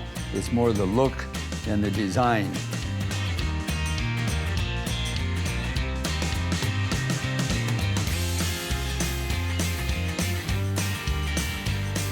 Everything I do with all of my cars is old stuff. I just don't dig ordering stuff from catalogs. I like to build everything myself.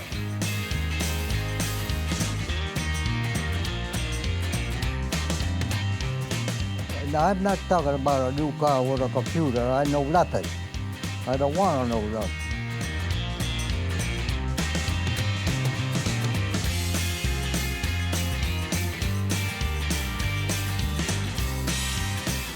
A couple of people has asked me, where did you get this car? Where did you find this car? You tell them, we did it.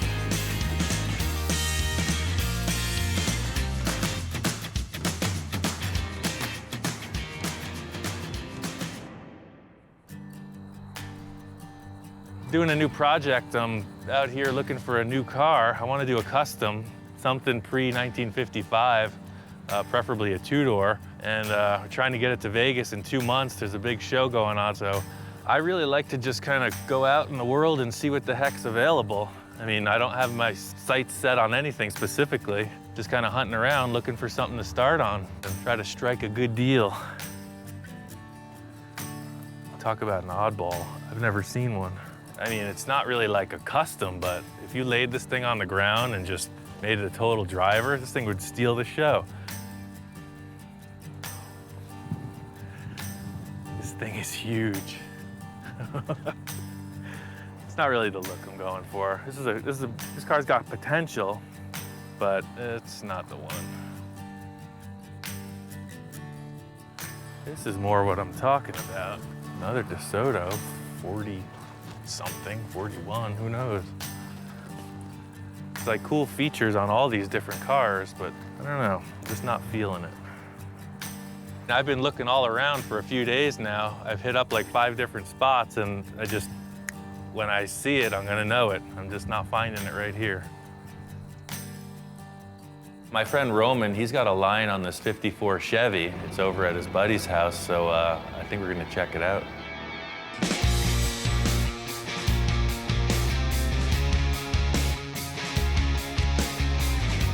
This is perfect, man. I mean, this is exactly what I was looking for. It's never been crashed or really beat to hell. It's just old. Typically, most people would like a running car with very little rust, but I don't care. I'll cut the whole thing apart. I'll just build whatever it needs. I think we'll take it. It's cool.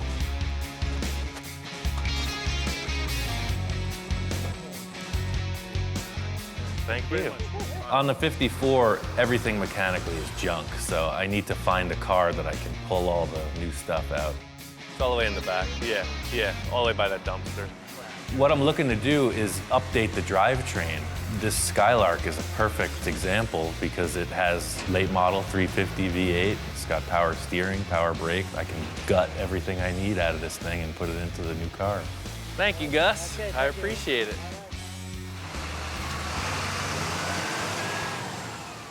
For this car, we're gonna do it in 2 months, no joke. We're just gonna hustle it out. There's no other way. I gotta hit this with all guns blazing. So my friends Roman and Trent are gonna help me out.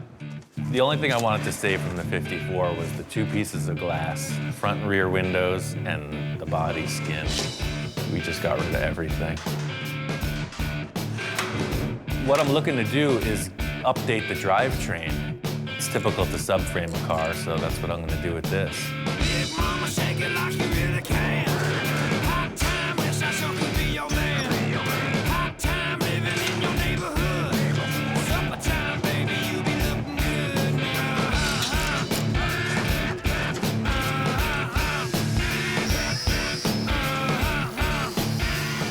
The reason that I'm subframing the car is 2 points. I'll have the opportunity to Z the frame and lower it, and it will update all the steering, the motor, everything. All the mechanical parts will be newer.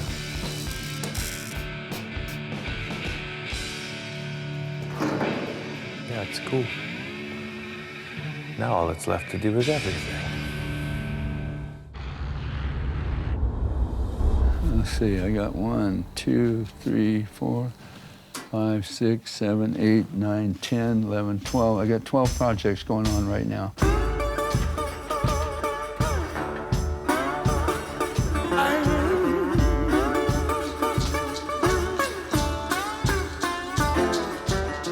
My first car was a 28 Model A coupe, and I didn't really know what to do with it. I put an antenna on it for a foxtail. You know, that was cool to run a foxtail on your antenna. Didn't have a radio, but I had to have that foxtail. This is my spray booth. I started the blending of paint. We call it fading or blending. This is one of my Gene Winfield blended paint jobs. You can see how I go very dark, very blackish green here, and then gradually work up into the lighter green up in this area. But that's a Winfield blend or a Winfield fade. This is a 51 Merc, and he brought it to me as a pretty much a stock body. So we've chopped it, We slanted the post, rounded the corners, and molded off all the door handles. And we do a thing here where we weld the front fenders to the cowl, and I make this piece all in here with a drip rail and everything, all by hand to, to tie this together, and it makes a nice look. Every custom car, the customer is making a statement. Whether they realize it or not, they're making a statement with that car. How old are you right now? 82. And you're still working? Oh, I work 12, 14 hours a day, every day I'm home. If a guy retires and just goes sit in a chair and watch TV, he's gonna die. You gotta keep active and keep things working.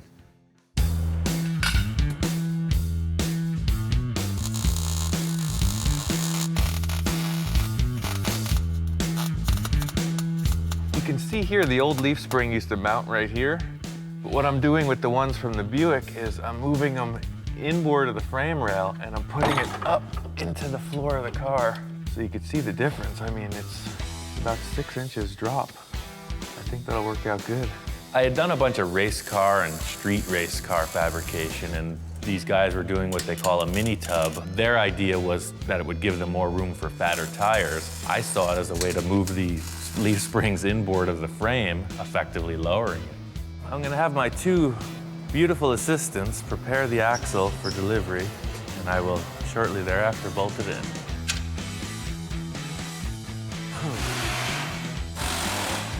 I came up with this idea for the rear leaf spring perches. I'm gonna put 2 crossovers, 1.5-inch tube across the frame, and the springs will actually locate between them on these cross braces.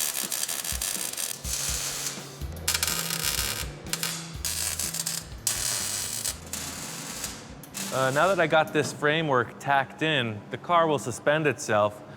I'm gonna stop right here and I'm gonna chop it. I just wanna see how the ride height looks with the chop top because they have to look good together. It's kind of like building a house. I really just wanted to just start with a solid foundation, get the front clip, the rear suspension all established, and then work up from there. In the early 50s, when customizing was probably not fully mainstream, George Barris was the one that promoted it and made it mainstream. When Barris moved from the Compton Avenue shop to Linwood, he had both of these buildings, this building and the building next door. This was a note he sent when I called him and told him that I rented this building and what the whole plan was and stuff. This letter came in the mail like a couple days later. When I was in high school, there was a Rod and Custom magazine that came out that had an article on Barris, the early years. And I showed this to my friend and said, hey, how cool would it be to work there? In the early 50s, this was the parking lot. That's what this wall is here. You would be standing pretty much where this Lincoln bumper is. Ideally, it'd be neat to have this shop to where people could come and see what's being done, and it really feels like you just walk back in time. This Ranchero is gonna be this car. He first brought us the car and with this picture and said, I want to build something like this. And it was like, well, if you like this car, why don't we just build this car? We try and get people to pick an era. It doesn't limit you, but it gives you just an idea, a little spectrum of what would look right when the whole thing's done. Mostly for us, we try and just stick in the little era of what the customer wants. Like, hey, I want my 55 Cadillac to look like it was made in the late 50s. And then you got pretty much everything laid out, what you want to run. The majority of the stuff we use, if we're starting with something that hasn't already been messed with before, we try and do it on lead.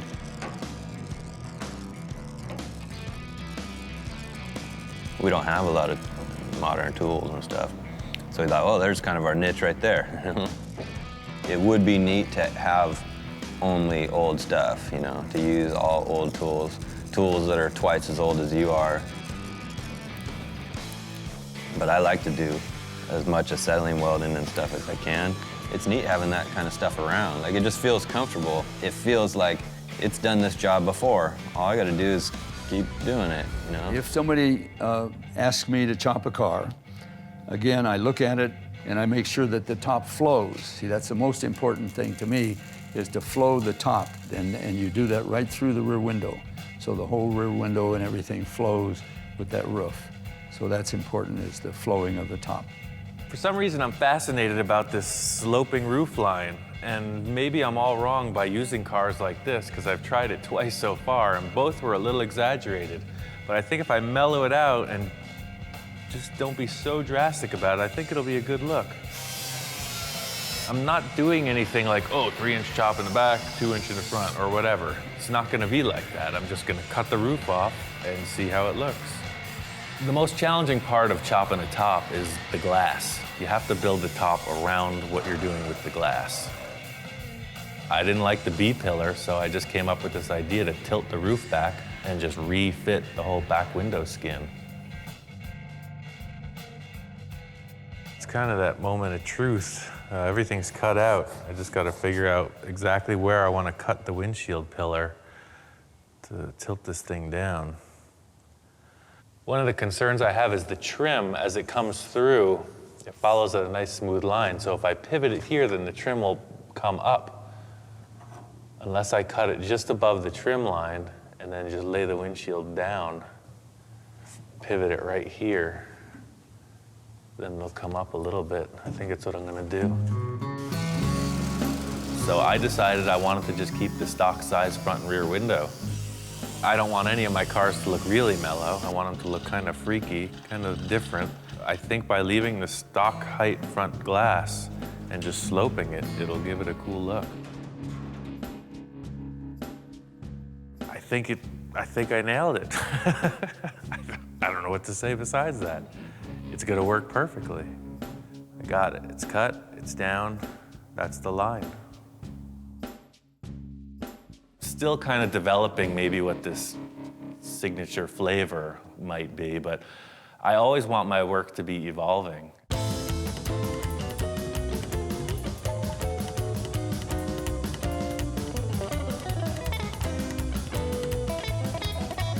It's like Picasso, where you put a torch and a cutting wheel in Ian's hand, and this is what you get.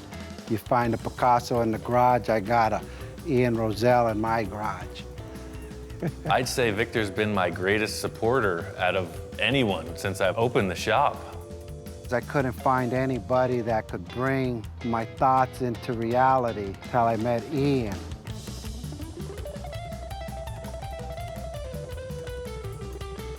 The guy is literally one of the greatest artists I've ever met, and I love art, so you could tell by all just things he's done with his hands or what he could come up in his mind with imagination. And more than anything else, the guy is an engineer.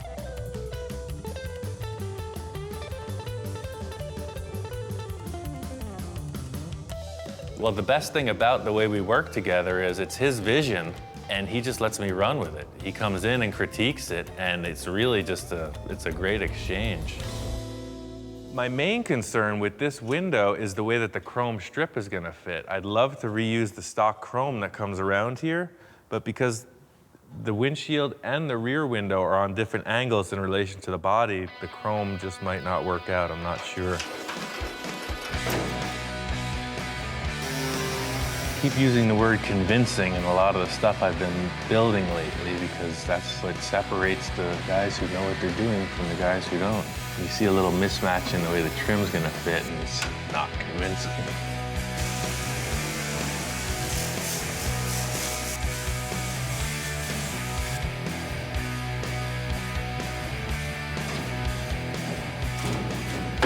Putting the window back in was the hardest part of the job. That's all it takes is one wrong move, lose the whole thing. I'm stoked with the way this window fits. I'm just gonna take my time, weld it nice so I don't warp the roof skin. It's on. I mean, we're there. It's just a matter of following through.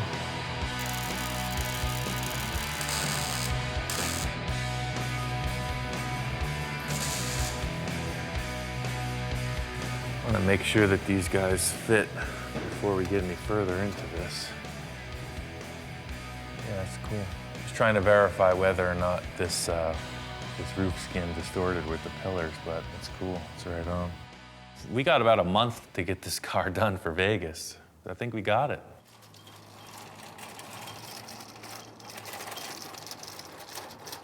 See, everybody checks it out, man. It's funny because like even Mercedes people pull up next to it, say how it's cool, and straight up homeless people on the street think it's cool. People just enjoy seeing it. Or to see somebody that probably ain't got the best deal going, but to see him walk by and smile about it is cool, you know? It's a 51 Chevy Fleetline that's been chopped, the side trim's been removed, the door handles, the headlights are French, the emblem off the hood and trunk are removed, and the taillights are moved down into the bumper guards.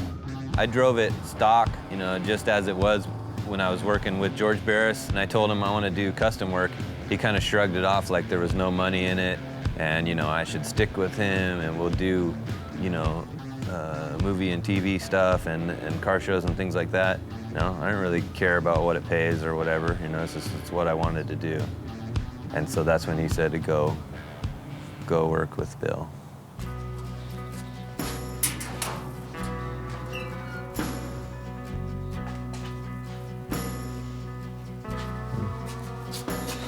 I don't know where he is.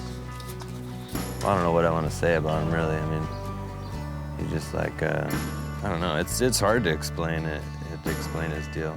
He does what he likes to do. That's the coolest thing about it. He's got the experience that just is unmatched by anybody. I'm not a teacher. All I do is point out mistakes. Somebody makes a mistake, I know what to do with it. I had to figure out all my mistakes. Nobody helped me with mine. It was like going to college in a way. You know, just the way he works with things, his patience, and he never once yelled at me or got frustrated at me. George would yell, you know, all the time. It was a totally different vibe. We did this car in the afternoons and maybe one day a week when I was working over there. Bill, he had it figured out. After I looked at it a little bit, I knew what to do. I just did it. With the experience and a lot of German talent, it was easy to put together. I don't have a blueprint, I don't have a pencil mark. It all comes out of my head.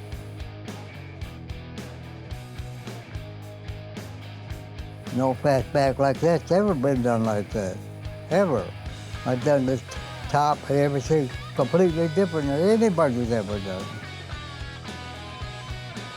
The first car we chopped in here, I brought Bill over to look at it, you know, and he looks at it and he studies it all over and he goes, yeah, it looks like I did it. He takes pride in his own stuff, and for him to say it looks like he did it, that's the best compliment you're gonna get out of him. I love work, 7 days a week. I guess that's why I'm 88 years old. I wasn't afraid of it.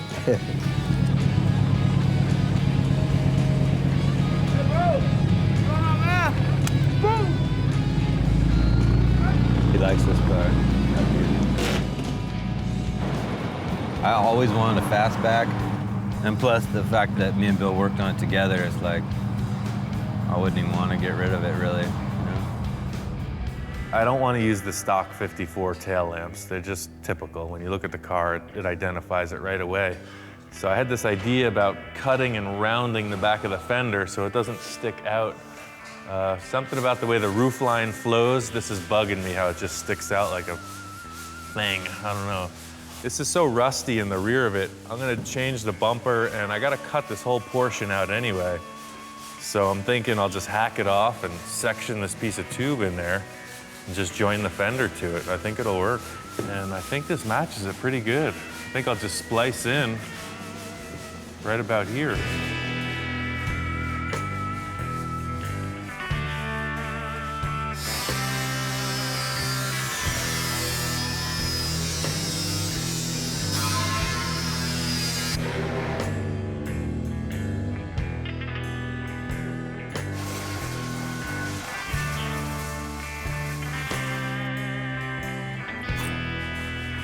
I don't even see a reason to take the rest of the tube off. I was thinking about cutting it in half, but why?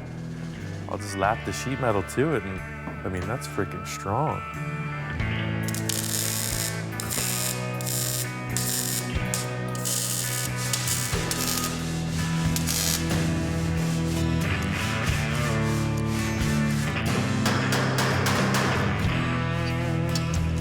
Kind of weird to put a big tube in the quarter panel of the car, but it's what I need. It looks great. We're on a strict deadline. I could spend 2 months making a quarter panel.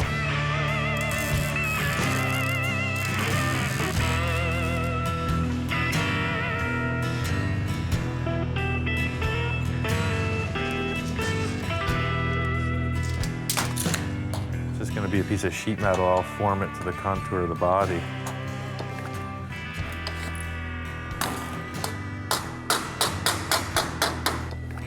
This fender's kind of a funky shape. It's a compound curve in a few different ways. I'm just gonna tack it in place and then hammer it with a dolly. I think it'll follow through fine.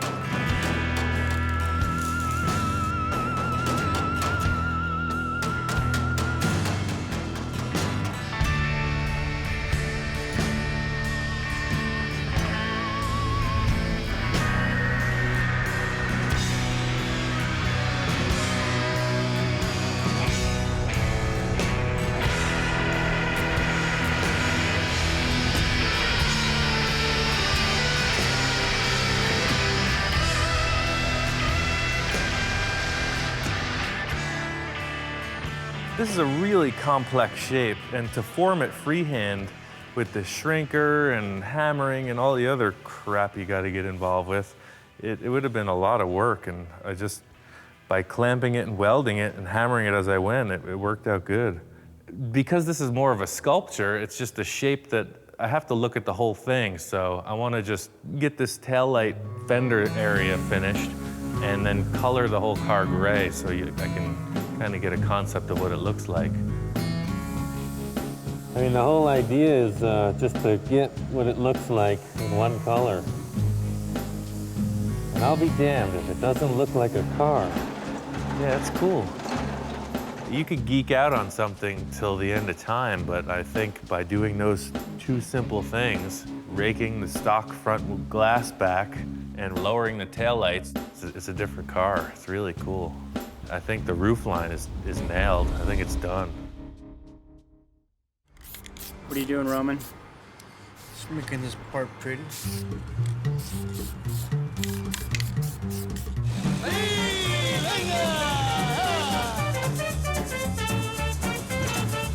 We're in San Fernando. Basically, right now, what we're doing is we're gonna go meet up with the rest of the homies to go to cruise night every Wednesday down here in the valley. My background with cars, it started off when I was a little kid where I used to live. Like I said, every Friday, you see the Broms just ripping their pipes and with all the nice hyenas and everything looks nice.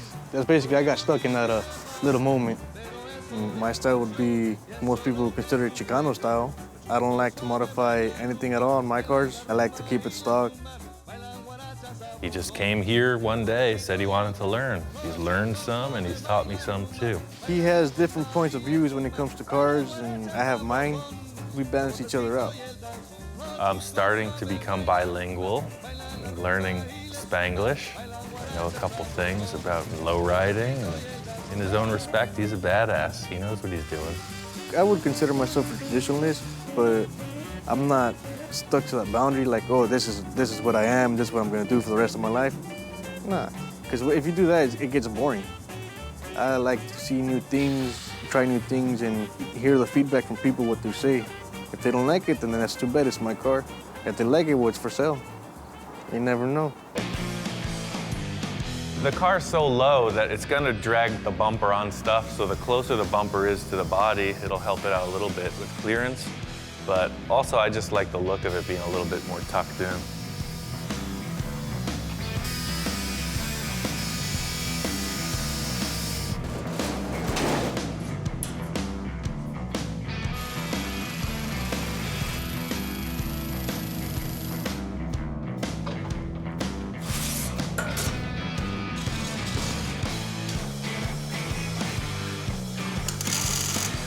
weld on the rear pan, so I'm just trying to get a placement for the notches for the bumper bracket to come through.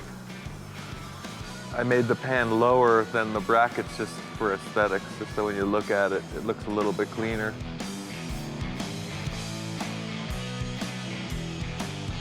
This looks perfect. I'll take it.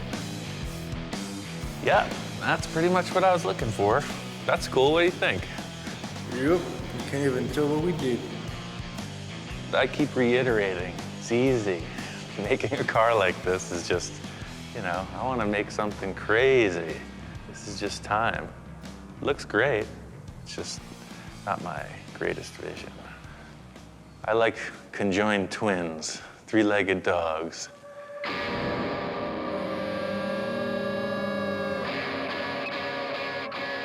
Here it is, a space junkie. 5 years of toil. It's a 1931 Chevy. I call it the Space Junkie. We just won Best of Show at this show here at the Hard Rock. This is more artwork than it is standard car stuff. Something I always wanted to see. It was just a crazy Hot Wheels kind of freaky car and show car. It's got a sliding sunroof. It's got airbag suspension, 20-inch rims with wood spinners. I mean, nobody's got this. It's its own thing. It's brand new. I built the Space Junkie because I just wanted to go crazy. I wanted to make it a wild thing, that's all. It had no parameters. This dude's leg was fully ripped off. This whole f***ing leg was just hanging off. It was just a bone and like muscles. And Mike was like, hey, there's this cat in the backyard, like it got ran over or something. It's like about to die. I was like, all right, well, let me give it like its last meal, you know? And I grabbed its foot like this and it didn't like squirm or anything. And so before we went to Kansas last year, we cut all the meat and off it and made like a splint out of like stir sticks and taped it all up and made this cone out of like a Taco Bell cup and fully glued it back together. And now she cruises. When I look at a grill or an opening for a grill in a car, what I do is I study it for a while and then I come up with maybe some rough sketches and I try to create things that have not been done before. Roman said he had this idea about using multiple bumper guards for the grill teeth. It just seemed like a cool idea. Knowing how to cast aluminum parts, I decided let's go for it. It's pretty cool looking.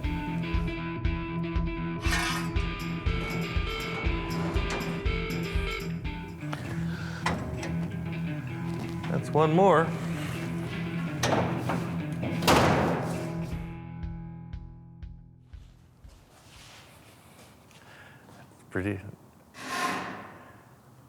It's pretty weird. Hey, Roman. Oh, Beer's it's not done yet. Looks like tomato. Nah, tomato was different. We're about 2 weeks out at this point, and there's a ton of stuff to do. I took the rear taillights out, so I want to put them in the rear bumper guards. I found these cool little lenses at the Trucker's Mart. The problem I was having is they're just sitting there. They needed a way to be retained, held in place. What I came up with was I was thinking, what's super lightweight, aesthetically appropriate? So I was looking at a regular soda can and this lens, and they're the same size.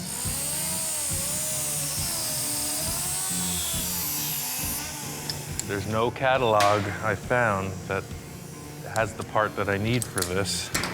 It's a very delicate aluminum stamped shape that would be very hard to recreate otherwise. It's just, why not? Some people have a real problem with it. As of late, in mainstream custom culture car building, those two things, using junk and building cars, are at complete opposite polarities. But none of those guys are gonna have a trim ring like this, I guarantee you. Most of the people who have responded to the work that I do really dig the fact that I just take stuff and manipulate it to achieve my goals. Come on. That's freaking golden. We're about a week out, and I gotta call in all the help I can. It's time to get this thing nailed. We're on our way to Burbank Airport to pick up Big Bob Gore, or as someone has put it, hardcore Bob Gore. Bob is an eccentric who stalks me on cyberspace, and he's come by the shop a bunch of times and helped me out with my cars. He's a pretty cool dude. So he wanted to come by and help out with this one too.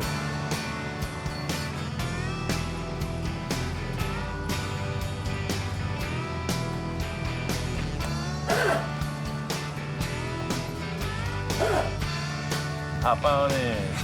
One thing's for sure is I'm gonna be like the happiest guy in the world for the next couple of weeks, and there's just nothing, no way around it. That's just a guaranteed fact. I consider him one of my best friends, man. This is an opportunity of a lifetime. What I do for a living is I restore cars, I fabricate metal. Also, I'm a body man and painter. Bob's my friend from out in Wisconsin. He saw the first DVD and it just thrilled him. So we just kind of got to know each other over the phone, and he's come out a couple times to help me work on my cars. It's a good thing. My claim of being Ian's biggest fan is the fact that I drive my family crazy because pretty much just about every day, you know, at the end of the evening, I throw in the video. Sometimes you need something to inspire you. I asked Bob to come over and paint the car, because that's what he does. He's just down for the cause. It's awesome. I think you could say it's a lowrider-inspired car, no question. And what I saw with those cars was a lot of simple paint work done, but people just went crazy on the roofs. And I kind of dig it. It's like wearing a fancy hat or something. The idea of having a finished roof on a car that was in primer doesn't work for me. I think it's the wrong choice because it's almost like wearing one shoe on one foot and going barefoot on the other. Michelangelo painted the Sistine Chapel. The Pope was telling him how to paint it, when in all actuality he knew that Michelangelo knew that it should be this way. So that's me, man. I'm in that position. Yep, you're the Pope and I'm Michelangelo. I didn't see what he was seeing. I felt it was the wrong way to go. I'm used to painting a whole car at once, not just one section of it. And we'll get used to it, man. This isn't a dealership. We had a disagreement about how the car should be painted. The bottom line is we need to get through this paint job so we can finish the rest. So I just let him go with it. It was the first time he and I ever butted heads. It's frustrating in this time frame. Was psycho. I mean, it's crazy, especially if you want perfection. I walk in on the car and the first impression makes it, and the car just imploded. It just sucked all the light out of the shop. It was not palatable. I didn't like it at all. After the events and everything, you know, obviously we're behind schedule, et cetera. I honestly don't see the car going to Vegas.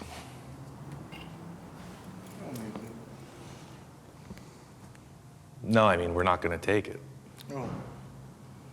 It's going to take a lot more time to finish everything. It just is what it is. To show an unfinished piece at the car show of this caliber, there's a lot of pressure on it, you know? We're trying to do something cool where it's a really finished, nice thing, and it can't happen in 2 or 3 more days. Okay. And what I was trying to do, I think I made statements from the start of this, has been kind of pigeonholed for these rusty, sloppy cars, because I built a couple and they're super fun. But the most criticism that I've gotten so far is that, you know, the rat rods, everything that I've done, and it's just not the case. And, you know, with the other car that I've done, the past 2 cars have been finished and nice. And I just want this one to represent, you know, a better level of finish. I was massively depressed that, and then it was just like when we conflicted with the paint job scheme, I felt the same way. If I could stretch it out any longer, I would stick back and redo you know, paint the car the way Ian wants it done, and show people that what I can do,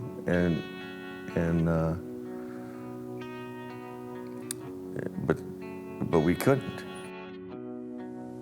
I guess I'm just at a little loss for words. It's, you know, it's pretty much a bummer. I mean, it really freaking pains me to call it off. You know, everybody was hoping for it. Everybody was planning on it, you know. It's my call, and, you know, I gotta kind of bust these guys' bubble. I don't know, man, that's the stark reality of things. People like to make this out to be rock star stuff, but it's really not. Bottom line is, this is my mark, and I'm not gonna do it halfway. It's gotta be right, and I don't care how much effort it takes. It ain't done till I say it's done.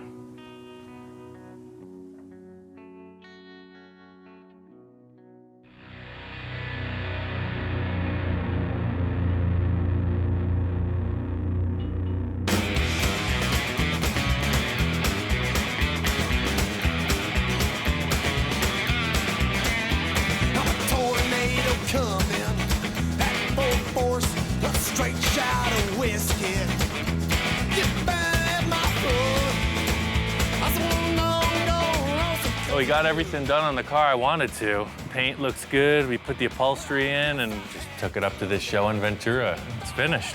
I'm your foe. When you bring me sorrow, you bring me pain. Baby, baby. We made it. We motored out on the freeway and it's all good. Made it here and the show's on.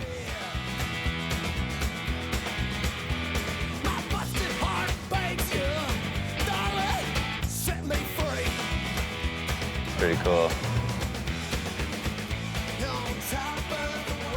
It's quite a nice ride, everything about it. It's pretty darn impressive and a lot of work. They just put so much thought into it and worked on it so hard. So each custom has a personality, which is your own. Your ideas, your thoughts, it all goes to your car. So that makes a custom right there.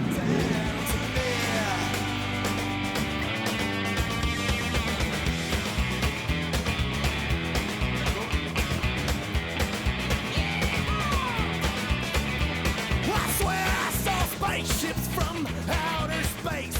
They told me they take them.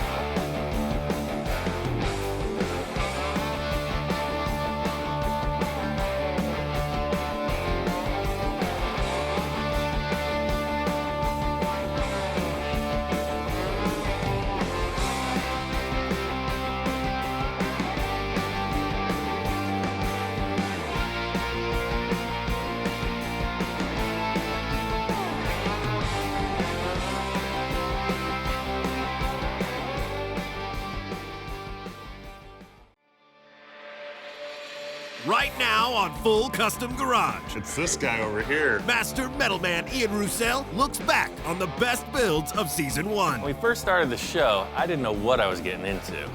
I got to do a ton of different projects, and I met a lot of really great people. He's just a guy that can take nothing and build it into something. That is phenomenal in my book. So it's the typical story of somebody's project dream car that just got in over their head. And you're gonna save it. That's what I do, sir. I'm here to save the day. Hot damn, she loved it. She really, really loved it. It's way cool. I'm really glad he did this project. I didn't expect to see what I saw. With every project, I'm always trying to do some crazy stuff, you know, really push the envelope. Sometimes that gets me into trouble, but that's the fun part.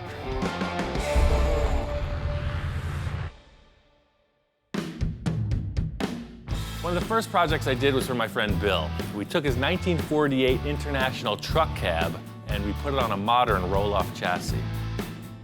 Not the easiest thing to do, a lot of heavy metal. The truck needed to be wider to fit on the frame, so I started with the front fenders.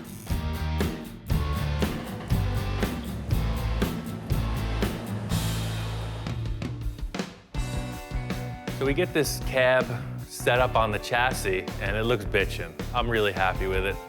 Bill's big concern is getting access to this engine.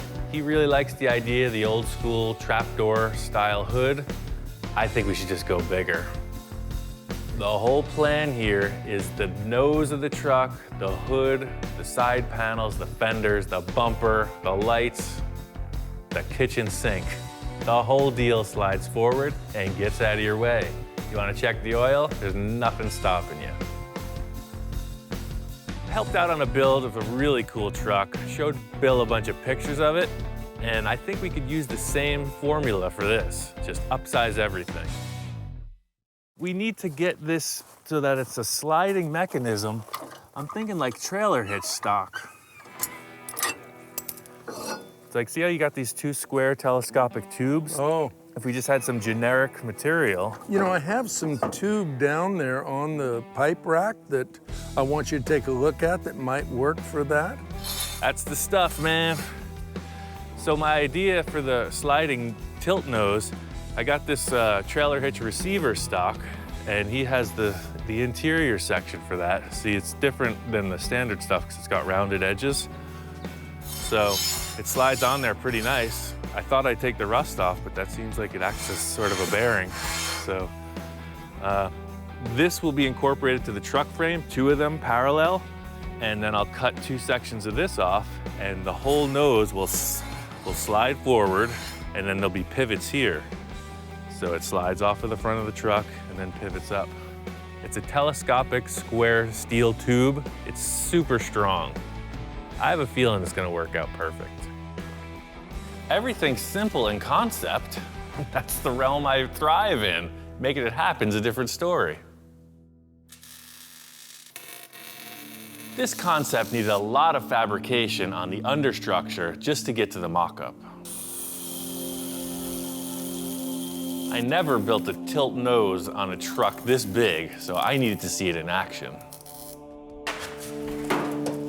It's damn heavy. That did. Par for the course. All of this work, I finally get the thing ready to tilt, and it's stuck. Bill's standing right there. It's just perfect. It wouldn't move. It wouldn't move. And I went back to the, damn, it's so heavy, we can't do it. And I'm thinking, oh my gosh, now what? When you got 5 million welds, your percentage of some attaching themselves to the cab is increased, so in the end, that's what happened. The thing would not hinge open because it was welded shut. Like that. And it'll pivot up. Like that.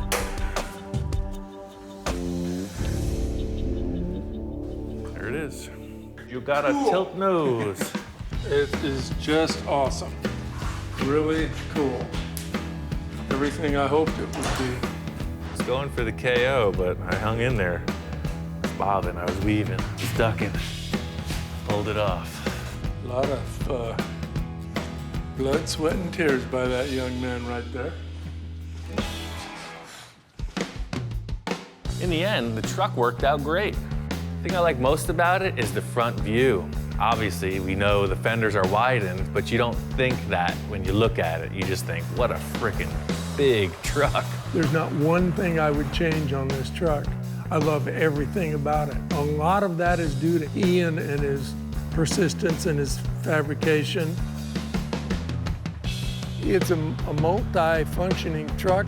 It'll function as a flatbed truck, a dump truck, a van, does everything. Bill's truck turned out to be one of my favorite builds. The biggest satisfaction comes from the fact that it's a real working vehicle, and that's cool. Another project I did was a super custom 1964 Bug. It was based off a toy car someone gave me. One of the coolest custom pieces was the headlights and mounting brackets. These headlights are pretty crazy. They're actually pieces of spun aluminum that I found in the scrapyard. So I really made this whole unit. I had some glass lenses, and I made everything else. They're seal beam bulbs that I glued in behind these antique lenses. So they're 12-volt high-low beams, They look like vintage car parts, but they're handmade. Really badass. The other cool feature is the way they mount on the car. So it's a round tube, so they're adjustable up and down. You can move them in and out, because you'll see when you steer, it's very close, like so. And when the hood shuts, these strange little shapes clear the hood. You could really see the difference when we pulled it next to a stock Bug. I really loved the stance and the radically chopped roofline.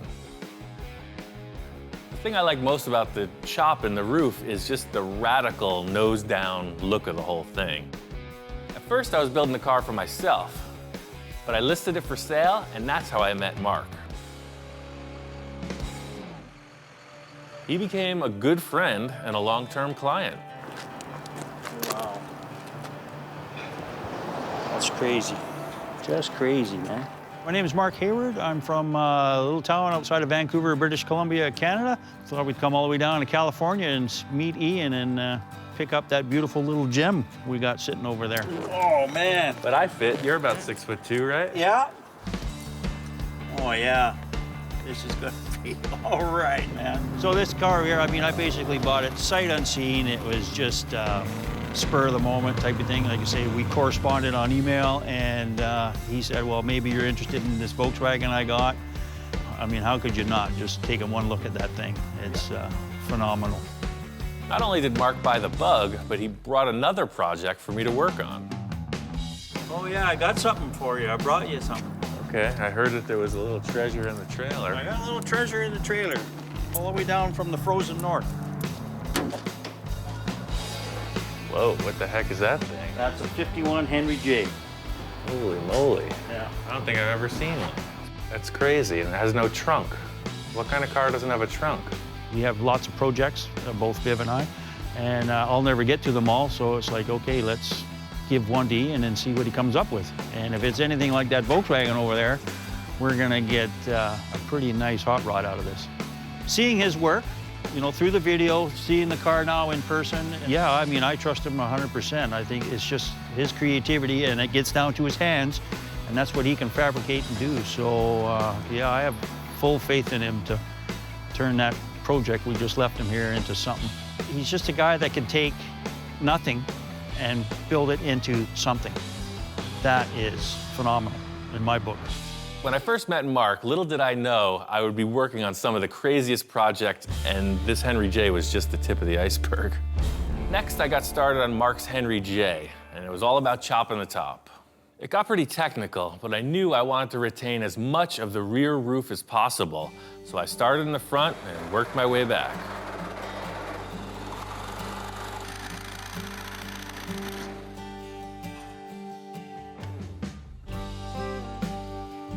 I got the A-pillars all finished off. I'm committing to this chop.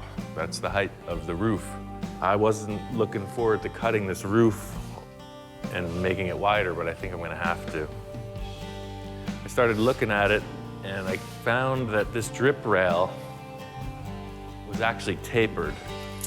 So I think I can use this to my advantage. It looks like the drip rail is straight all the way through the door, and then right at the B-pillar, it starts to taper in.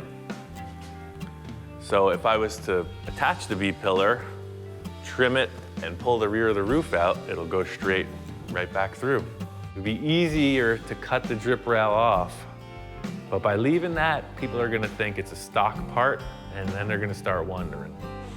So that's what I gotta do, cut the whole roof, lengthwise, back to front. I thought this chop was gonna be a walk in the park. I told the client it was gonna be like the VW Bug I made for him, and that was easy. Oops. You never know what you're gonna get into. The only way through it is to keep moving forward.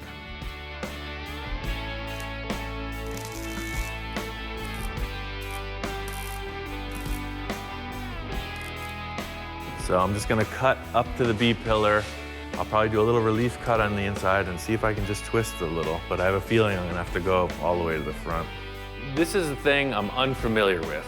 I'm just feeling it out. I'm gonna make a relief cut on the inside of the structure and then just zip the sheet metal open and see when it moves.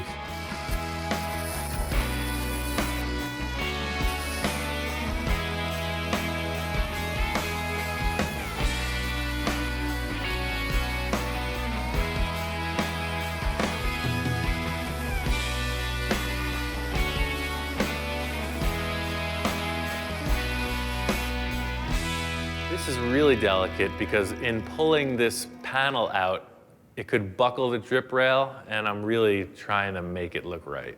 That's the hard part. It's gonna work. I don't even have to cut ahead of the B-pillar. I just put a trim on the back side of that structure, and this guy will pull right over. I really lucked out. Made a couple cuts, I pulled the thing, and it snapped into place like it was meant to be. Yep, that's why I get paid the big money. Pretty cool. The thing is, it looks easy because I just cut it, but I've cut a lot of cars. I know how these panels flex, and that's why I made this decision. I'm just gonna weld it on there now, like I meant to do it that way. The cuts in the roof turned out to be a lot smaller than I thought they were going to be, and that was a huge relief. From there, it was just a matter of filling the gaps with sheet metal and finishing it off.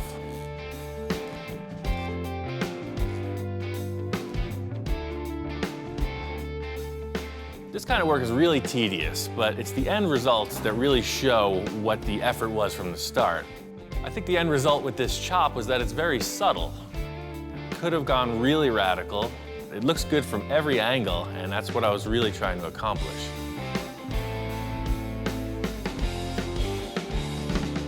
My friend Don, his wife Patty's birthday is coming up. He wants to get her something really cool. Her family has a long history with dune buggies, so he's thinking about putting together one for her. It's going to be a total surprise for her. Growing up, her dad had a Myers-Manx when they first came out, and my wife had a lot of good memories with that dune buggy out at Pismo and some of the desert areas with that. Don is a car fanatic. His wife is a little more conservative. She's always wondering what he's doing over here. He's got 6 million cars. I think that this dune buggy might seal the deal. It might win her over to our side. It's just going to be epitome of driving around in something cool, you know, especially done by Ian, because he's so creative. Ever since I started this project, I've been thinking about the engine. Searching around at Don's, as usual, he's got so much stuff. I find an electric motor for a forklift.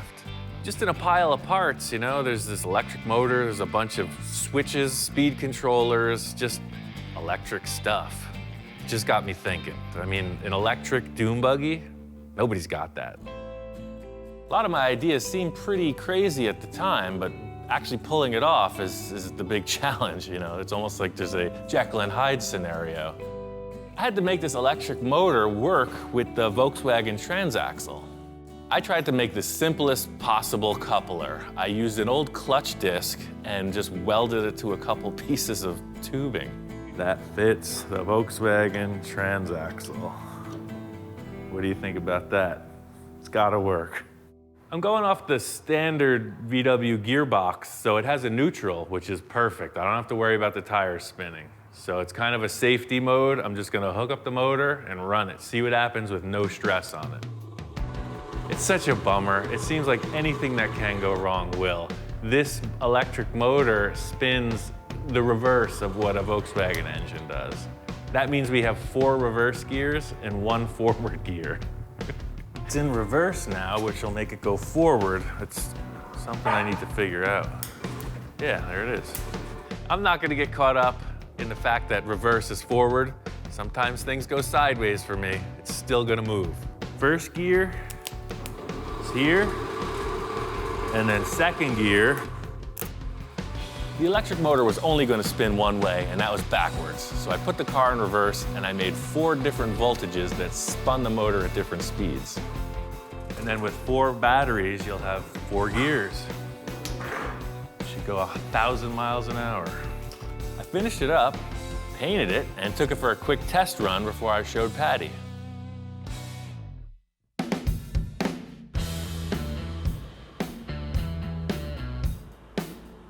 and it cruised great. I think it came out pretty cool. I couldn't wait to bring it to Patty and see her reaction. And here is your birthday present. Oh, I like the red. Hot damn, she loved it. She really, really loved it. It's way cool. I like that it's sparkly, and I like the red. The pinstripes and everything on it is really cool, draws a lot of attention. It's way cool, I like it. I think my favorite thing that Ian did with the car is going electric with it. I think that is just way cool, and it shows how talented he is. It's really cool to drive. It's a lot of fun. I love it! The cool factor about this whole build was that Patty's family was into dune buggies. I mean, for years, like old school when the thing first happened. So to restore this original Survivor and give it back to her, it's like it came full circle.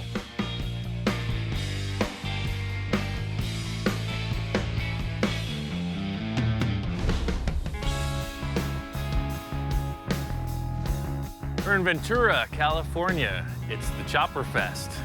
Just looking around, see what's happening. I got a couple ideas of a bike I want to build, and I'm just seeing what's out there. Seems like the bike world's taken a couple turns in what's popular with style. For me, the 60s, 70s, the chopper thing that was going on is really the core of it. A big part of the chopper scene were these straight four engines, Hondas, Suzukis. Denver's Choppers was building frames for these kind of engines, and I just think it's cool. I want to take that element of a really long bike, but make it a three-wheeler. Trike conversions have always been popular for motorcycles. It's really hard to get style into this three-wheel design, and I'm just gonna push my skills and try to make it happen. This project was all about the look, so once I got the engine and frame kind of figured out, it was really all about the seat and body shape. This bike has a solid rear end. It's a rigid, it has no rear suspension. I need a comfortable seat. I was looking around for seats, motorcycle seats, horse saddles, wheelbarrows, anything. You know, it just occurred to me, I've been sitting, working for 10 years, 8 hours a day on this freaking work seat. I think it's perfect.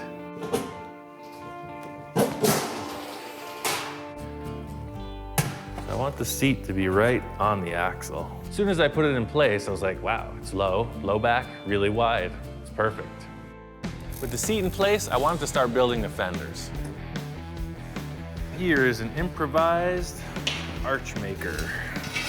I need to create a radius around those tires. There's a lot of ways to bend tubing. Sometimes I just do it primitive. It works for me.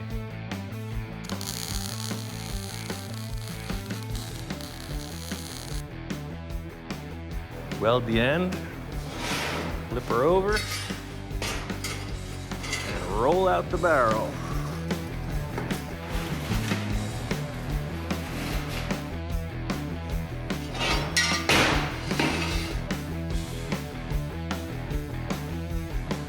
This rim made the ring too small, so I'm just gonna stretch it out on this tire.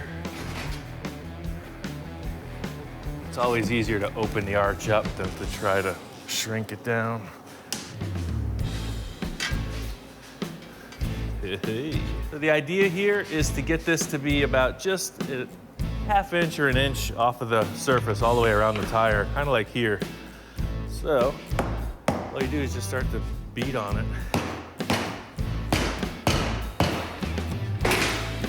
It's right about there. This puts an even ½ inch perimeter all the way around.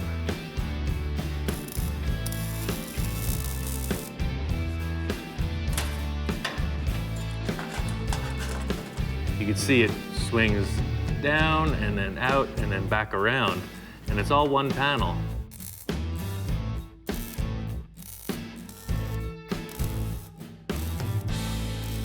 In the end, I'm gonna paint these fenders so they look like some kind of a carnival freak show. I want it to look like you're locked in on some kind of a wild ride.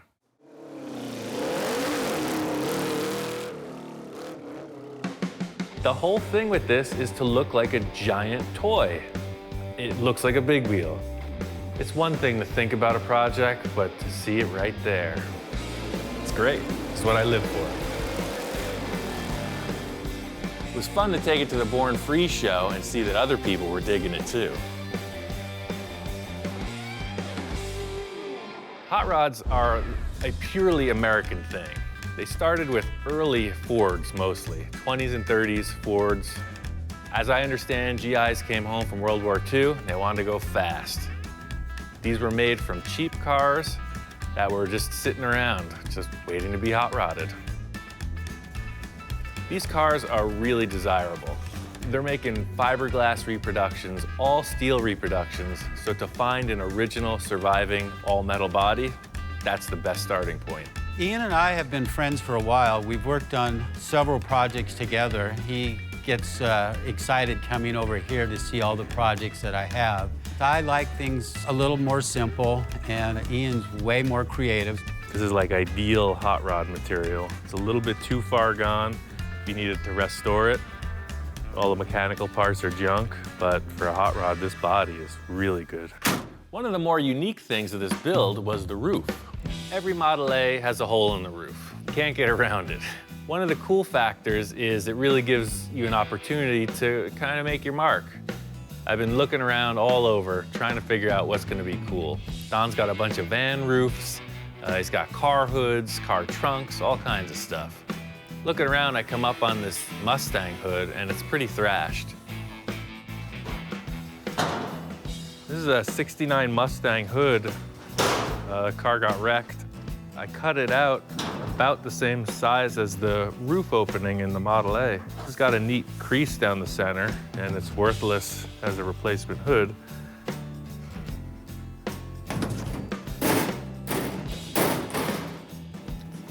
The contour fits.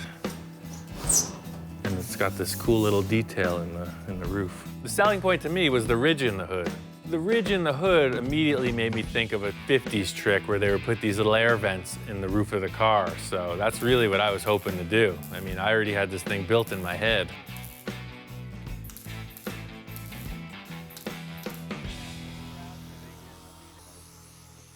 When Ian was gone, I went ahead and I got some LED lights. In my absence, the hood scoop, this great styling element, has become a third brake light. Very interesting. I like the practicality of the safety part of it because the car sits fairly low, that I think that's going to work out really good. He wired some wires up through the body, and he put these LEDs inside. In the end, it's all about craftsmanship. You know, that is a very custom third brake light. Oh, look at that. Boy, somebody will see me for miles away. Perfect. At the end of the day, Don was really happy. He's got a cool hot rod, and he loves to drive it. I'm really happy with the way this whole build went because the car is easy to get in and out of. It's a nice car to drive. It handles well, it corners well, it stops well, and the wife can get in and out of it well. I'm just so tickled. I mean, I couldn't have asked for anything more, or a person of Ian's caliber to help me with my own personal project.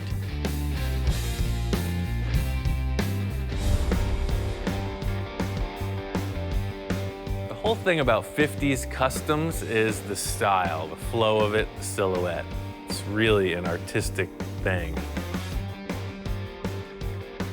What most people are trying to do with these cars is make them look better than stock.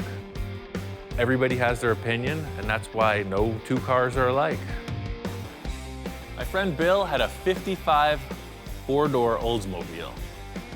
The initial idea was to freshen it up a little bit, but of course, as things went along, it got a lot more involved. First, I chopped the top, and Bill really liked it. Seeing the roof 3 inches lower, I know I nailed it. But standing around looking at it, it just needs something else. I've already gone this far with the chop. It's a great looking car. I think its value has increased. If I go for two-door conversion with the chop top, this thing is solid gold. Ian now wants to turn this into a two-door. I really don't want this to turn into a big, huge project.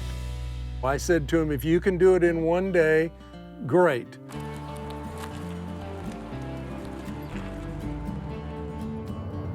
We're on our way out to Riverside, California. Found a guy who's got a 55 Olds. It'll be perfect for this four-door to two-door conversion I'm working on. Hopefully he's got the parts we need. Right on, I think that'll work. He had all the parts we need. We were able to cut off the backside of the door pillar and get the 2 doors, and also scored a new bumper. These doors were a lot longer than the original front doors, so I needed to see what it would take to make them work. 4-door to 2-door conversion, it ain't easy, but I gotta do it like right now. I just gotta prove to Bill that this is gonna work. Fortunately, I got the door jamb from the parts car that matches these doors. I know some of the dimensions are a little bit different, but I think I can pull it off. A couple bolts and the door fit. If this door didn't fit, I think we're going back to a 4-door. I just assumed it would fit and we lucked out.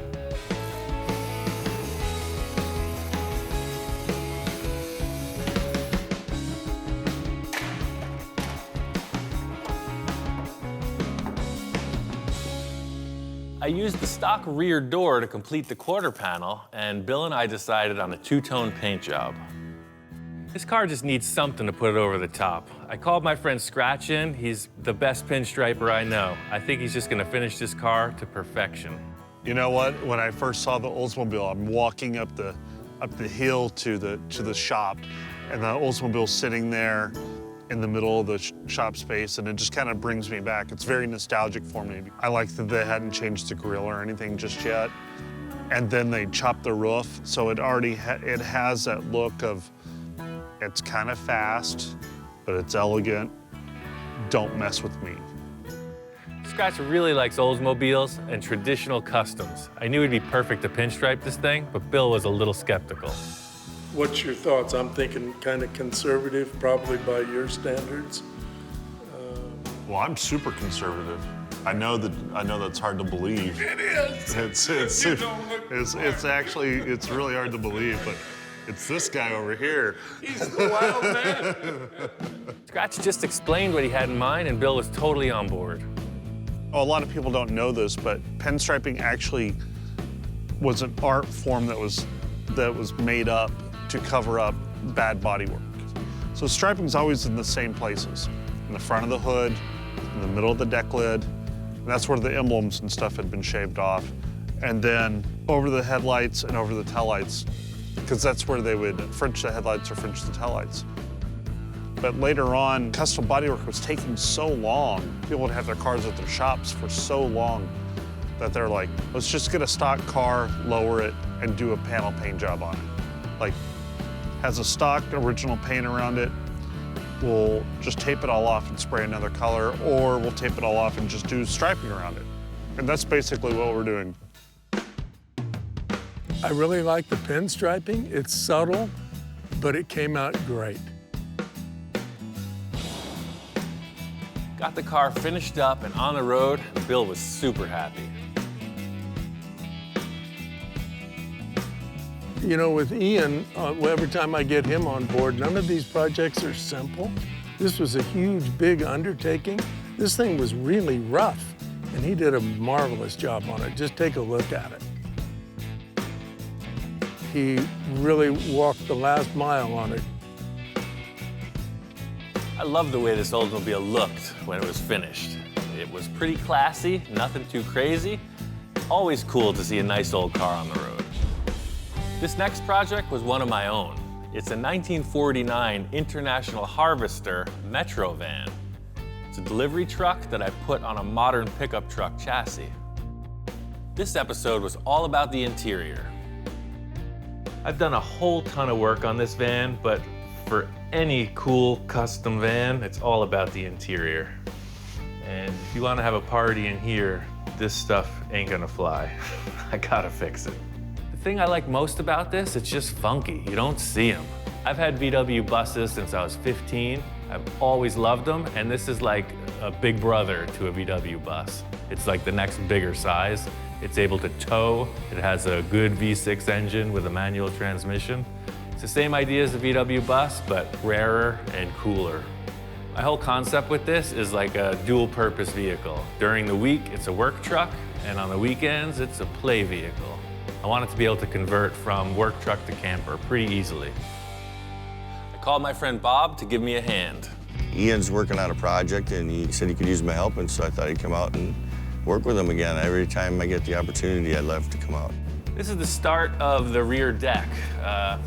The whole idea is these panels are gonna fold up and become the walls of the van when you're in work mode. And then if you go camping or whatever, this is actually a big mat. It's a big bed you could sleep on. I'm gonna work on fabbing up the structure out of angle iron. I came up with some material that could act as hinges, so Bob's gonna build the hinges and I'm gonna build a frame. This is a really simple barrel hinge design. It's just a solid shaft that fits inside of a collar. Bob's just cutting a bunch of blank pieces and making sure they pivot right. Since we're fabricators and body men, we don't like to go to the store and buy hinges when we can make them.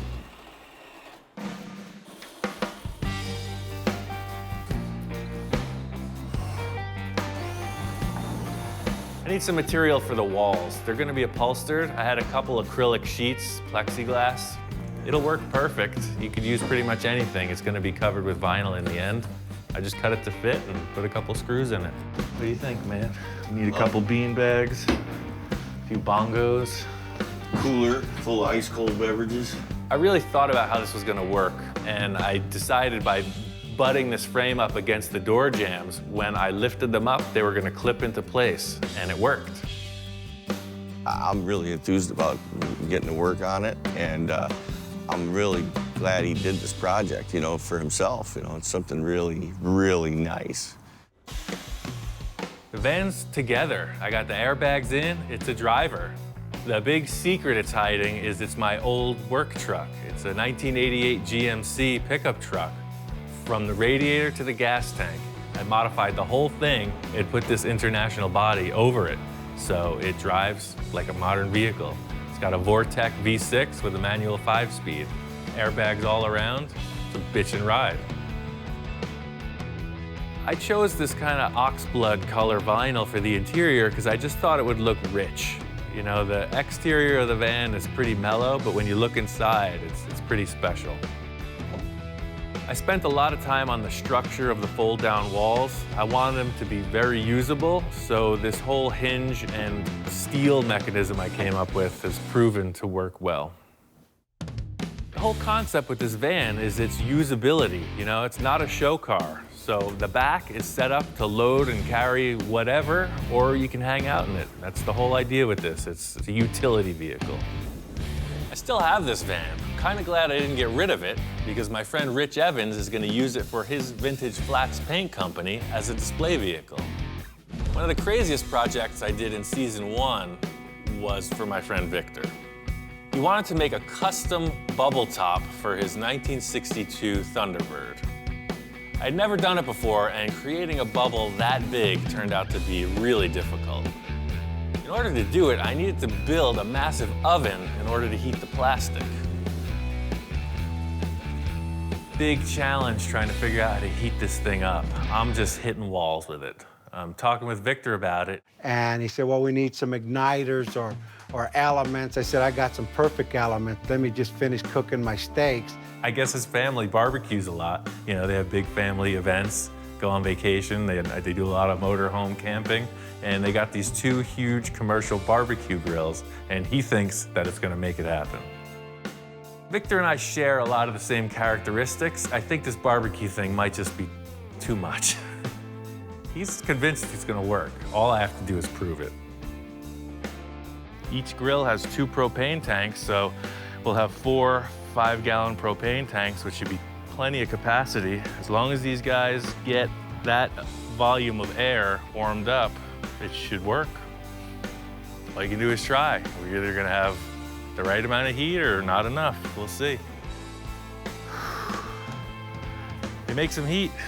Let's put the lid on. In keeping with the low-tech approach, I've got some plumbing pipe, a simple gauge, and some air fittings. The idea is to just create a controlled air source to inflate this thing. Target temperature for this is 375 degrees to get the plastic that hot.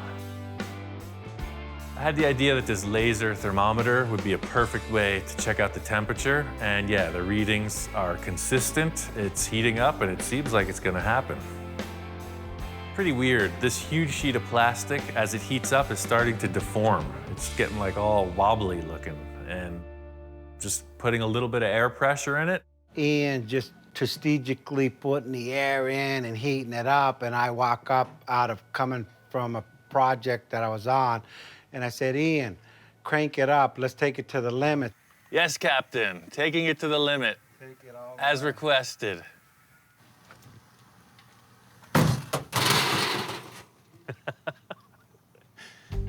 That didn't work. Shut her down. I turned my head for a second, and it was like, what was that? Within 2 minutes, the thing started tweaking and blowing, and I could see the look on Ian's face, like, what the hell did you make me do now? Shut everything off, it's gonna melt the plastic real bad. I quick turn around, peeking in the hole. I can't even see what's going on. I'm seeing sheet metal. I don't know what's going on because the whole thing appears to have collapsed. The whole thing's collapsing. I don't know what to do. I stuck my arm back in the oven to hold the thing up and kind of get a look, and it's just destroyed. We gotta lift the lid up and see what went wrong. It looks like the metal and everything tore right out of the roof of the box. It tore off the lid. So we actually damaged and warped the first mold. I said, just crank the pressure on, and that was the wrong thing to do, but hey, it's a good story. This thing was twice as big before this broke. So what happened was he lost air pressure and it shrunk. What a bummer. To most people, this thing looks like an utter failure. I'm gonna work through it. After it got destroyed, we rebuilt the mold and made it a lot stronger.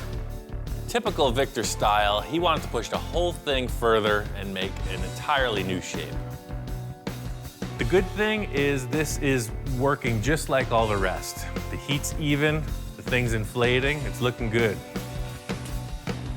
Oh, the front, look at this, amazing. We're there. I can't push it anymore. We're gonna raise it up. It's the moment of truth.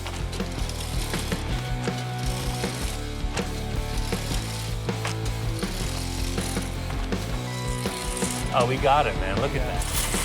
Yeah, see, that's what I was looking for. Everything looks great. It's back into shape. The whole idea is to just cool it off, raise it up out of the box, and unclamp this beast. I took this 1/2-inch MDF board and created a series of templates off of the bubble Victor liked most. I spaced them out 8 inches apart, made a whole bunch of support to withstand the pressure of this bubble pushing against it, and fastened it to the backboard. Good. Getting the buck off of this thing really revealed that it was a successful idea. This was uncharted territory, and the result was ideal. That's pretty crazy. But the real tell is going to be how it fits on the car. That's what this is all about.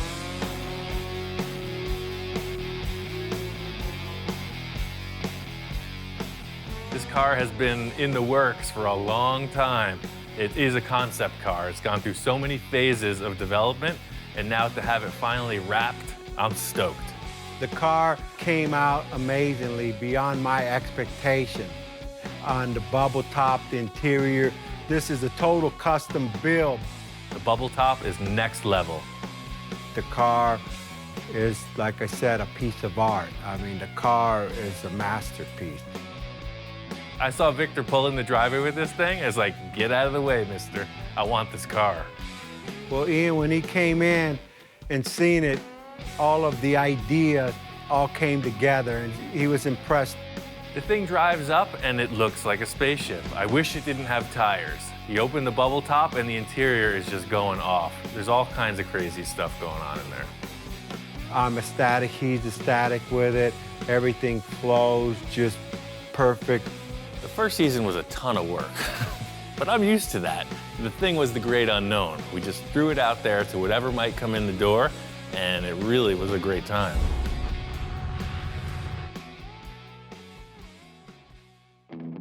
Little behind the scenes thing in season 1 was that I got My shop inspector got my #1 dog.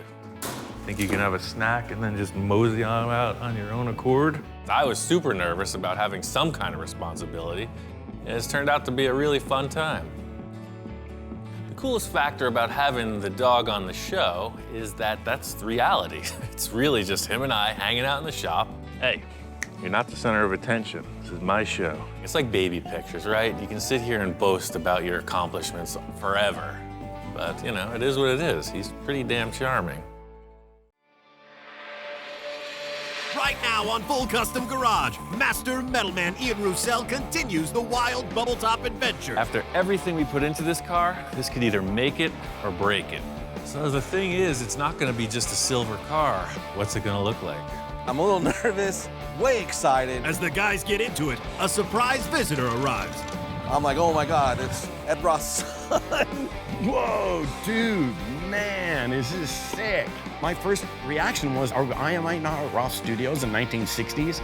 Because everything that Ian does has that flavor about it. And as the build progresses, wow, Ian calls on the help of an old friend. Jack's an encyclopedia of classic ideas. What'd you do this time? I told you we were gonna change the look of the car a little bit. Holy We made a few subtle changes. I think so. He's getting crazier. Even hellhounds respond. This is the stand back and check it out moment. This is what we've all been waiting for.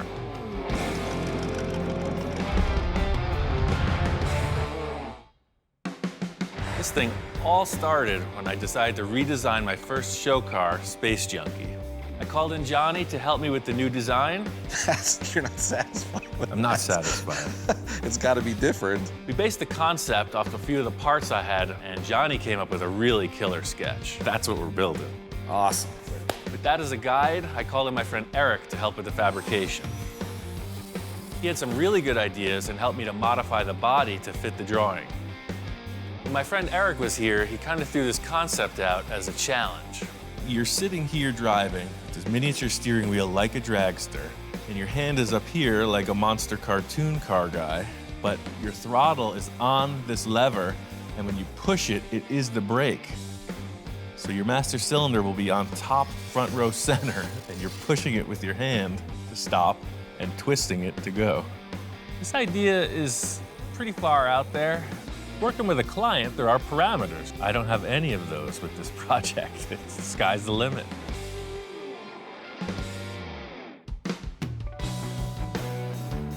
My friend Johnny's coming in. He was the main inspiration and collaboration on this design from the start. Hey, man. Whoa. Hey. Welcome home. Holy cow, man. Lots happened since he last saw it. It actually looks like a car now. When he left, it was a bunch of sheet metal shapes. He was gonna have to completely build this whole thing from rough renderings, and here it is in 3 dimensions in front of me, you know, ready to paint. It's crazy. Again, Ian takes it to the next level. The guy is just amazing. Since you left, I haven't stopped. It's been this every freaking day. So nonstop. badass. And then this is how you get in. Yes. You see every other bubble top, the bubble opens, right? Yes. Different. Yes, the funny car style. So not only do we have the body and the bubble and the lift mechanism in place, but I have this. It is just like your drawing. Yeah. So it looks like a cartoon, right? Dude, those headers came out so sick. It's pretty crazy. It's like a show and tell time. Johnny's all geeking out on all the details, and I'm like, we still got a lot of work to do, man. So the thing is, it's not gonna be just a silver car. The main reason I wanted you here was to figure out some kind of a graphic design on the thing. Okay, sure, no problem. Let me just whip out the crayons and let's see what we can come up with. The whole first Space Junkie started with this model, the layout of the kit. Oh yeah. I figured there's no better way to start than with some modeling. This is an iconic bubble top car. It's the Ed Roth Beatnik Bandit. So a little nod to the original Space Junkie, a little nod to that. Right. From my formative years, Ed Roth has been like the go-to guy for all the crazy style choices.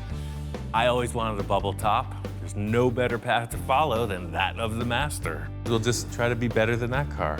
That's not a tall order. Be better than Ed Roth. I want to do something kind of inspired by the Beatnik Bandit, but I got a couple ideas of my own. The car is just moving forward. If it was moving through some kind of a paint vortex and the colors came onto it, it's all going from front to back. So, you know, trying to translate now, yeah, vortex of paint in a thing. I got you. So I got this 3M tape. I got tons of it. Maybe I'll just throw a couple lines what I was thinking, and then you just color in between the lines. I'm thinking the whole process here is keep Johnny in his comfort zone. I'm sure that's where he's most creative. So he's gonna mock it up on paper, and I'm gonna mock it up on the car. A lot of what I was doing was kind of just looking at the panel itself, thinking about how can I mimic some shapes, move around in this limited amount of space, but do a lot of motion.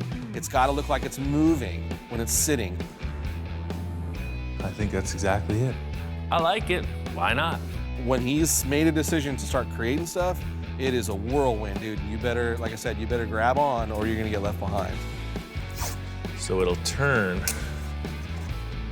kind of like just a thing coming off of that. So you'll have 4 spears, like maybe this one. Once we started laying it out, I just kept going. He did his thing, I did my thing, and I kept looking to see what he was doing. He kind of was checking out what I was doing, and then there was this moment where he laid some tape down, and I went, oh my God, there it is. Yeah, you said through a paint vortex, and it's grabbing on him. It's a stylized vortex, but it is nonetheless in motion. I like it, dude. Even Hellhound's responding. Sweet. We got a bunch of ideas laid out on the car. We're gonna paint all over it, pull the tape back, and see where we stand. We finished up the side of the car and continued to design across the top of the body. I'm gonna refine the side, and Johnny's gonna start mocking up the back. I'll just lay this out, and then I'll just draw an idea. I'm trying to transfer the feel of that graphic up there back here, but do something a little bit different. May need the envisioning tool soon. Uh-oh. You got one of those laying around anywhere? Yeah, they're all around us, man. You're in a shop full of them. You know, I'm in the zone, I'm laying tape down, Ian's doing his thing. What is that? And I start hearing this really killer exhaust coming from outside the shop. That sounds good. Yeah, let me show you. I got a little treat. I invited somebody over. So we pop around the corner and there's this really tricked out, flaked, crazy car with a dude in a top hat, and I'm like, oh my God. I introduced Johnny to Dennis, Ed Roth's son. I'm Dennis. I'm Little Daddy Roth. What's up, Johnny? Great, nice to meet you. I'm like, oh my God, it's Ed Roth's son. And he's like, I got goodies for you guys. I asked Dennis to come by because he's got a line of paint products designed specifically for this type of car. And as soon as the light hits that Roth flake, it's amazing. I actually built that car to showcase the metal flake because I got a real education when I was 10 years old. Dad was flaking them, and I jumped right on the bandwagon. I've been flaking for 50 years. See, this is what I'm talking about, man. This is the exact effect we need. So it's like multi-layers of different tones of flake with the candy over it. Our car needs this effect. It's unbelievable. And he called me and said he wanted metal flake, dude. I said, dude, I will deliver it. You know what I mean? I'm coming up there right now because I want to see your car. Come on. Whoa, check dude, out what we're making. Man, this is sick. We pick up the boxes and go inside, and Dennis sees the car that we're working on, and he's just kind of blown away. No, dude, oh, the front ladder bars are insane, dude. This is the guy who's seen it all. He grew up in his dad's shop, seeing all the creations, and he's kind of digging this. The whole lightweight look, these things on the side, these fins right here are just mind-blowing. If Big Daddy was here, and he is looking down on us right now, this is the most bitchin' part right here. You know what the old man used to always tell me? Leave a lot of the mechanical showing. And people never do that, and they cover these cars with all that. But your mechanical is so sick, dude. You have... Well, I read the books. Yeah. That's all I can say. The power, bro. I got the bottles and I read the books. That's kind of what this whole thing is led up to. Well, my first reaction was like I was back at the shop in Maywood. Like, you know, I might not at Roth Studios in 1960s because everything that Ian does has that flavor about it. You know, I know Big Daddy's looking down on Ian right now and going, oh yeah, Ian, you know what's up. Well, the whole thing is I started building cars because of what I saw his father doing, you know? So to have him come in and be like, oh yeah, the old man would approve, you know? That's like I guess I'm there. It's just great craftsmanship. I love this car. Cool. When can I drive it? We should be done in a month. We were hoping to make it to the MoonEyes show, but Johnny came out. We're on the final stages with the paint. We got the flake. What I got the happens flake next? for you, baby. Yeah, exactly. Metal flake.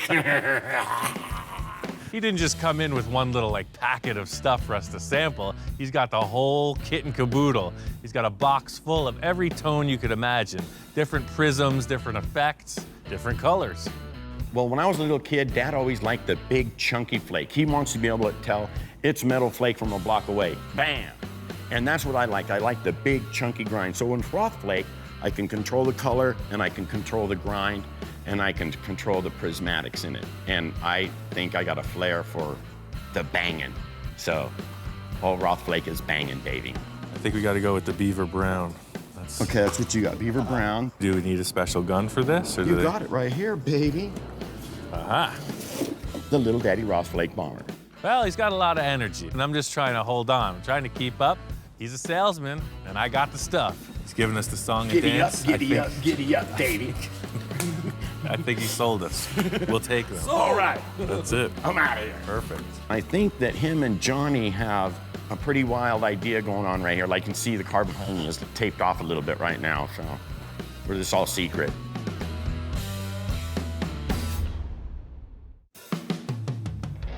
We got the first layer of paint on. The first color is going to be this brown candy. It's a very thick application of paint because it's a candy coat and it's got a cure. That's the whole thing with the complexity of this tape job. I'm a little nervous, way excited, because we're peeling back just to see if the graphic worked. And the more that got peeled back, the more excited I got. It's gonna work. Once I got the brown paint on, we pulled off the tape. It's looking good, but it's still kind of unknown until we get the second color in place. The whole design gets taped over yet again for another color. This part becomes super critical, that we really are meticulous in making sure that the turns are good and the lines are crisp, because this is going to be the graphic. The next color was this cream tone, and that has the silver flake in it. We put that on, and you can really see the effect of the metal flake. As much labor as it is, the reward is at this point when we're untaping it. Pulling off the last set of tape, you really see the contrast, and that's it. It's sparkly. It's like Las Vegas. So we laid graphics down, we've got this cool chassis, and now it's the excitement of knowing that Ian always takes it to the next level. And what is that next level gonna be? It's the worst part is I have to leave and not see it finish. Johnny has to take off, but before he leaves, I want to take him to the MoonEyes car show for a little more inspiration.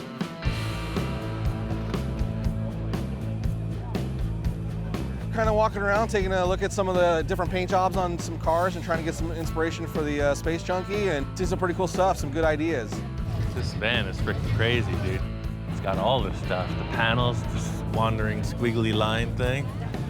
Yeah, it's a lot of tape work, man. I love your car show, man. Thanks, man. This guy is good. Nice. Yeah. We got free. I got some of my ideas from you. That's my goal right over there. Sweet. I got some of my ideas from you. This is a 51 Ford. It's a shoebox Ford that this fella said he's a frustrated artist. So he went all the way on the paint job. You tape it, you backmask it, you got different colors. You see the way the body's a different tone than the roof. It's the same process we're gonna have to go through. First thing that's jumping right out at you is all the metal flake. That's the eye-popping candy paint with the huge metal flake on it. That's where it's at. Well, this is more of a very straightforward paint. Yeah, look at the tape, taillights on right? that. But the effect they achieved with the pearl, the prismatic. What would you even call that? Like, it's so rich, man. You want to taste it. I got look. It's good. And it's this crazy blue. Yeah, it's super good. Love it. When you're walking out of the sun, you Jump. don't even see it, and now it's like a freaking vortex of color. Vortex of color. You know my friend Jack, you know what he said? Oh, you don't put metal flake on a truck. Yeah. You put metal flake on everything. Breakfast cereal, steak. These cars, I saw when we were walking Oh, here we in. go. It's all the traditional lowrider stuff. They know all the tricks with the candy coats, gives it so much depth. And the flake, of course, in the sunlight's just popping. I think the inspiration in all the lowriders is really where we're going with this. The metal flake, the taped out lines, that whole deal. And there's a million cars with that flavor. I showed up kind of feeling down about my own artwork and stuff, and then to get in here, start creating and doing creative processes with Ian is like this new energy to go back, do some new drawings, come up with some new designs. We got a lot of inspiration out here. Unfortunately, Johnny's got to hit the road. I'm gonna do everything in my power to be back when this thing is done, and I'm sure I'm gonna walk through the door and look at it and go, what?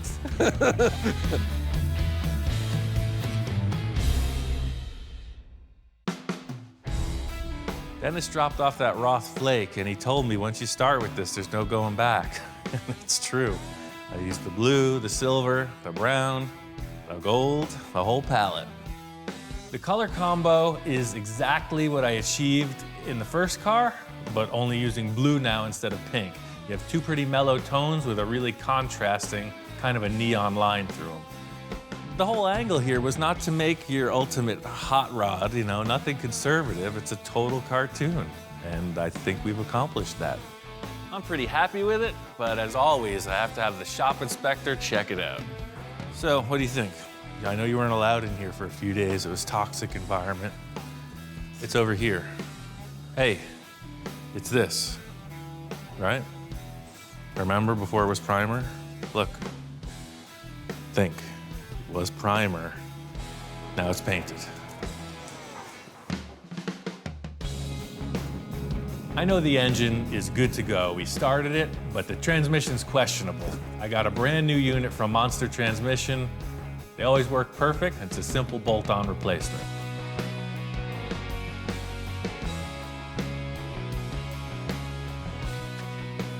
Mark was right.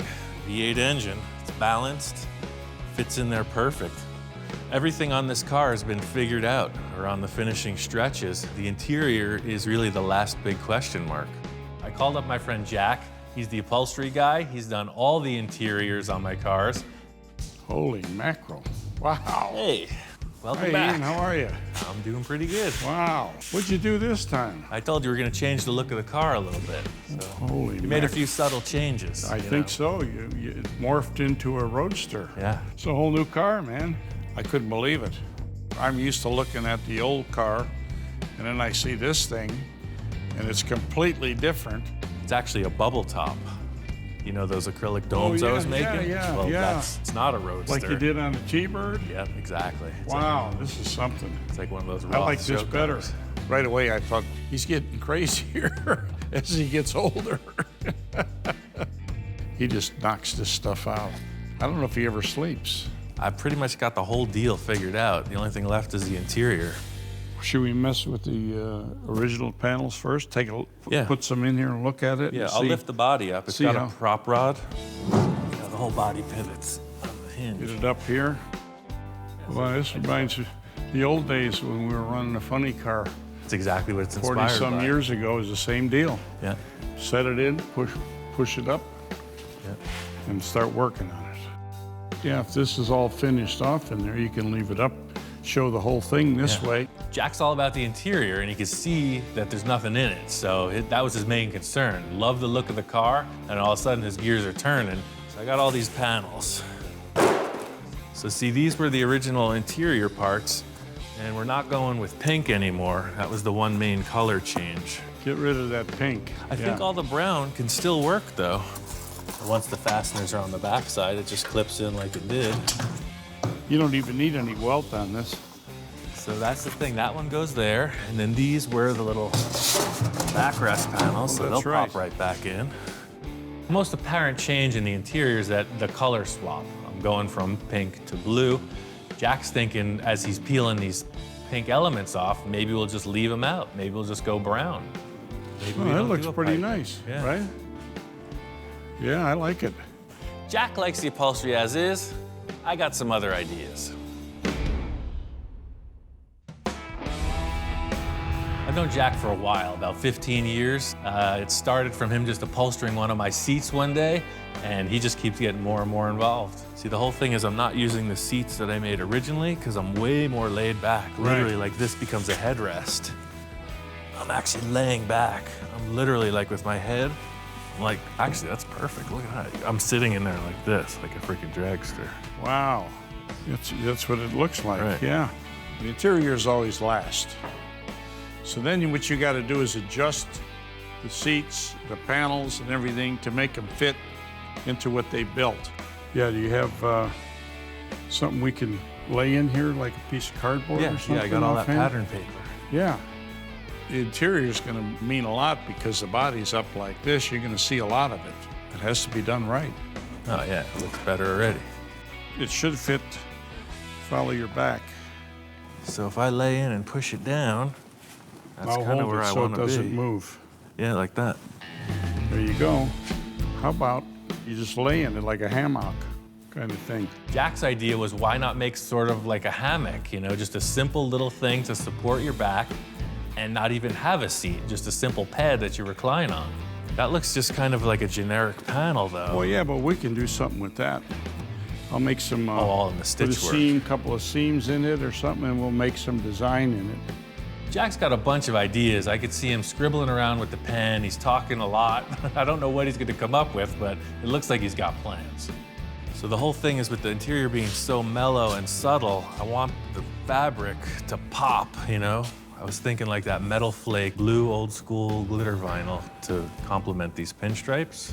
So when you're looking through the bubble, you see these two blue things broadcasting out, you know? This blue metal flake, they don't make it anymore, from what I understand, so it'll be pretty hard to get. That's, if we can find it. And blue metal flake vinyl? Well, he likes metal flake, you know. He tried to metal flake my truck. I know it's impossible to find. It's the hardest stuff in the world to get a hold of. So Oh, I wait a got minute. this instead. He was playing with me, see? Well, that's what we're talking about, isn't it? Yeah. Of course. I could pull a few strings, man. Oh, man. So you Look at think this guy. 2 yards of this stuff will be enough? Sure. Check it out. Check it out in the sun. Plenty That's the good. thing. It's just like the frame. Put the God light on it. Jack's not a big fan of metal flake, so I just wanted to catch him off guard a bit. He pulled one on me. Had to pull a few strings. They're back in the men's room, but they handed it through the wall, through the back window. Well, it is a bold choice, and it's a lot of people are afraid to take chances because they think they're going to ruin their reputation or something like that. It's his personality. That's what he does. He likes to zap you with things. This is perfect. I was hoping that it would work with the blue pinstripes, but that's exactly it. So you see, when you're walking up on the car, you're like, why is there blue in it? And then when you look inside, it makes sense. Then you know why. It totally adds to it. That's kind of it. I'll roll up this material. You could take it with you. And, Okay. We're good to go. I've got some ideas, but I'm not going to say anything until the seat's finished. And I'll bring the seat in and then see how he likes it. The great thing about this interior design is that most of it's already fabricated. All I have to do is make a couple simple seat pans and some side panels, and Jack will upholster them. What? Oh, were you looking for this?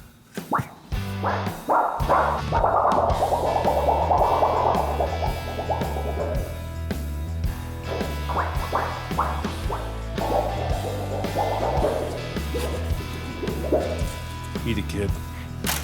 Go play in traffic. These seat pans are very straightforward. There's already some hardware on the floor to mount them. I'm just gonna take a piece of aluminum, 050 thickness, and just kind of curve it and cut it. The panels that I'm making are very generic. The whole look is about what happens with the stitch work, and that's all up to Jack. I can't wait to see what he does. Jack says he's bringing by one of the seats today, so I'm really looking forward to seeing what he came up with. Hi, Ian. How you doing? Aha! I brought you a little present. Oh, Got right some on. foam for the side panels, and I did the groovy. seat for you. Oh, that's totally cool. It's a little better than that sheet metal panel you left with. Yeah. That's cool. I stayed up all night. I'm glad you did, because I was resting easy. Jack brought in the seat, and it looks awesome. The material I picked out is perfect, and he added some cool stitching and these really nice grommets, and Jack nailed it. At first, I was skeptical because I don't like metal flake, but it looked pretty good. I was surprised. Next thing I wanted to deal with were these side panels. Looks pretty rough in there. We gotta freshen it up. I feel like it just needs some other blue element inside. That's the thing, to just have those two seats might be kind of lost. So I do want to keep it simple. What if we put a little blue in the middle? That's what it's about, is figuring out how to do it. That's the fun part. He liked the seat the way it was, and so I suggested we make a panel like a spearhead and do the same design as the seats, so it all works together. How's that looking from that side? That looks good. I think that's it. Well, I saw you brought the material. If you got your glue gun and whatever, I guess you could do that, and I'll make the aluminum panels, and we'll be sure of what this thing's gonna be, right? Yeah, yeah. Once we figured out the design, it was time to get to work. Just gonna streamline this process. Jack's doing his thing, I'm gonna do my thing, build the panels, and he's gonna cover them. Him and I work together pretty good. I think it's because of experience. You know, I have experience in what I do, and he has experience in what he does. And you bring it together, and it all seems to gel. He understands how to build a car, and that's a gift. Jack's the senior man in the shop. He's seen it all, so relying on his past creative efforts. Well, the whole thing is like an encyclopedia of classic ideas. He's done a million different designs. He looks at the vehicle, thinks of which one is appropriate, and puts it together. That's the whole thing with any collaborative effort, is that hashing out of different ideas. Jack wants to keep it mellow with the brown. I got some crazy blue stuff. It's not a real perfect match, but I think we can make it happen. Well, I'm going to take it back and work on it, make the other seat and the two panels, and we'll see how it works out. I don't know how it's going to look when it's all together, but we'll see. This is going to insert right here. Oh, perfect. Yeah, I get it now. You put the blue in there. That way it's all flush. Right. Totally Drops cool. down. See, it'll be nice and even.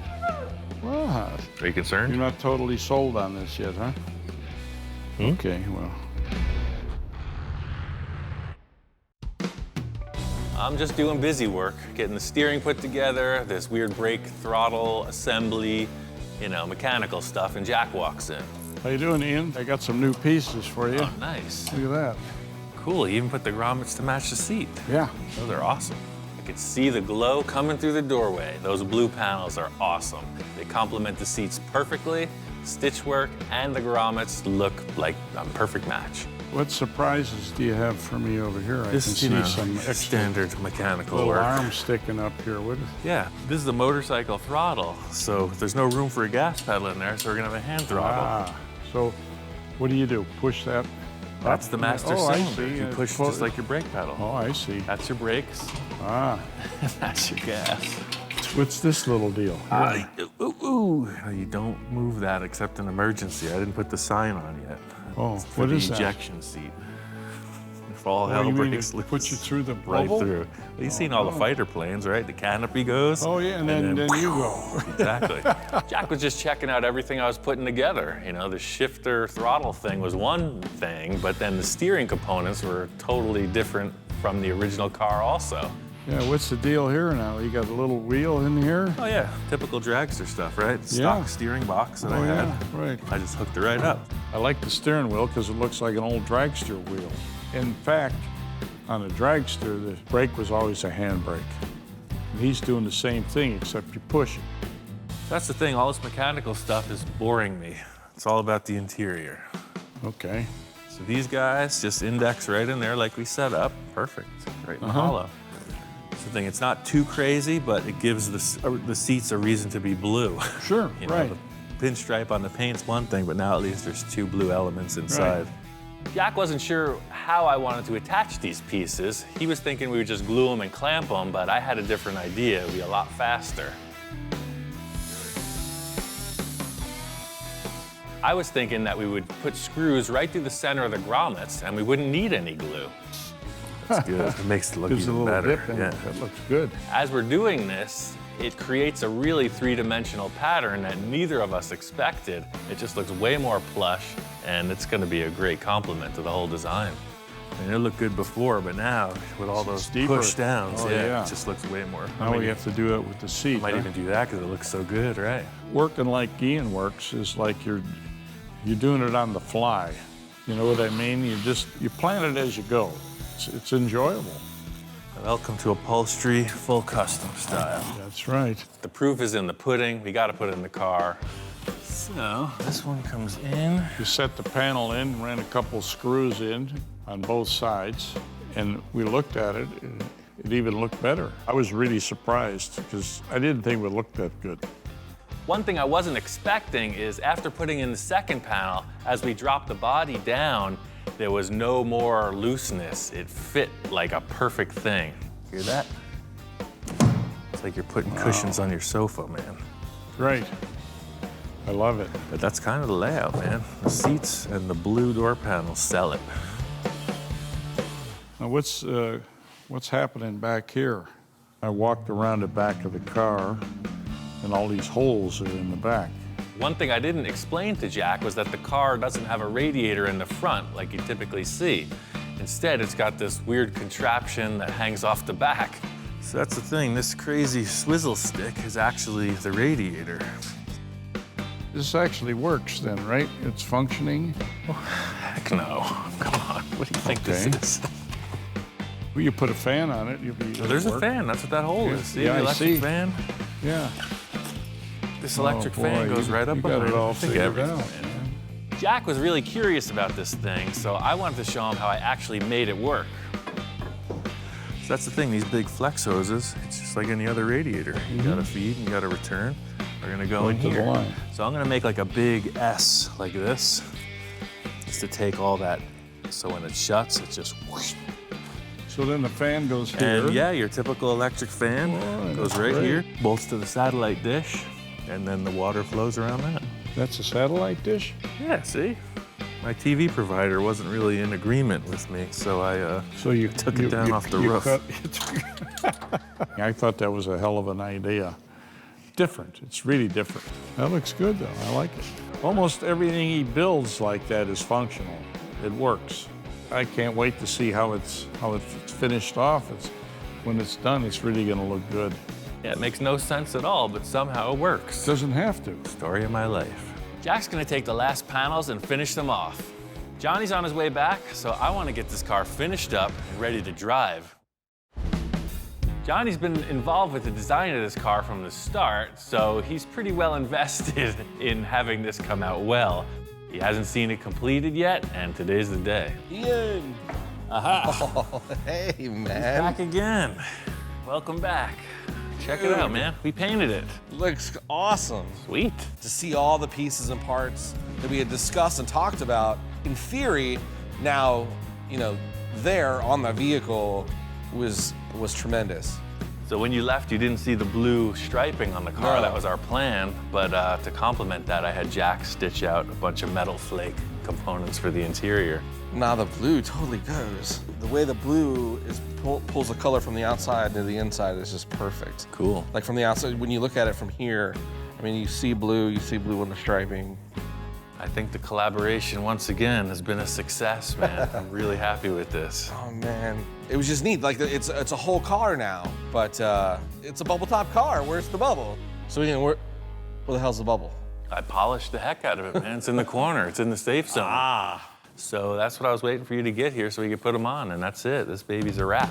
Then let's bubble this thing up. It was like the final piece, the icing on the cake. He should be a part of it. So you put the front in its little thing. Okay. And slowly zipper in place. Drop it, and... yeah, it's totally different.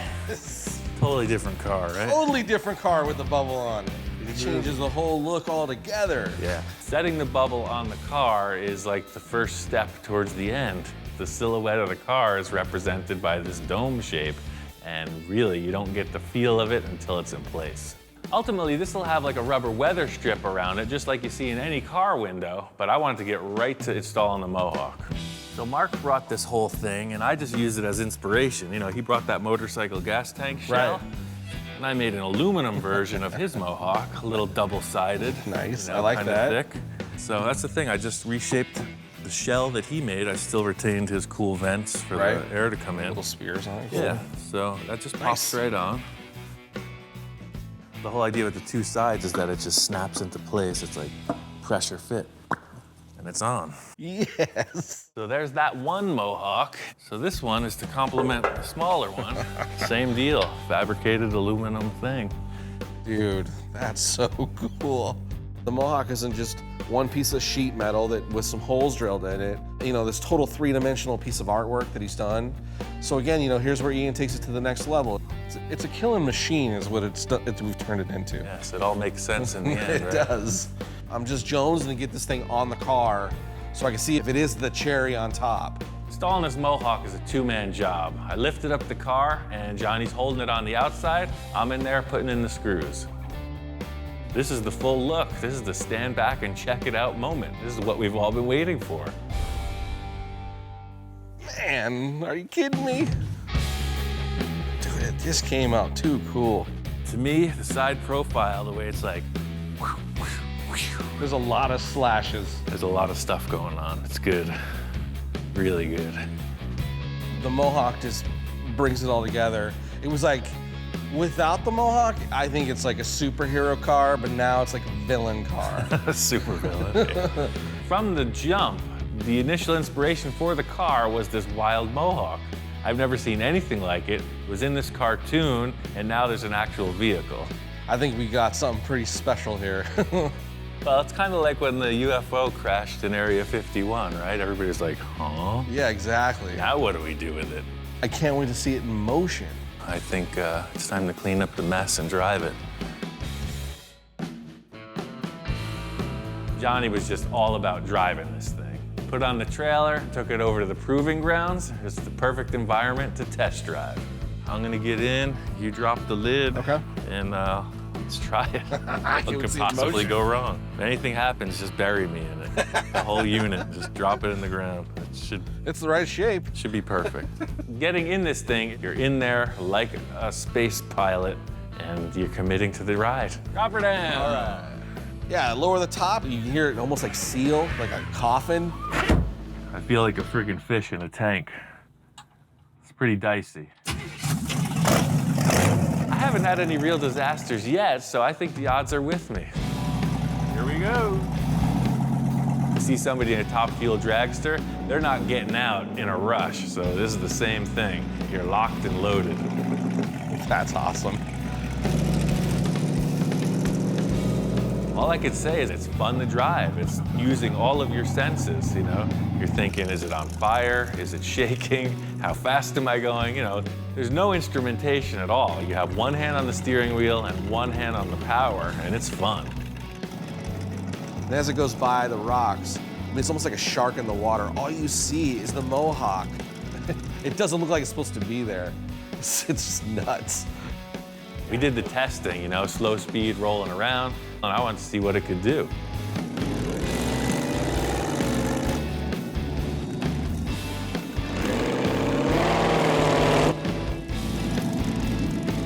And then, you know, he makes the turn and starts heading back towards me, and then that's when you really see, you know, all the eye candy.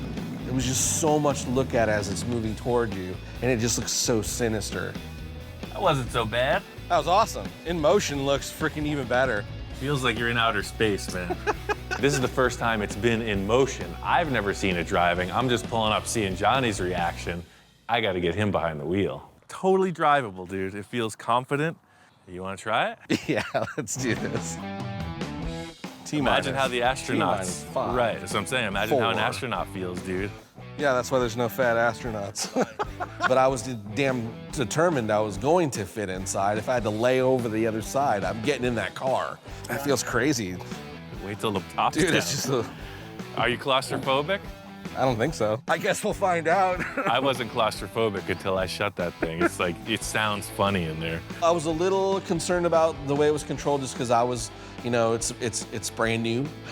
And I didn't want to be the guy that wrecked it. There's no foot pedals, right? So this is your brake. You just push right on there. See, it actuates the master cylinder. Gotcha. Motorcycle, throttle.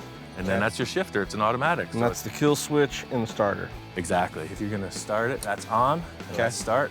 Anything happens, just hit that and the car's dead, no power. It's a learning experience, you know, you don't really drive a car like this, you drive a motorcycle like that, so it's kind of like a really low-slung chopper on 4 wheels. So that's all up to you, man. Pull the button and push the pin. You can't drive it for somebody, right? I just told them how to do it, and that's it. See ya. I was looking at the car in motion, just really responding to it, and I realized Johnny's hands aren't where they're supposed to be. Well, he first kind of went over the controls with me and how to do it, which I didn't really pay attention. I was just wanting to drive it. So I let go, and I just started grabbing the steering wheel. He's just rolling away, and hopefully he'll figure it out. I'm looking through the bubble now, out into the front of the car, it's just this sick look. You're so low to the ground. Johnny got around the corner, so it looks like he's under control. For me, it was just really good to see this thing finally in motion. It's been a crazy experience. It was one of the coolest things that I've ever done. Yeah. It's kind of hairy. Crazy. It's predictable, but it's really weird. That's nuts. This whole project kind of blew the lid off it for me. I don't really consider any of my cars finished, so maybe someday I just take this thing apart again and improve on it once more.